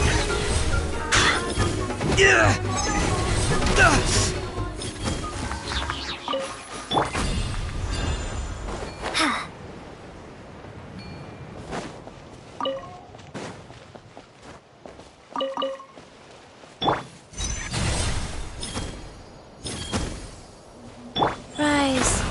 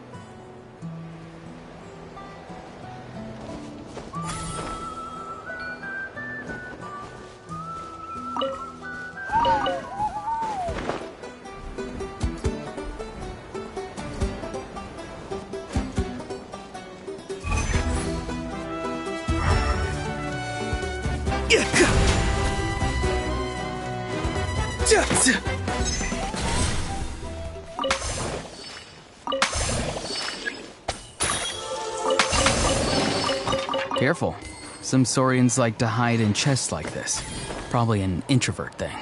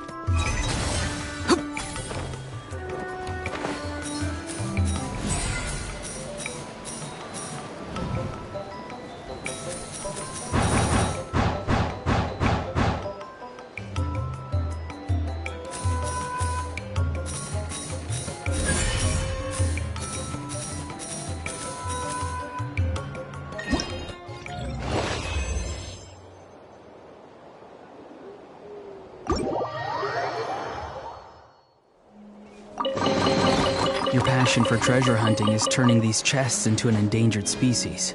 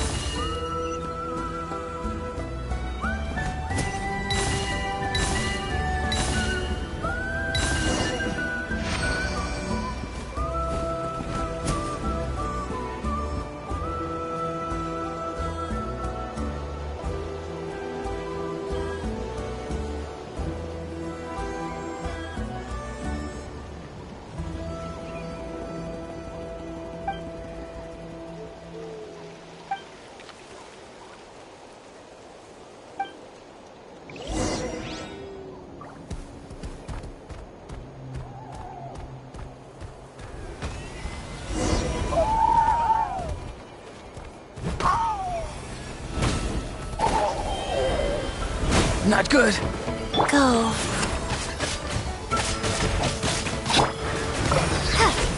Be free.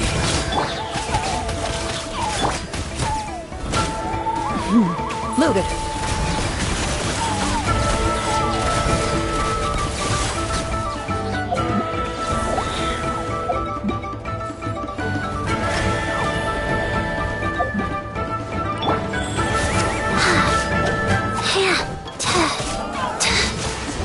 Ready.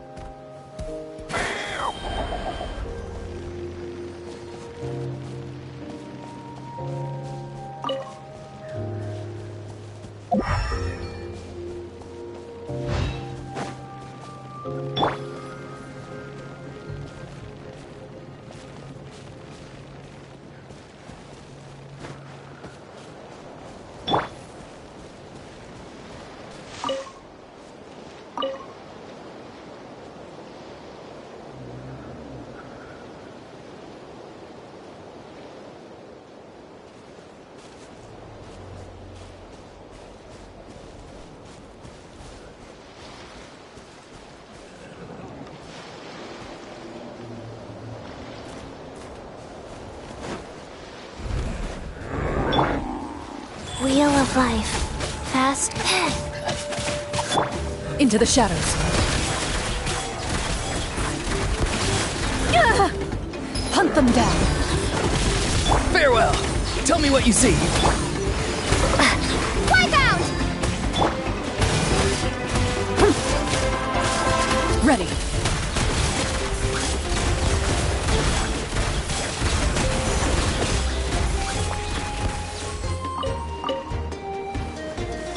Life goes on.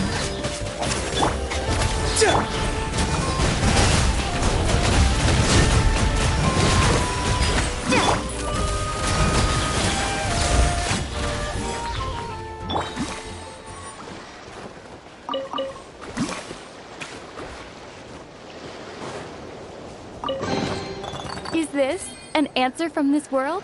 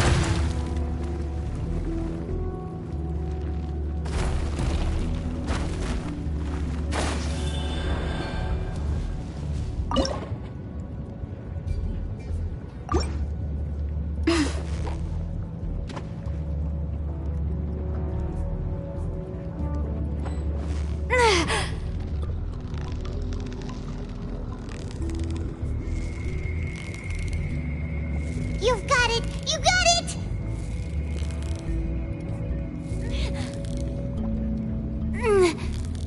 Whoa! Nice catch!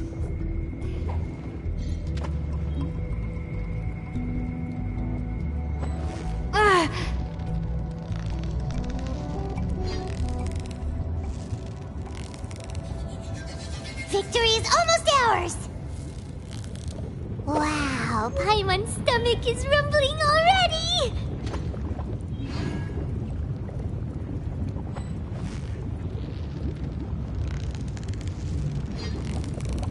So close, so close! Stay cool! Wow, Paimon's stomach is rumbling already!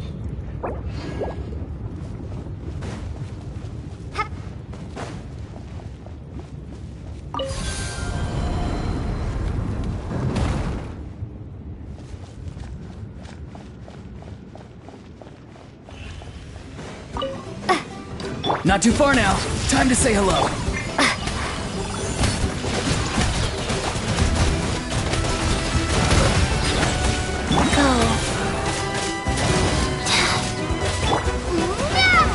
Time to testify.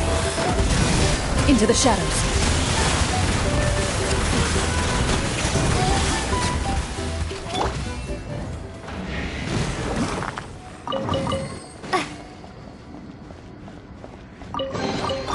I'll keep this close.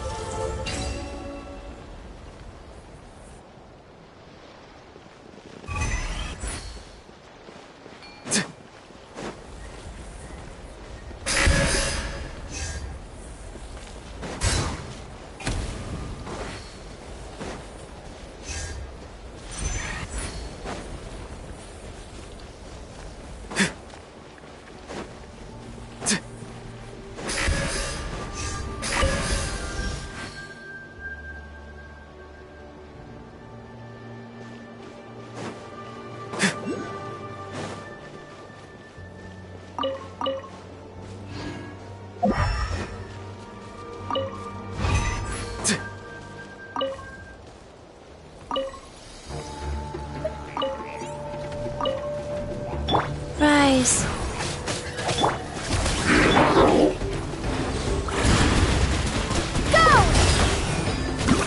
Go! You're free now!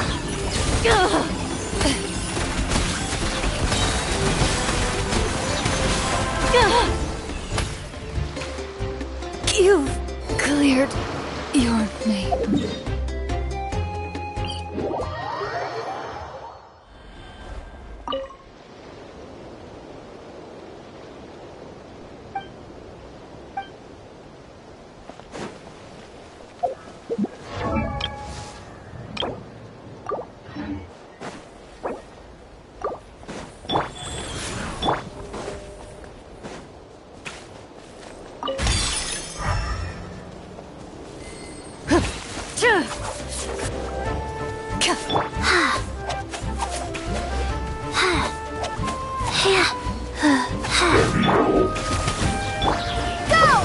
Loaded.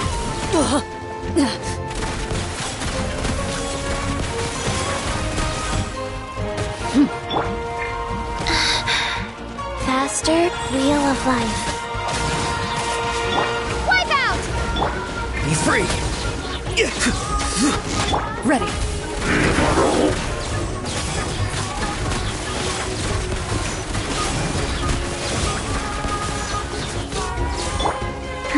Sacred name. Fortune pres- Time to say hello.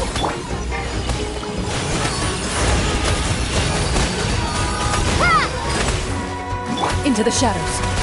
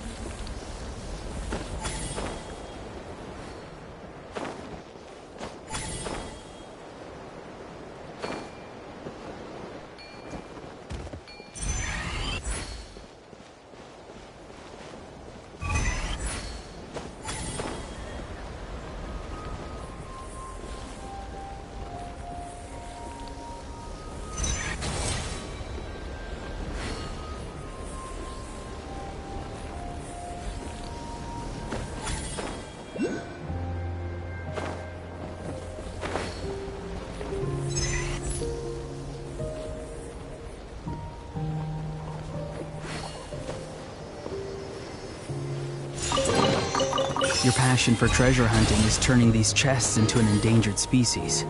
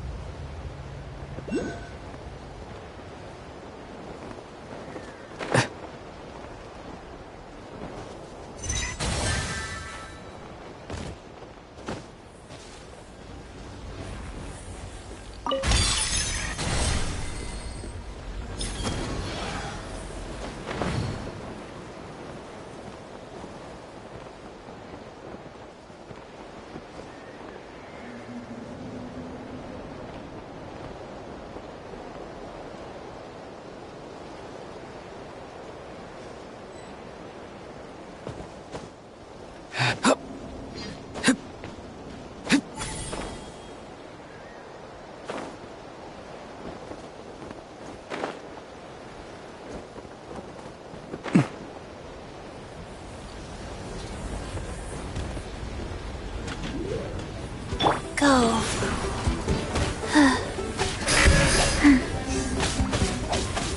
Farewell!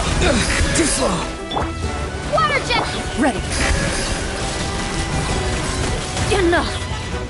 Where evil lurks, shoot on sight.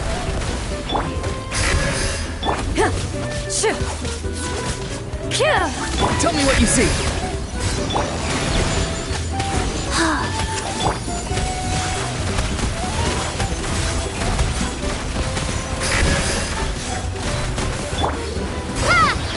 Be free!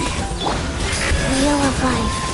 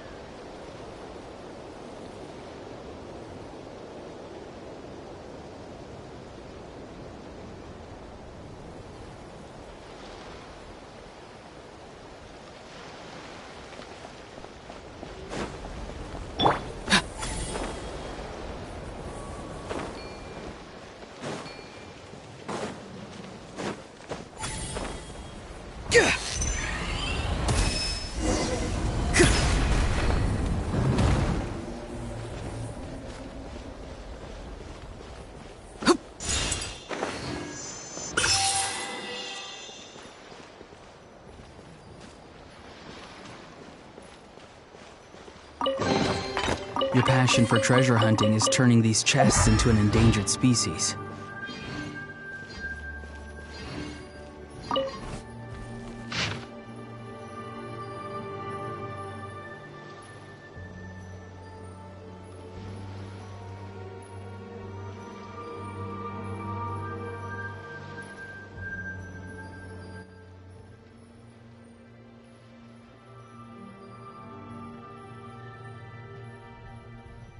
My controller is about to die, and this looks long, so I'm just going to read it out. And Ancient Diary. This is my first day on the Isle of Night. Weather's good, but I can't say that about my mood. I knew I was here to watch over these troublesome pests, yet I had not expected there to be quite so many of them. I heard messengers from Cinder City tell of how those who encountered these pests would fall into the throes of an illness that would grip them day and night, of how the boils that broke forth all over their bodies would be followed by incessant vomiting before they finally suffered a drastic change in personality and eventually became so frail that they perished. And we have all heard of the terrible transformation that befell Lord Milchi? Yeah, I'll just say Milchi, after coming into contact with them, ranting day and night about tearing any who would dare set foot upon the Isle of Night limb from limb. If even a hero of such stature met with such a fate, then surely any ordinary person wouldn't stand a chance. And there were also those warriors that Dad couldn't save. The wounds that were left on their bodies as if they'd been torn to shreds by something sharp. These pests brittle with spikes and fangs, so this must be their doing too. They should have been eradicated long ago. I cannot for the life of me understand why we're wasting time watching over them, even feeding them. In the words of Lord Akkhan, the only thing they deserve to eat is a good old knuckle sandwich. Alas, if I had known, I would have just followed in Dad's footsteps and studied medicine, or else trained properly with Mom. Now, here I am, no longer with any hope of becoming either a warrior or a doctor, just a lousy guard for these wretched pests. Sure sucks to be me. Day 475 and the weather is clear. Thankfully, finally Lord Milchi came back today. Another 2 days and we'd run out of food for real. No more grain fruit. I forgot how this is pronounced. Cacahuatl? Or meat of any kind, and no more mora either. Saurus crackers and grain fruit for breakfast, meat for lunch, and fish for dinner. No wonder all the mora is gone. All the money that I'd saved up to buy a ladder spent on stuffing their bellies. Now even the skinniest saurians are at least a couple of belly sizes up from what mine would be if I was one of them. Yet, still, they make me climb up and down all day. A bit of exercise, they call it. If you ask me, these saurians should have to maintain the switches themselves. Let them get some exercise and lose some weight so they don't end up getting sick and I don't end up having to make more medicine for them. But still, it's true that we can't cut back on bird eggs for the hatchlings. They only just hatched and they're still growing, so they need the extra nutrition. Also, it seems a few more invaders arrived today, trying to set fire to the entire Isle of Night. Thankfully, the Secret Source Sentinels spotted them and chased them off before it was too late. Otherwise, things could have gotten really bad. Those fools from Cinder City, we chase away one batch of them and another shows up. All they ever talk about is curses and pests. They can't be reasoned with, and they're bent on wrecking things too. Such a pain in the... illness? Festering wounds? Where did they get such nonsense from? These Saurians might be a little bit on the energetic side, and they sure have big appetites, but they're clean as clean can be. I should know, because I'm the one who washes them.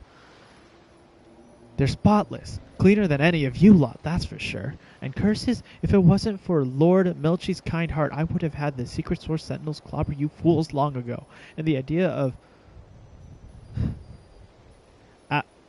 Atlatl being cursed? What a joke. If Lord Milchie would just listen to me and assent to the use of stronger weapons, we'd have long since washed our hands of all this. It's driving me up the wall. Anyway, that's enough for today. I'll have to repair the switches and get on with my training tomorrow, so there'll be plenty for me to get on with. I've lost count of how many days it's been, and I have no idea what the weather is like outside. If I had to guess, this is about the 5th day I've been in hiding. This will probably end up being the last diary entry I ever make. If I'd have known things would come to this, I would have tried harder to stop Lord Milchie. Thinking back on it all, there were so many warning signs. More and more frequent attacks, restless pack of Saurians, unhatched Saurian eggs, orders to execute the little ones, and rumors of rebellions among the various tribes. In such a dire situations, a summons could only ever mean bad news. Aside from blades, I honestly cannot imagine what else might await Lord Milchie. And the result was never in doubt either. The Isle of Night was utterly defenseless without Lord Milchie, and would have fallen to any old band of warriors. Fortunately, the Lord Milchie was ready, and as soon as the orders came through, was able to take advantage of the chaos to set the little ones free. But Saurian eggs don't have legs, nor can they be so easily transported, so I had to hide it.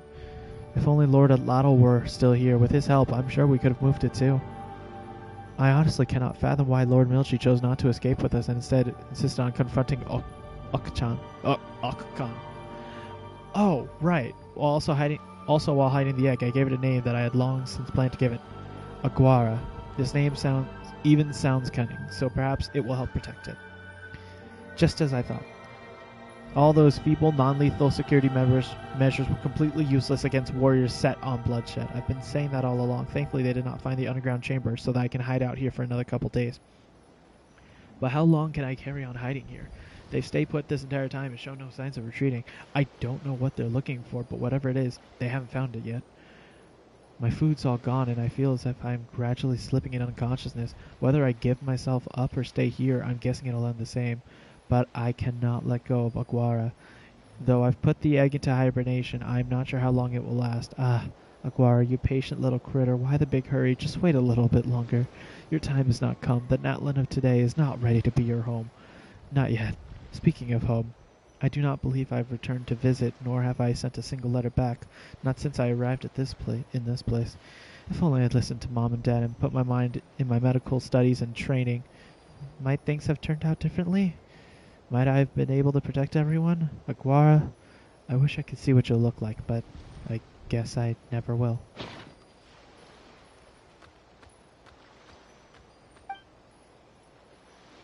I guess that's Aguara.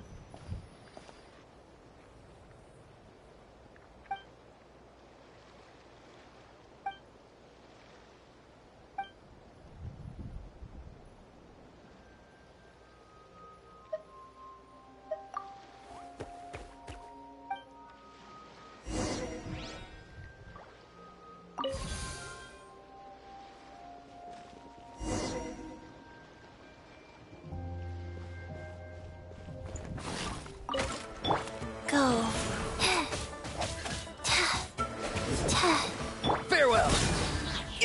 Time to say hello.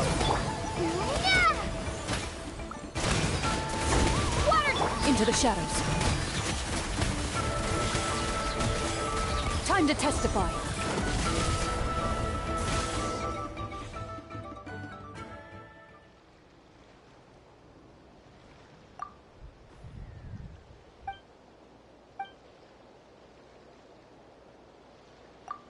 Alright, activate.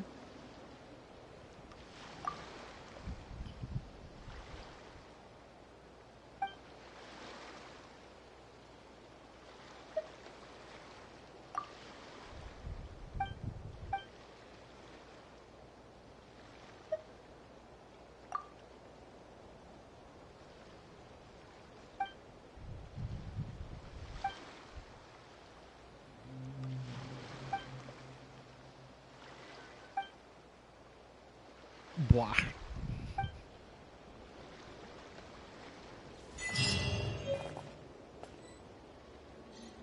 Quick, wake up. Wait. Is that a teapot decoration? Did I read that right?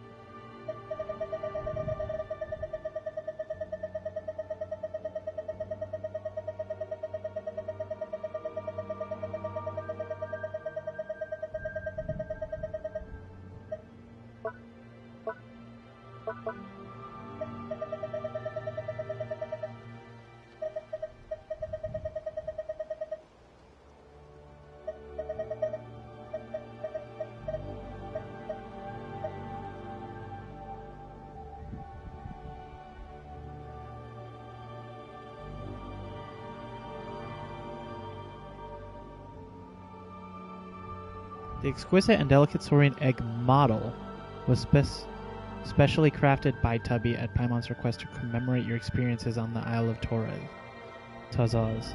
For the little life inside the egg and for the little one, may you continue to travel, explore, and witness the...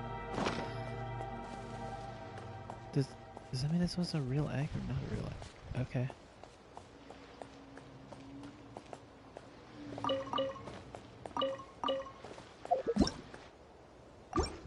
Oh, yeah, right. I saw that one of the things gave me... Yep, it gave me a third one. Oh my god. Alright, craft. Obsidian ring. Crimson obsidian. I have to find it.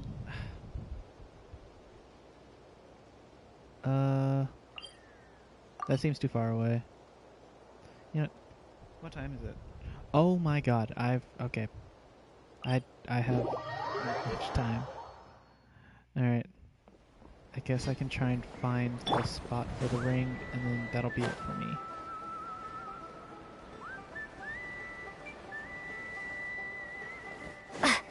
It has to be near the tribe, right?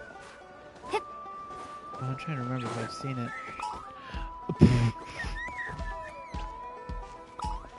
Oh, that was so much easier to find than the Nightwood one. Hello.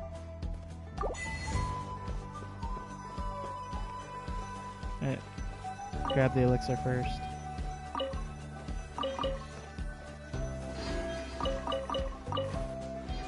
Oh my god. The stick drift on this controller is so bad. I need a new controller. I need a new PlayStation controller, man. Thank you for watching over me. Please don't fight me. Okay, okay. Were any of those good, though? HP attack, crit damage. Okay, that's fine. Crit defense, crit rate defense. Oh my god. My controller, please. The control stick. HP circlet. Okay. Animo damage bonus. If I got Jaska, this would work. HP here. That's not bad. I don't have a character that uses that, though, I don't think. Nope.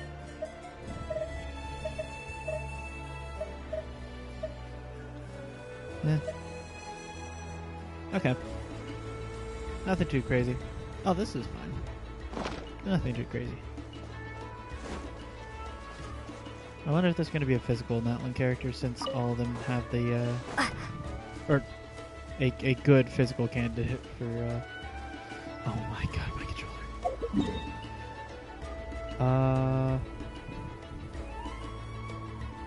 Oh, I should probably see if I can raise Auroron. Did I get enough of these? I don't remember. I need 2 more so I can get that passive talent. Is there any over here? Is that... No, those are mushrooms. Dang it. There gotta be a bunch around here.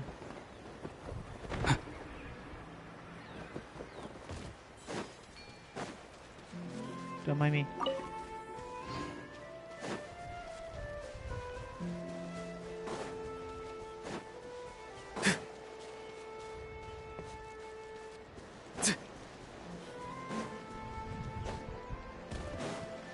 Alright, that's the last one I need, but I want to grab one so I don't completely...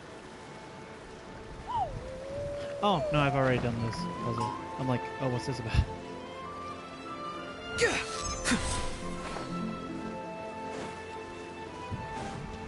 Oh my god.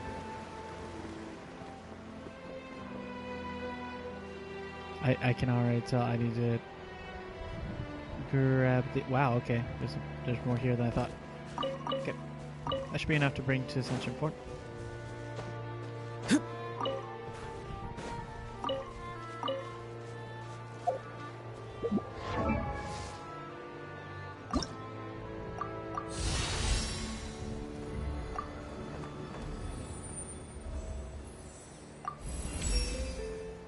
My body feels so light. Feels like I can get to even higher places now. Still, it's all about control. Hitting my head is no fun. Fair enough. Yeah, okay. Yeah, you feed that flying squirrel. Alright, now he can get energy back while off field easier. No, don't you dare. I didn't touch this event, but oh yeah, wait. Oh my god, my brain. Let me just quickly do a bunch of claiming stuff before I end stream. Reach 80.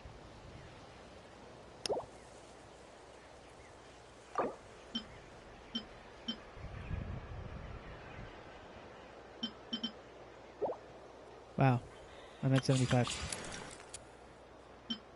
I did this, right? Yeah, I did. Okay, okay. Alright. I didn't get Chaska, but free is free.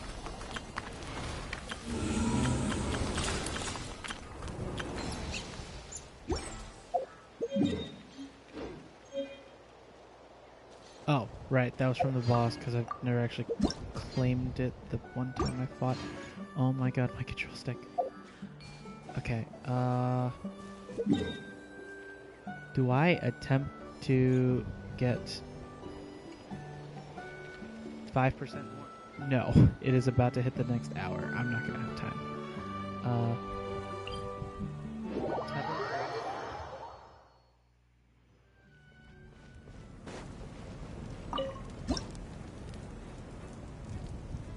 Oh, the next level had a crown? Oh, do I hit max? I have like 6 levels on me. I hit 30.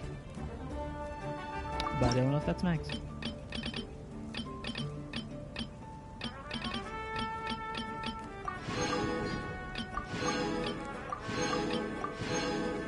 Shrine of Death's Cave. Oh, I know where that is actually.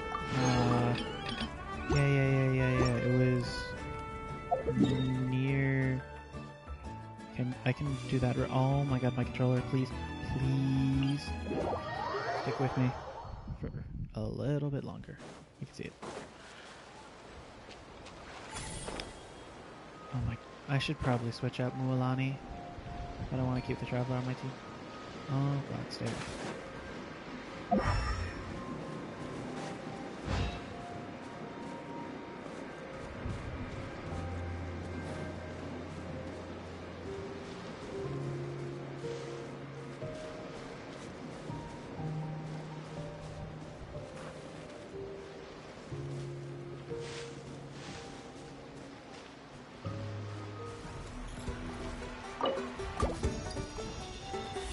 Oh my god. Wheel of... Oh. Ready.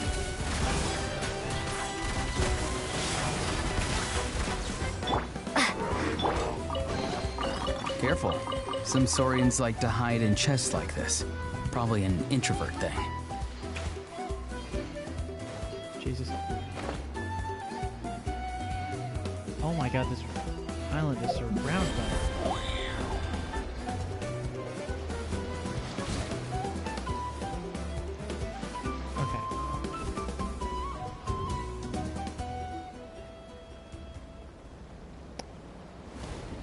Okay, was there something else I wanted to check? How many sigils did that get me? I forget. How many does Luxurious Chest give you? I was at like 12, right? Now I'm at 22. No, do they give you hello there.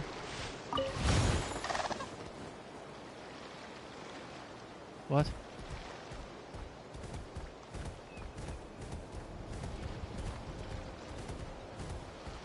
Was that a good thing that I just did? Or bad? Whoops, I guess.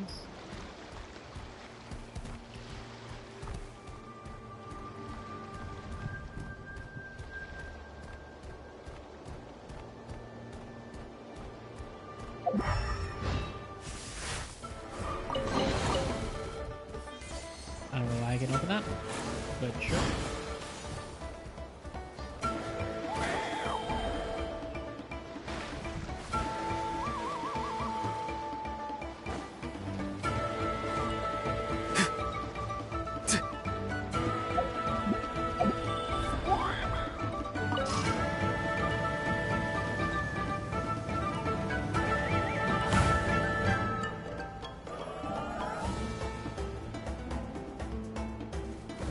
Oh my god, the control stick on this controller is so unbearable for me. Please, please, please. Ay, ay, ay. Well, I think for the most part that's all the things I can do.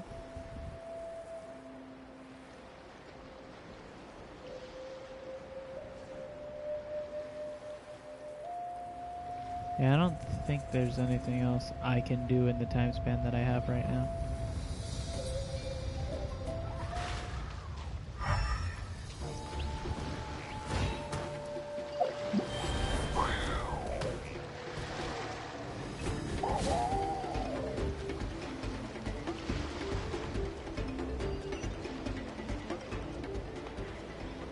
Come on! Watch out! Show me your courage! Singed.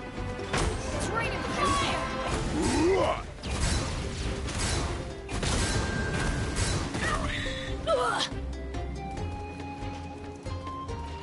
Burnt your crisp!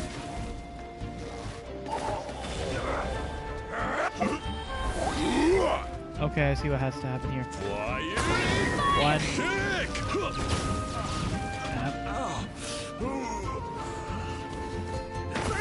Two. No. Wait, when did I hit the green one? One. It's raining fire! Two.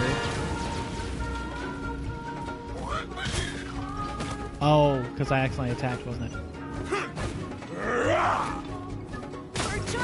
Stop that. I'm trying to hit them. Alright. Faster?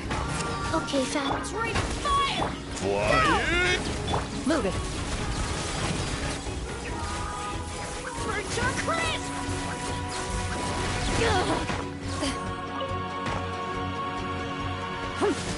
Go!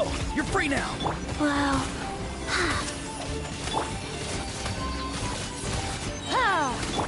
Water jet! Ready. Burnt your crisp! I got it. Cool it down a notch. Uh-huh. Damn it. Oh, good. There's still a Kukusaur. Okay, this should do it. No? Okay. Hit it in the reverse order. Green, then red, then blue. Oh, what the?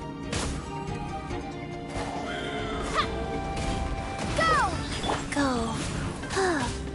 Where evil lurks, shoot on sight.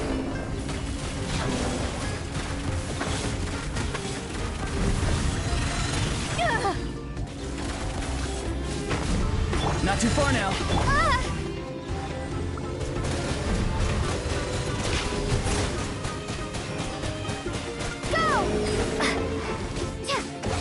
Life goes on.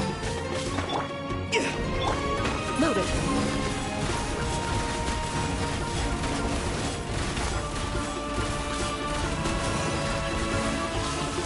Farewell.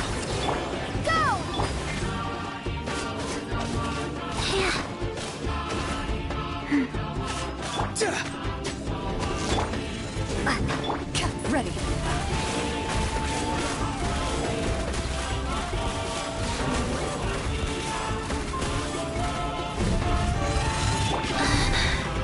Rise.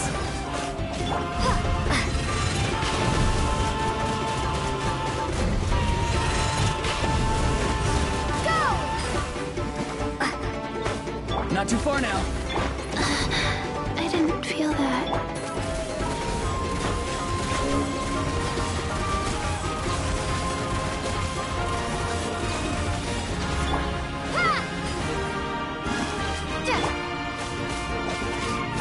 Farewell.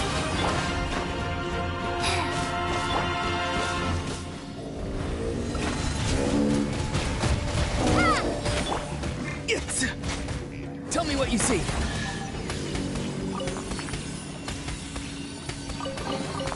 You can always tell which ones are right for the picking by the sound they make when you tap them. Volcano cake recipe. Nice. Wait, is that a world quest over here? Oh my god. Oh, I need to stop. I need to stop.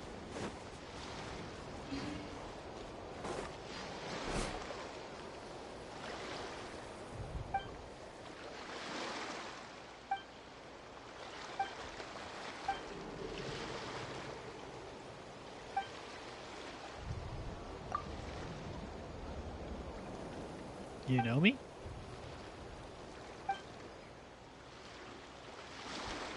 King Coconut.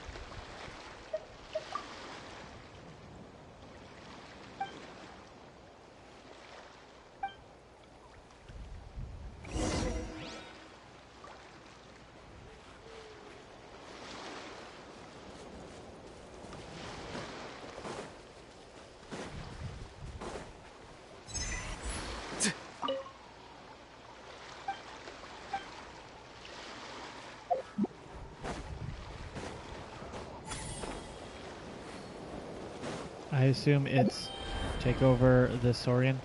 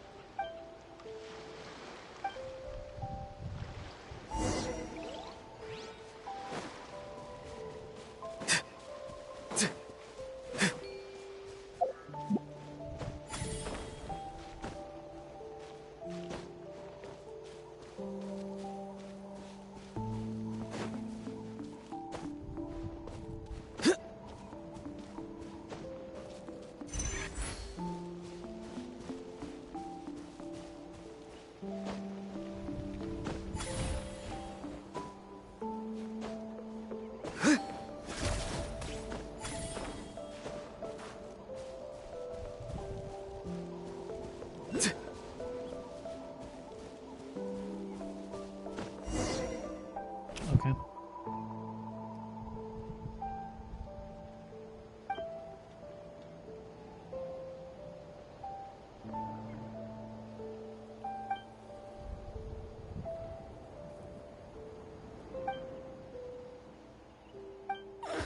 The Tonkasaurus must be from Collective of Plenty. Okay.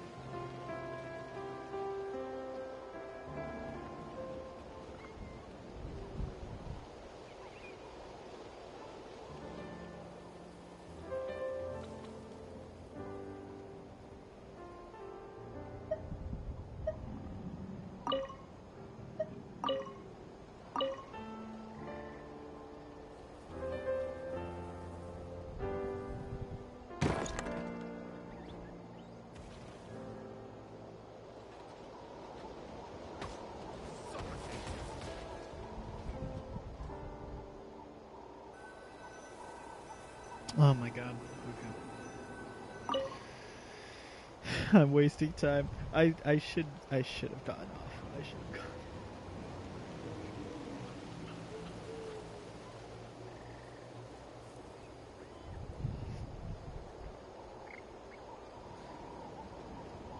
Okay, so you free the cage that's the closest one, then everyone looks at that Saurian.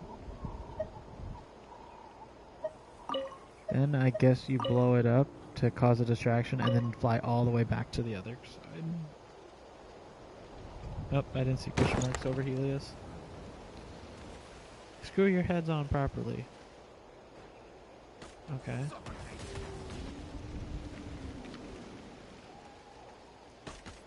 Their escape's gone. Suffocate!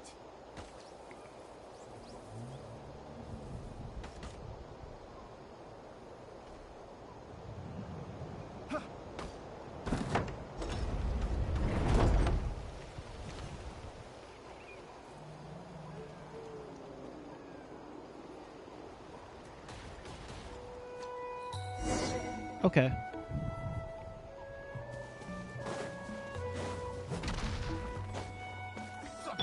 Faster? Okay, All faster. ice on you! Wheel of life. Fast. Be free. Ha! Loaded. Time to testify. Take a look behind the veil! Enough! My wait was not in vain.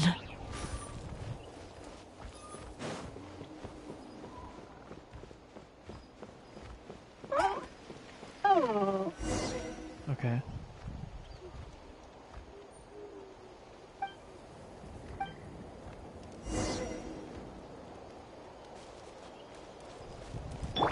Right. Got that.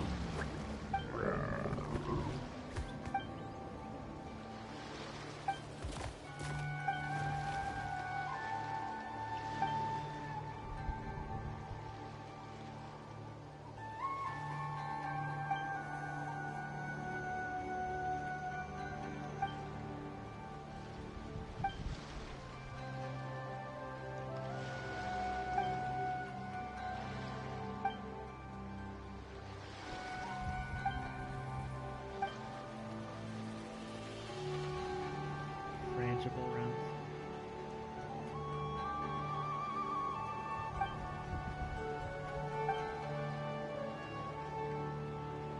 $2,000 punches for every victim.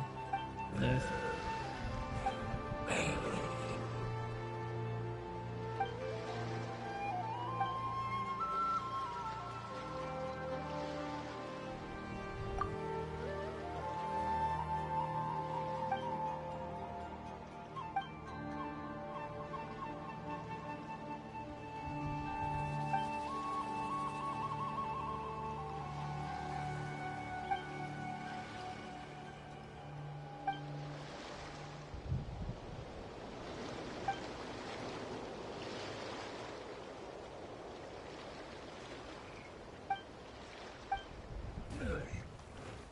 Oh my god, that's cute.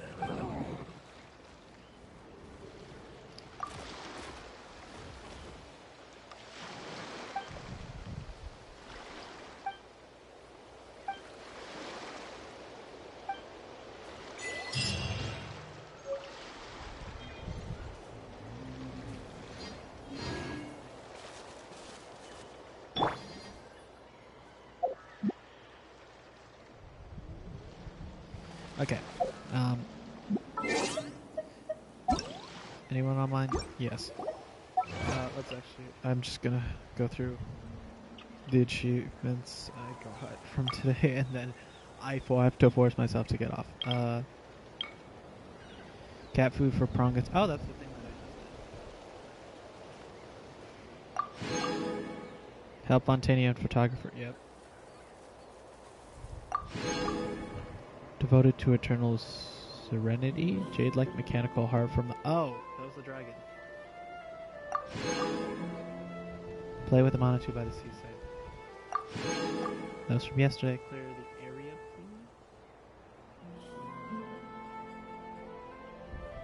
please. Return control of the play area to the level its petless source.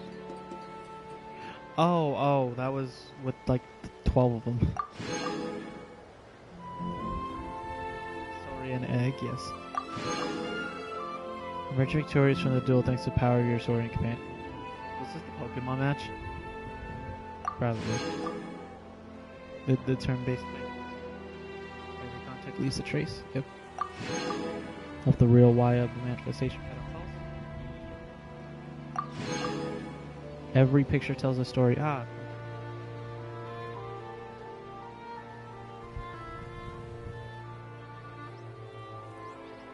Okay.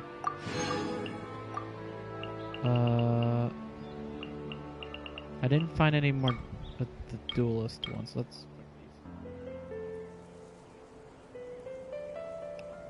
I got the statues, yes.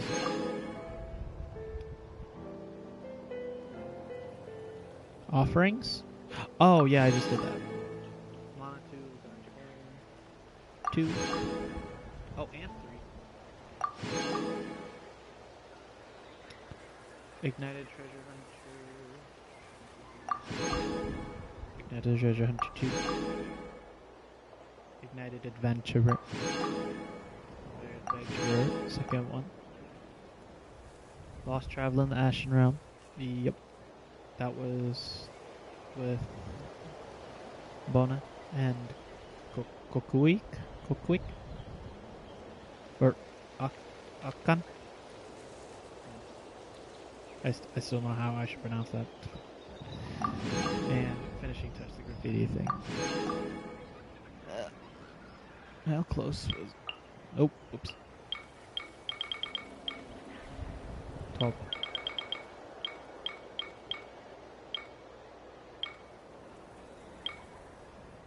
There's 5 teleport points left. Alright, before I get off, let me see. Are they visible? That's 5. There's probably one here I'm missing, because there's no way it's just one. Let's see. 1, 2, 3. There's 2 that I can't see. Wow.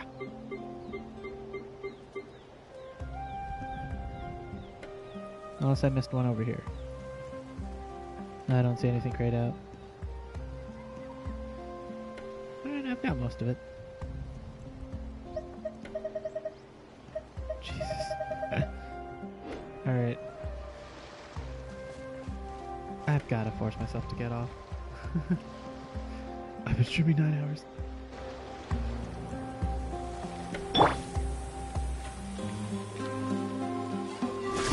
Go! You're free now!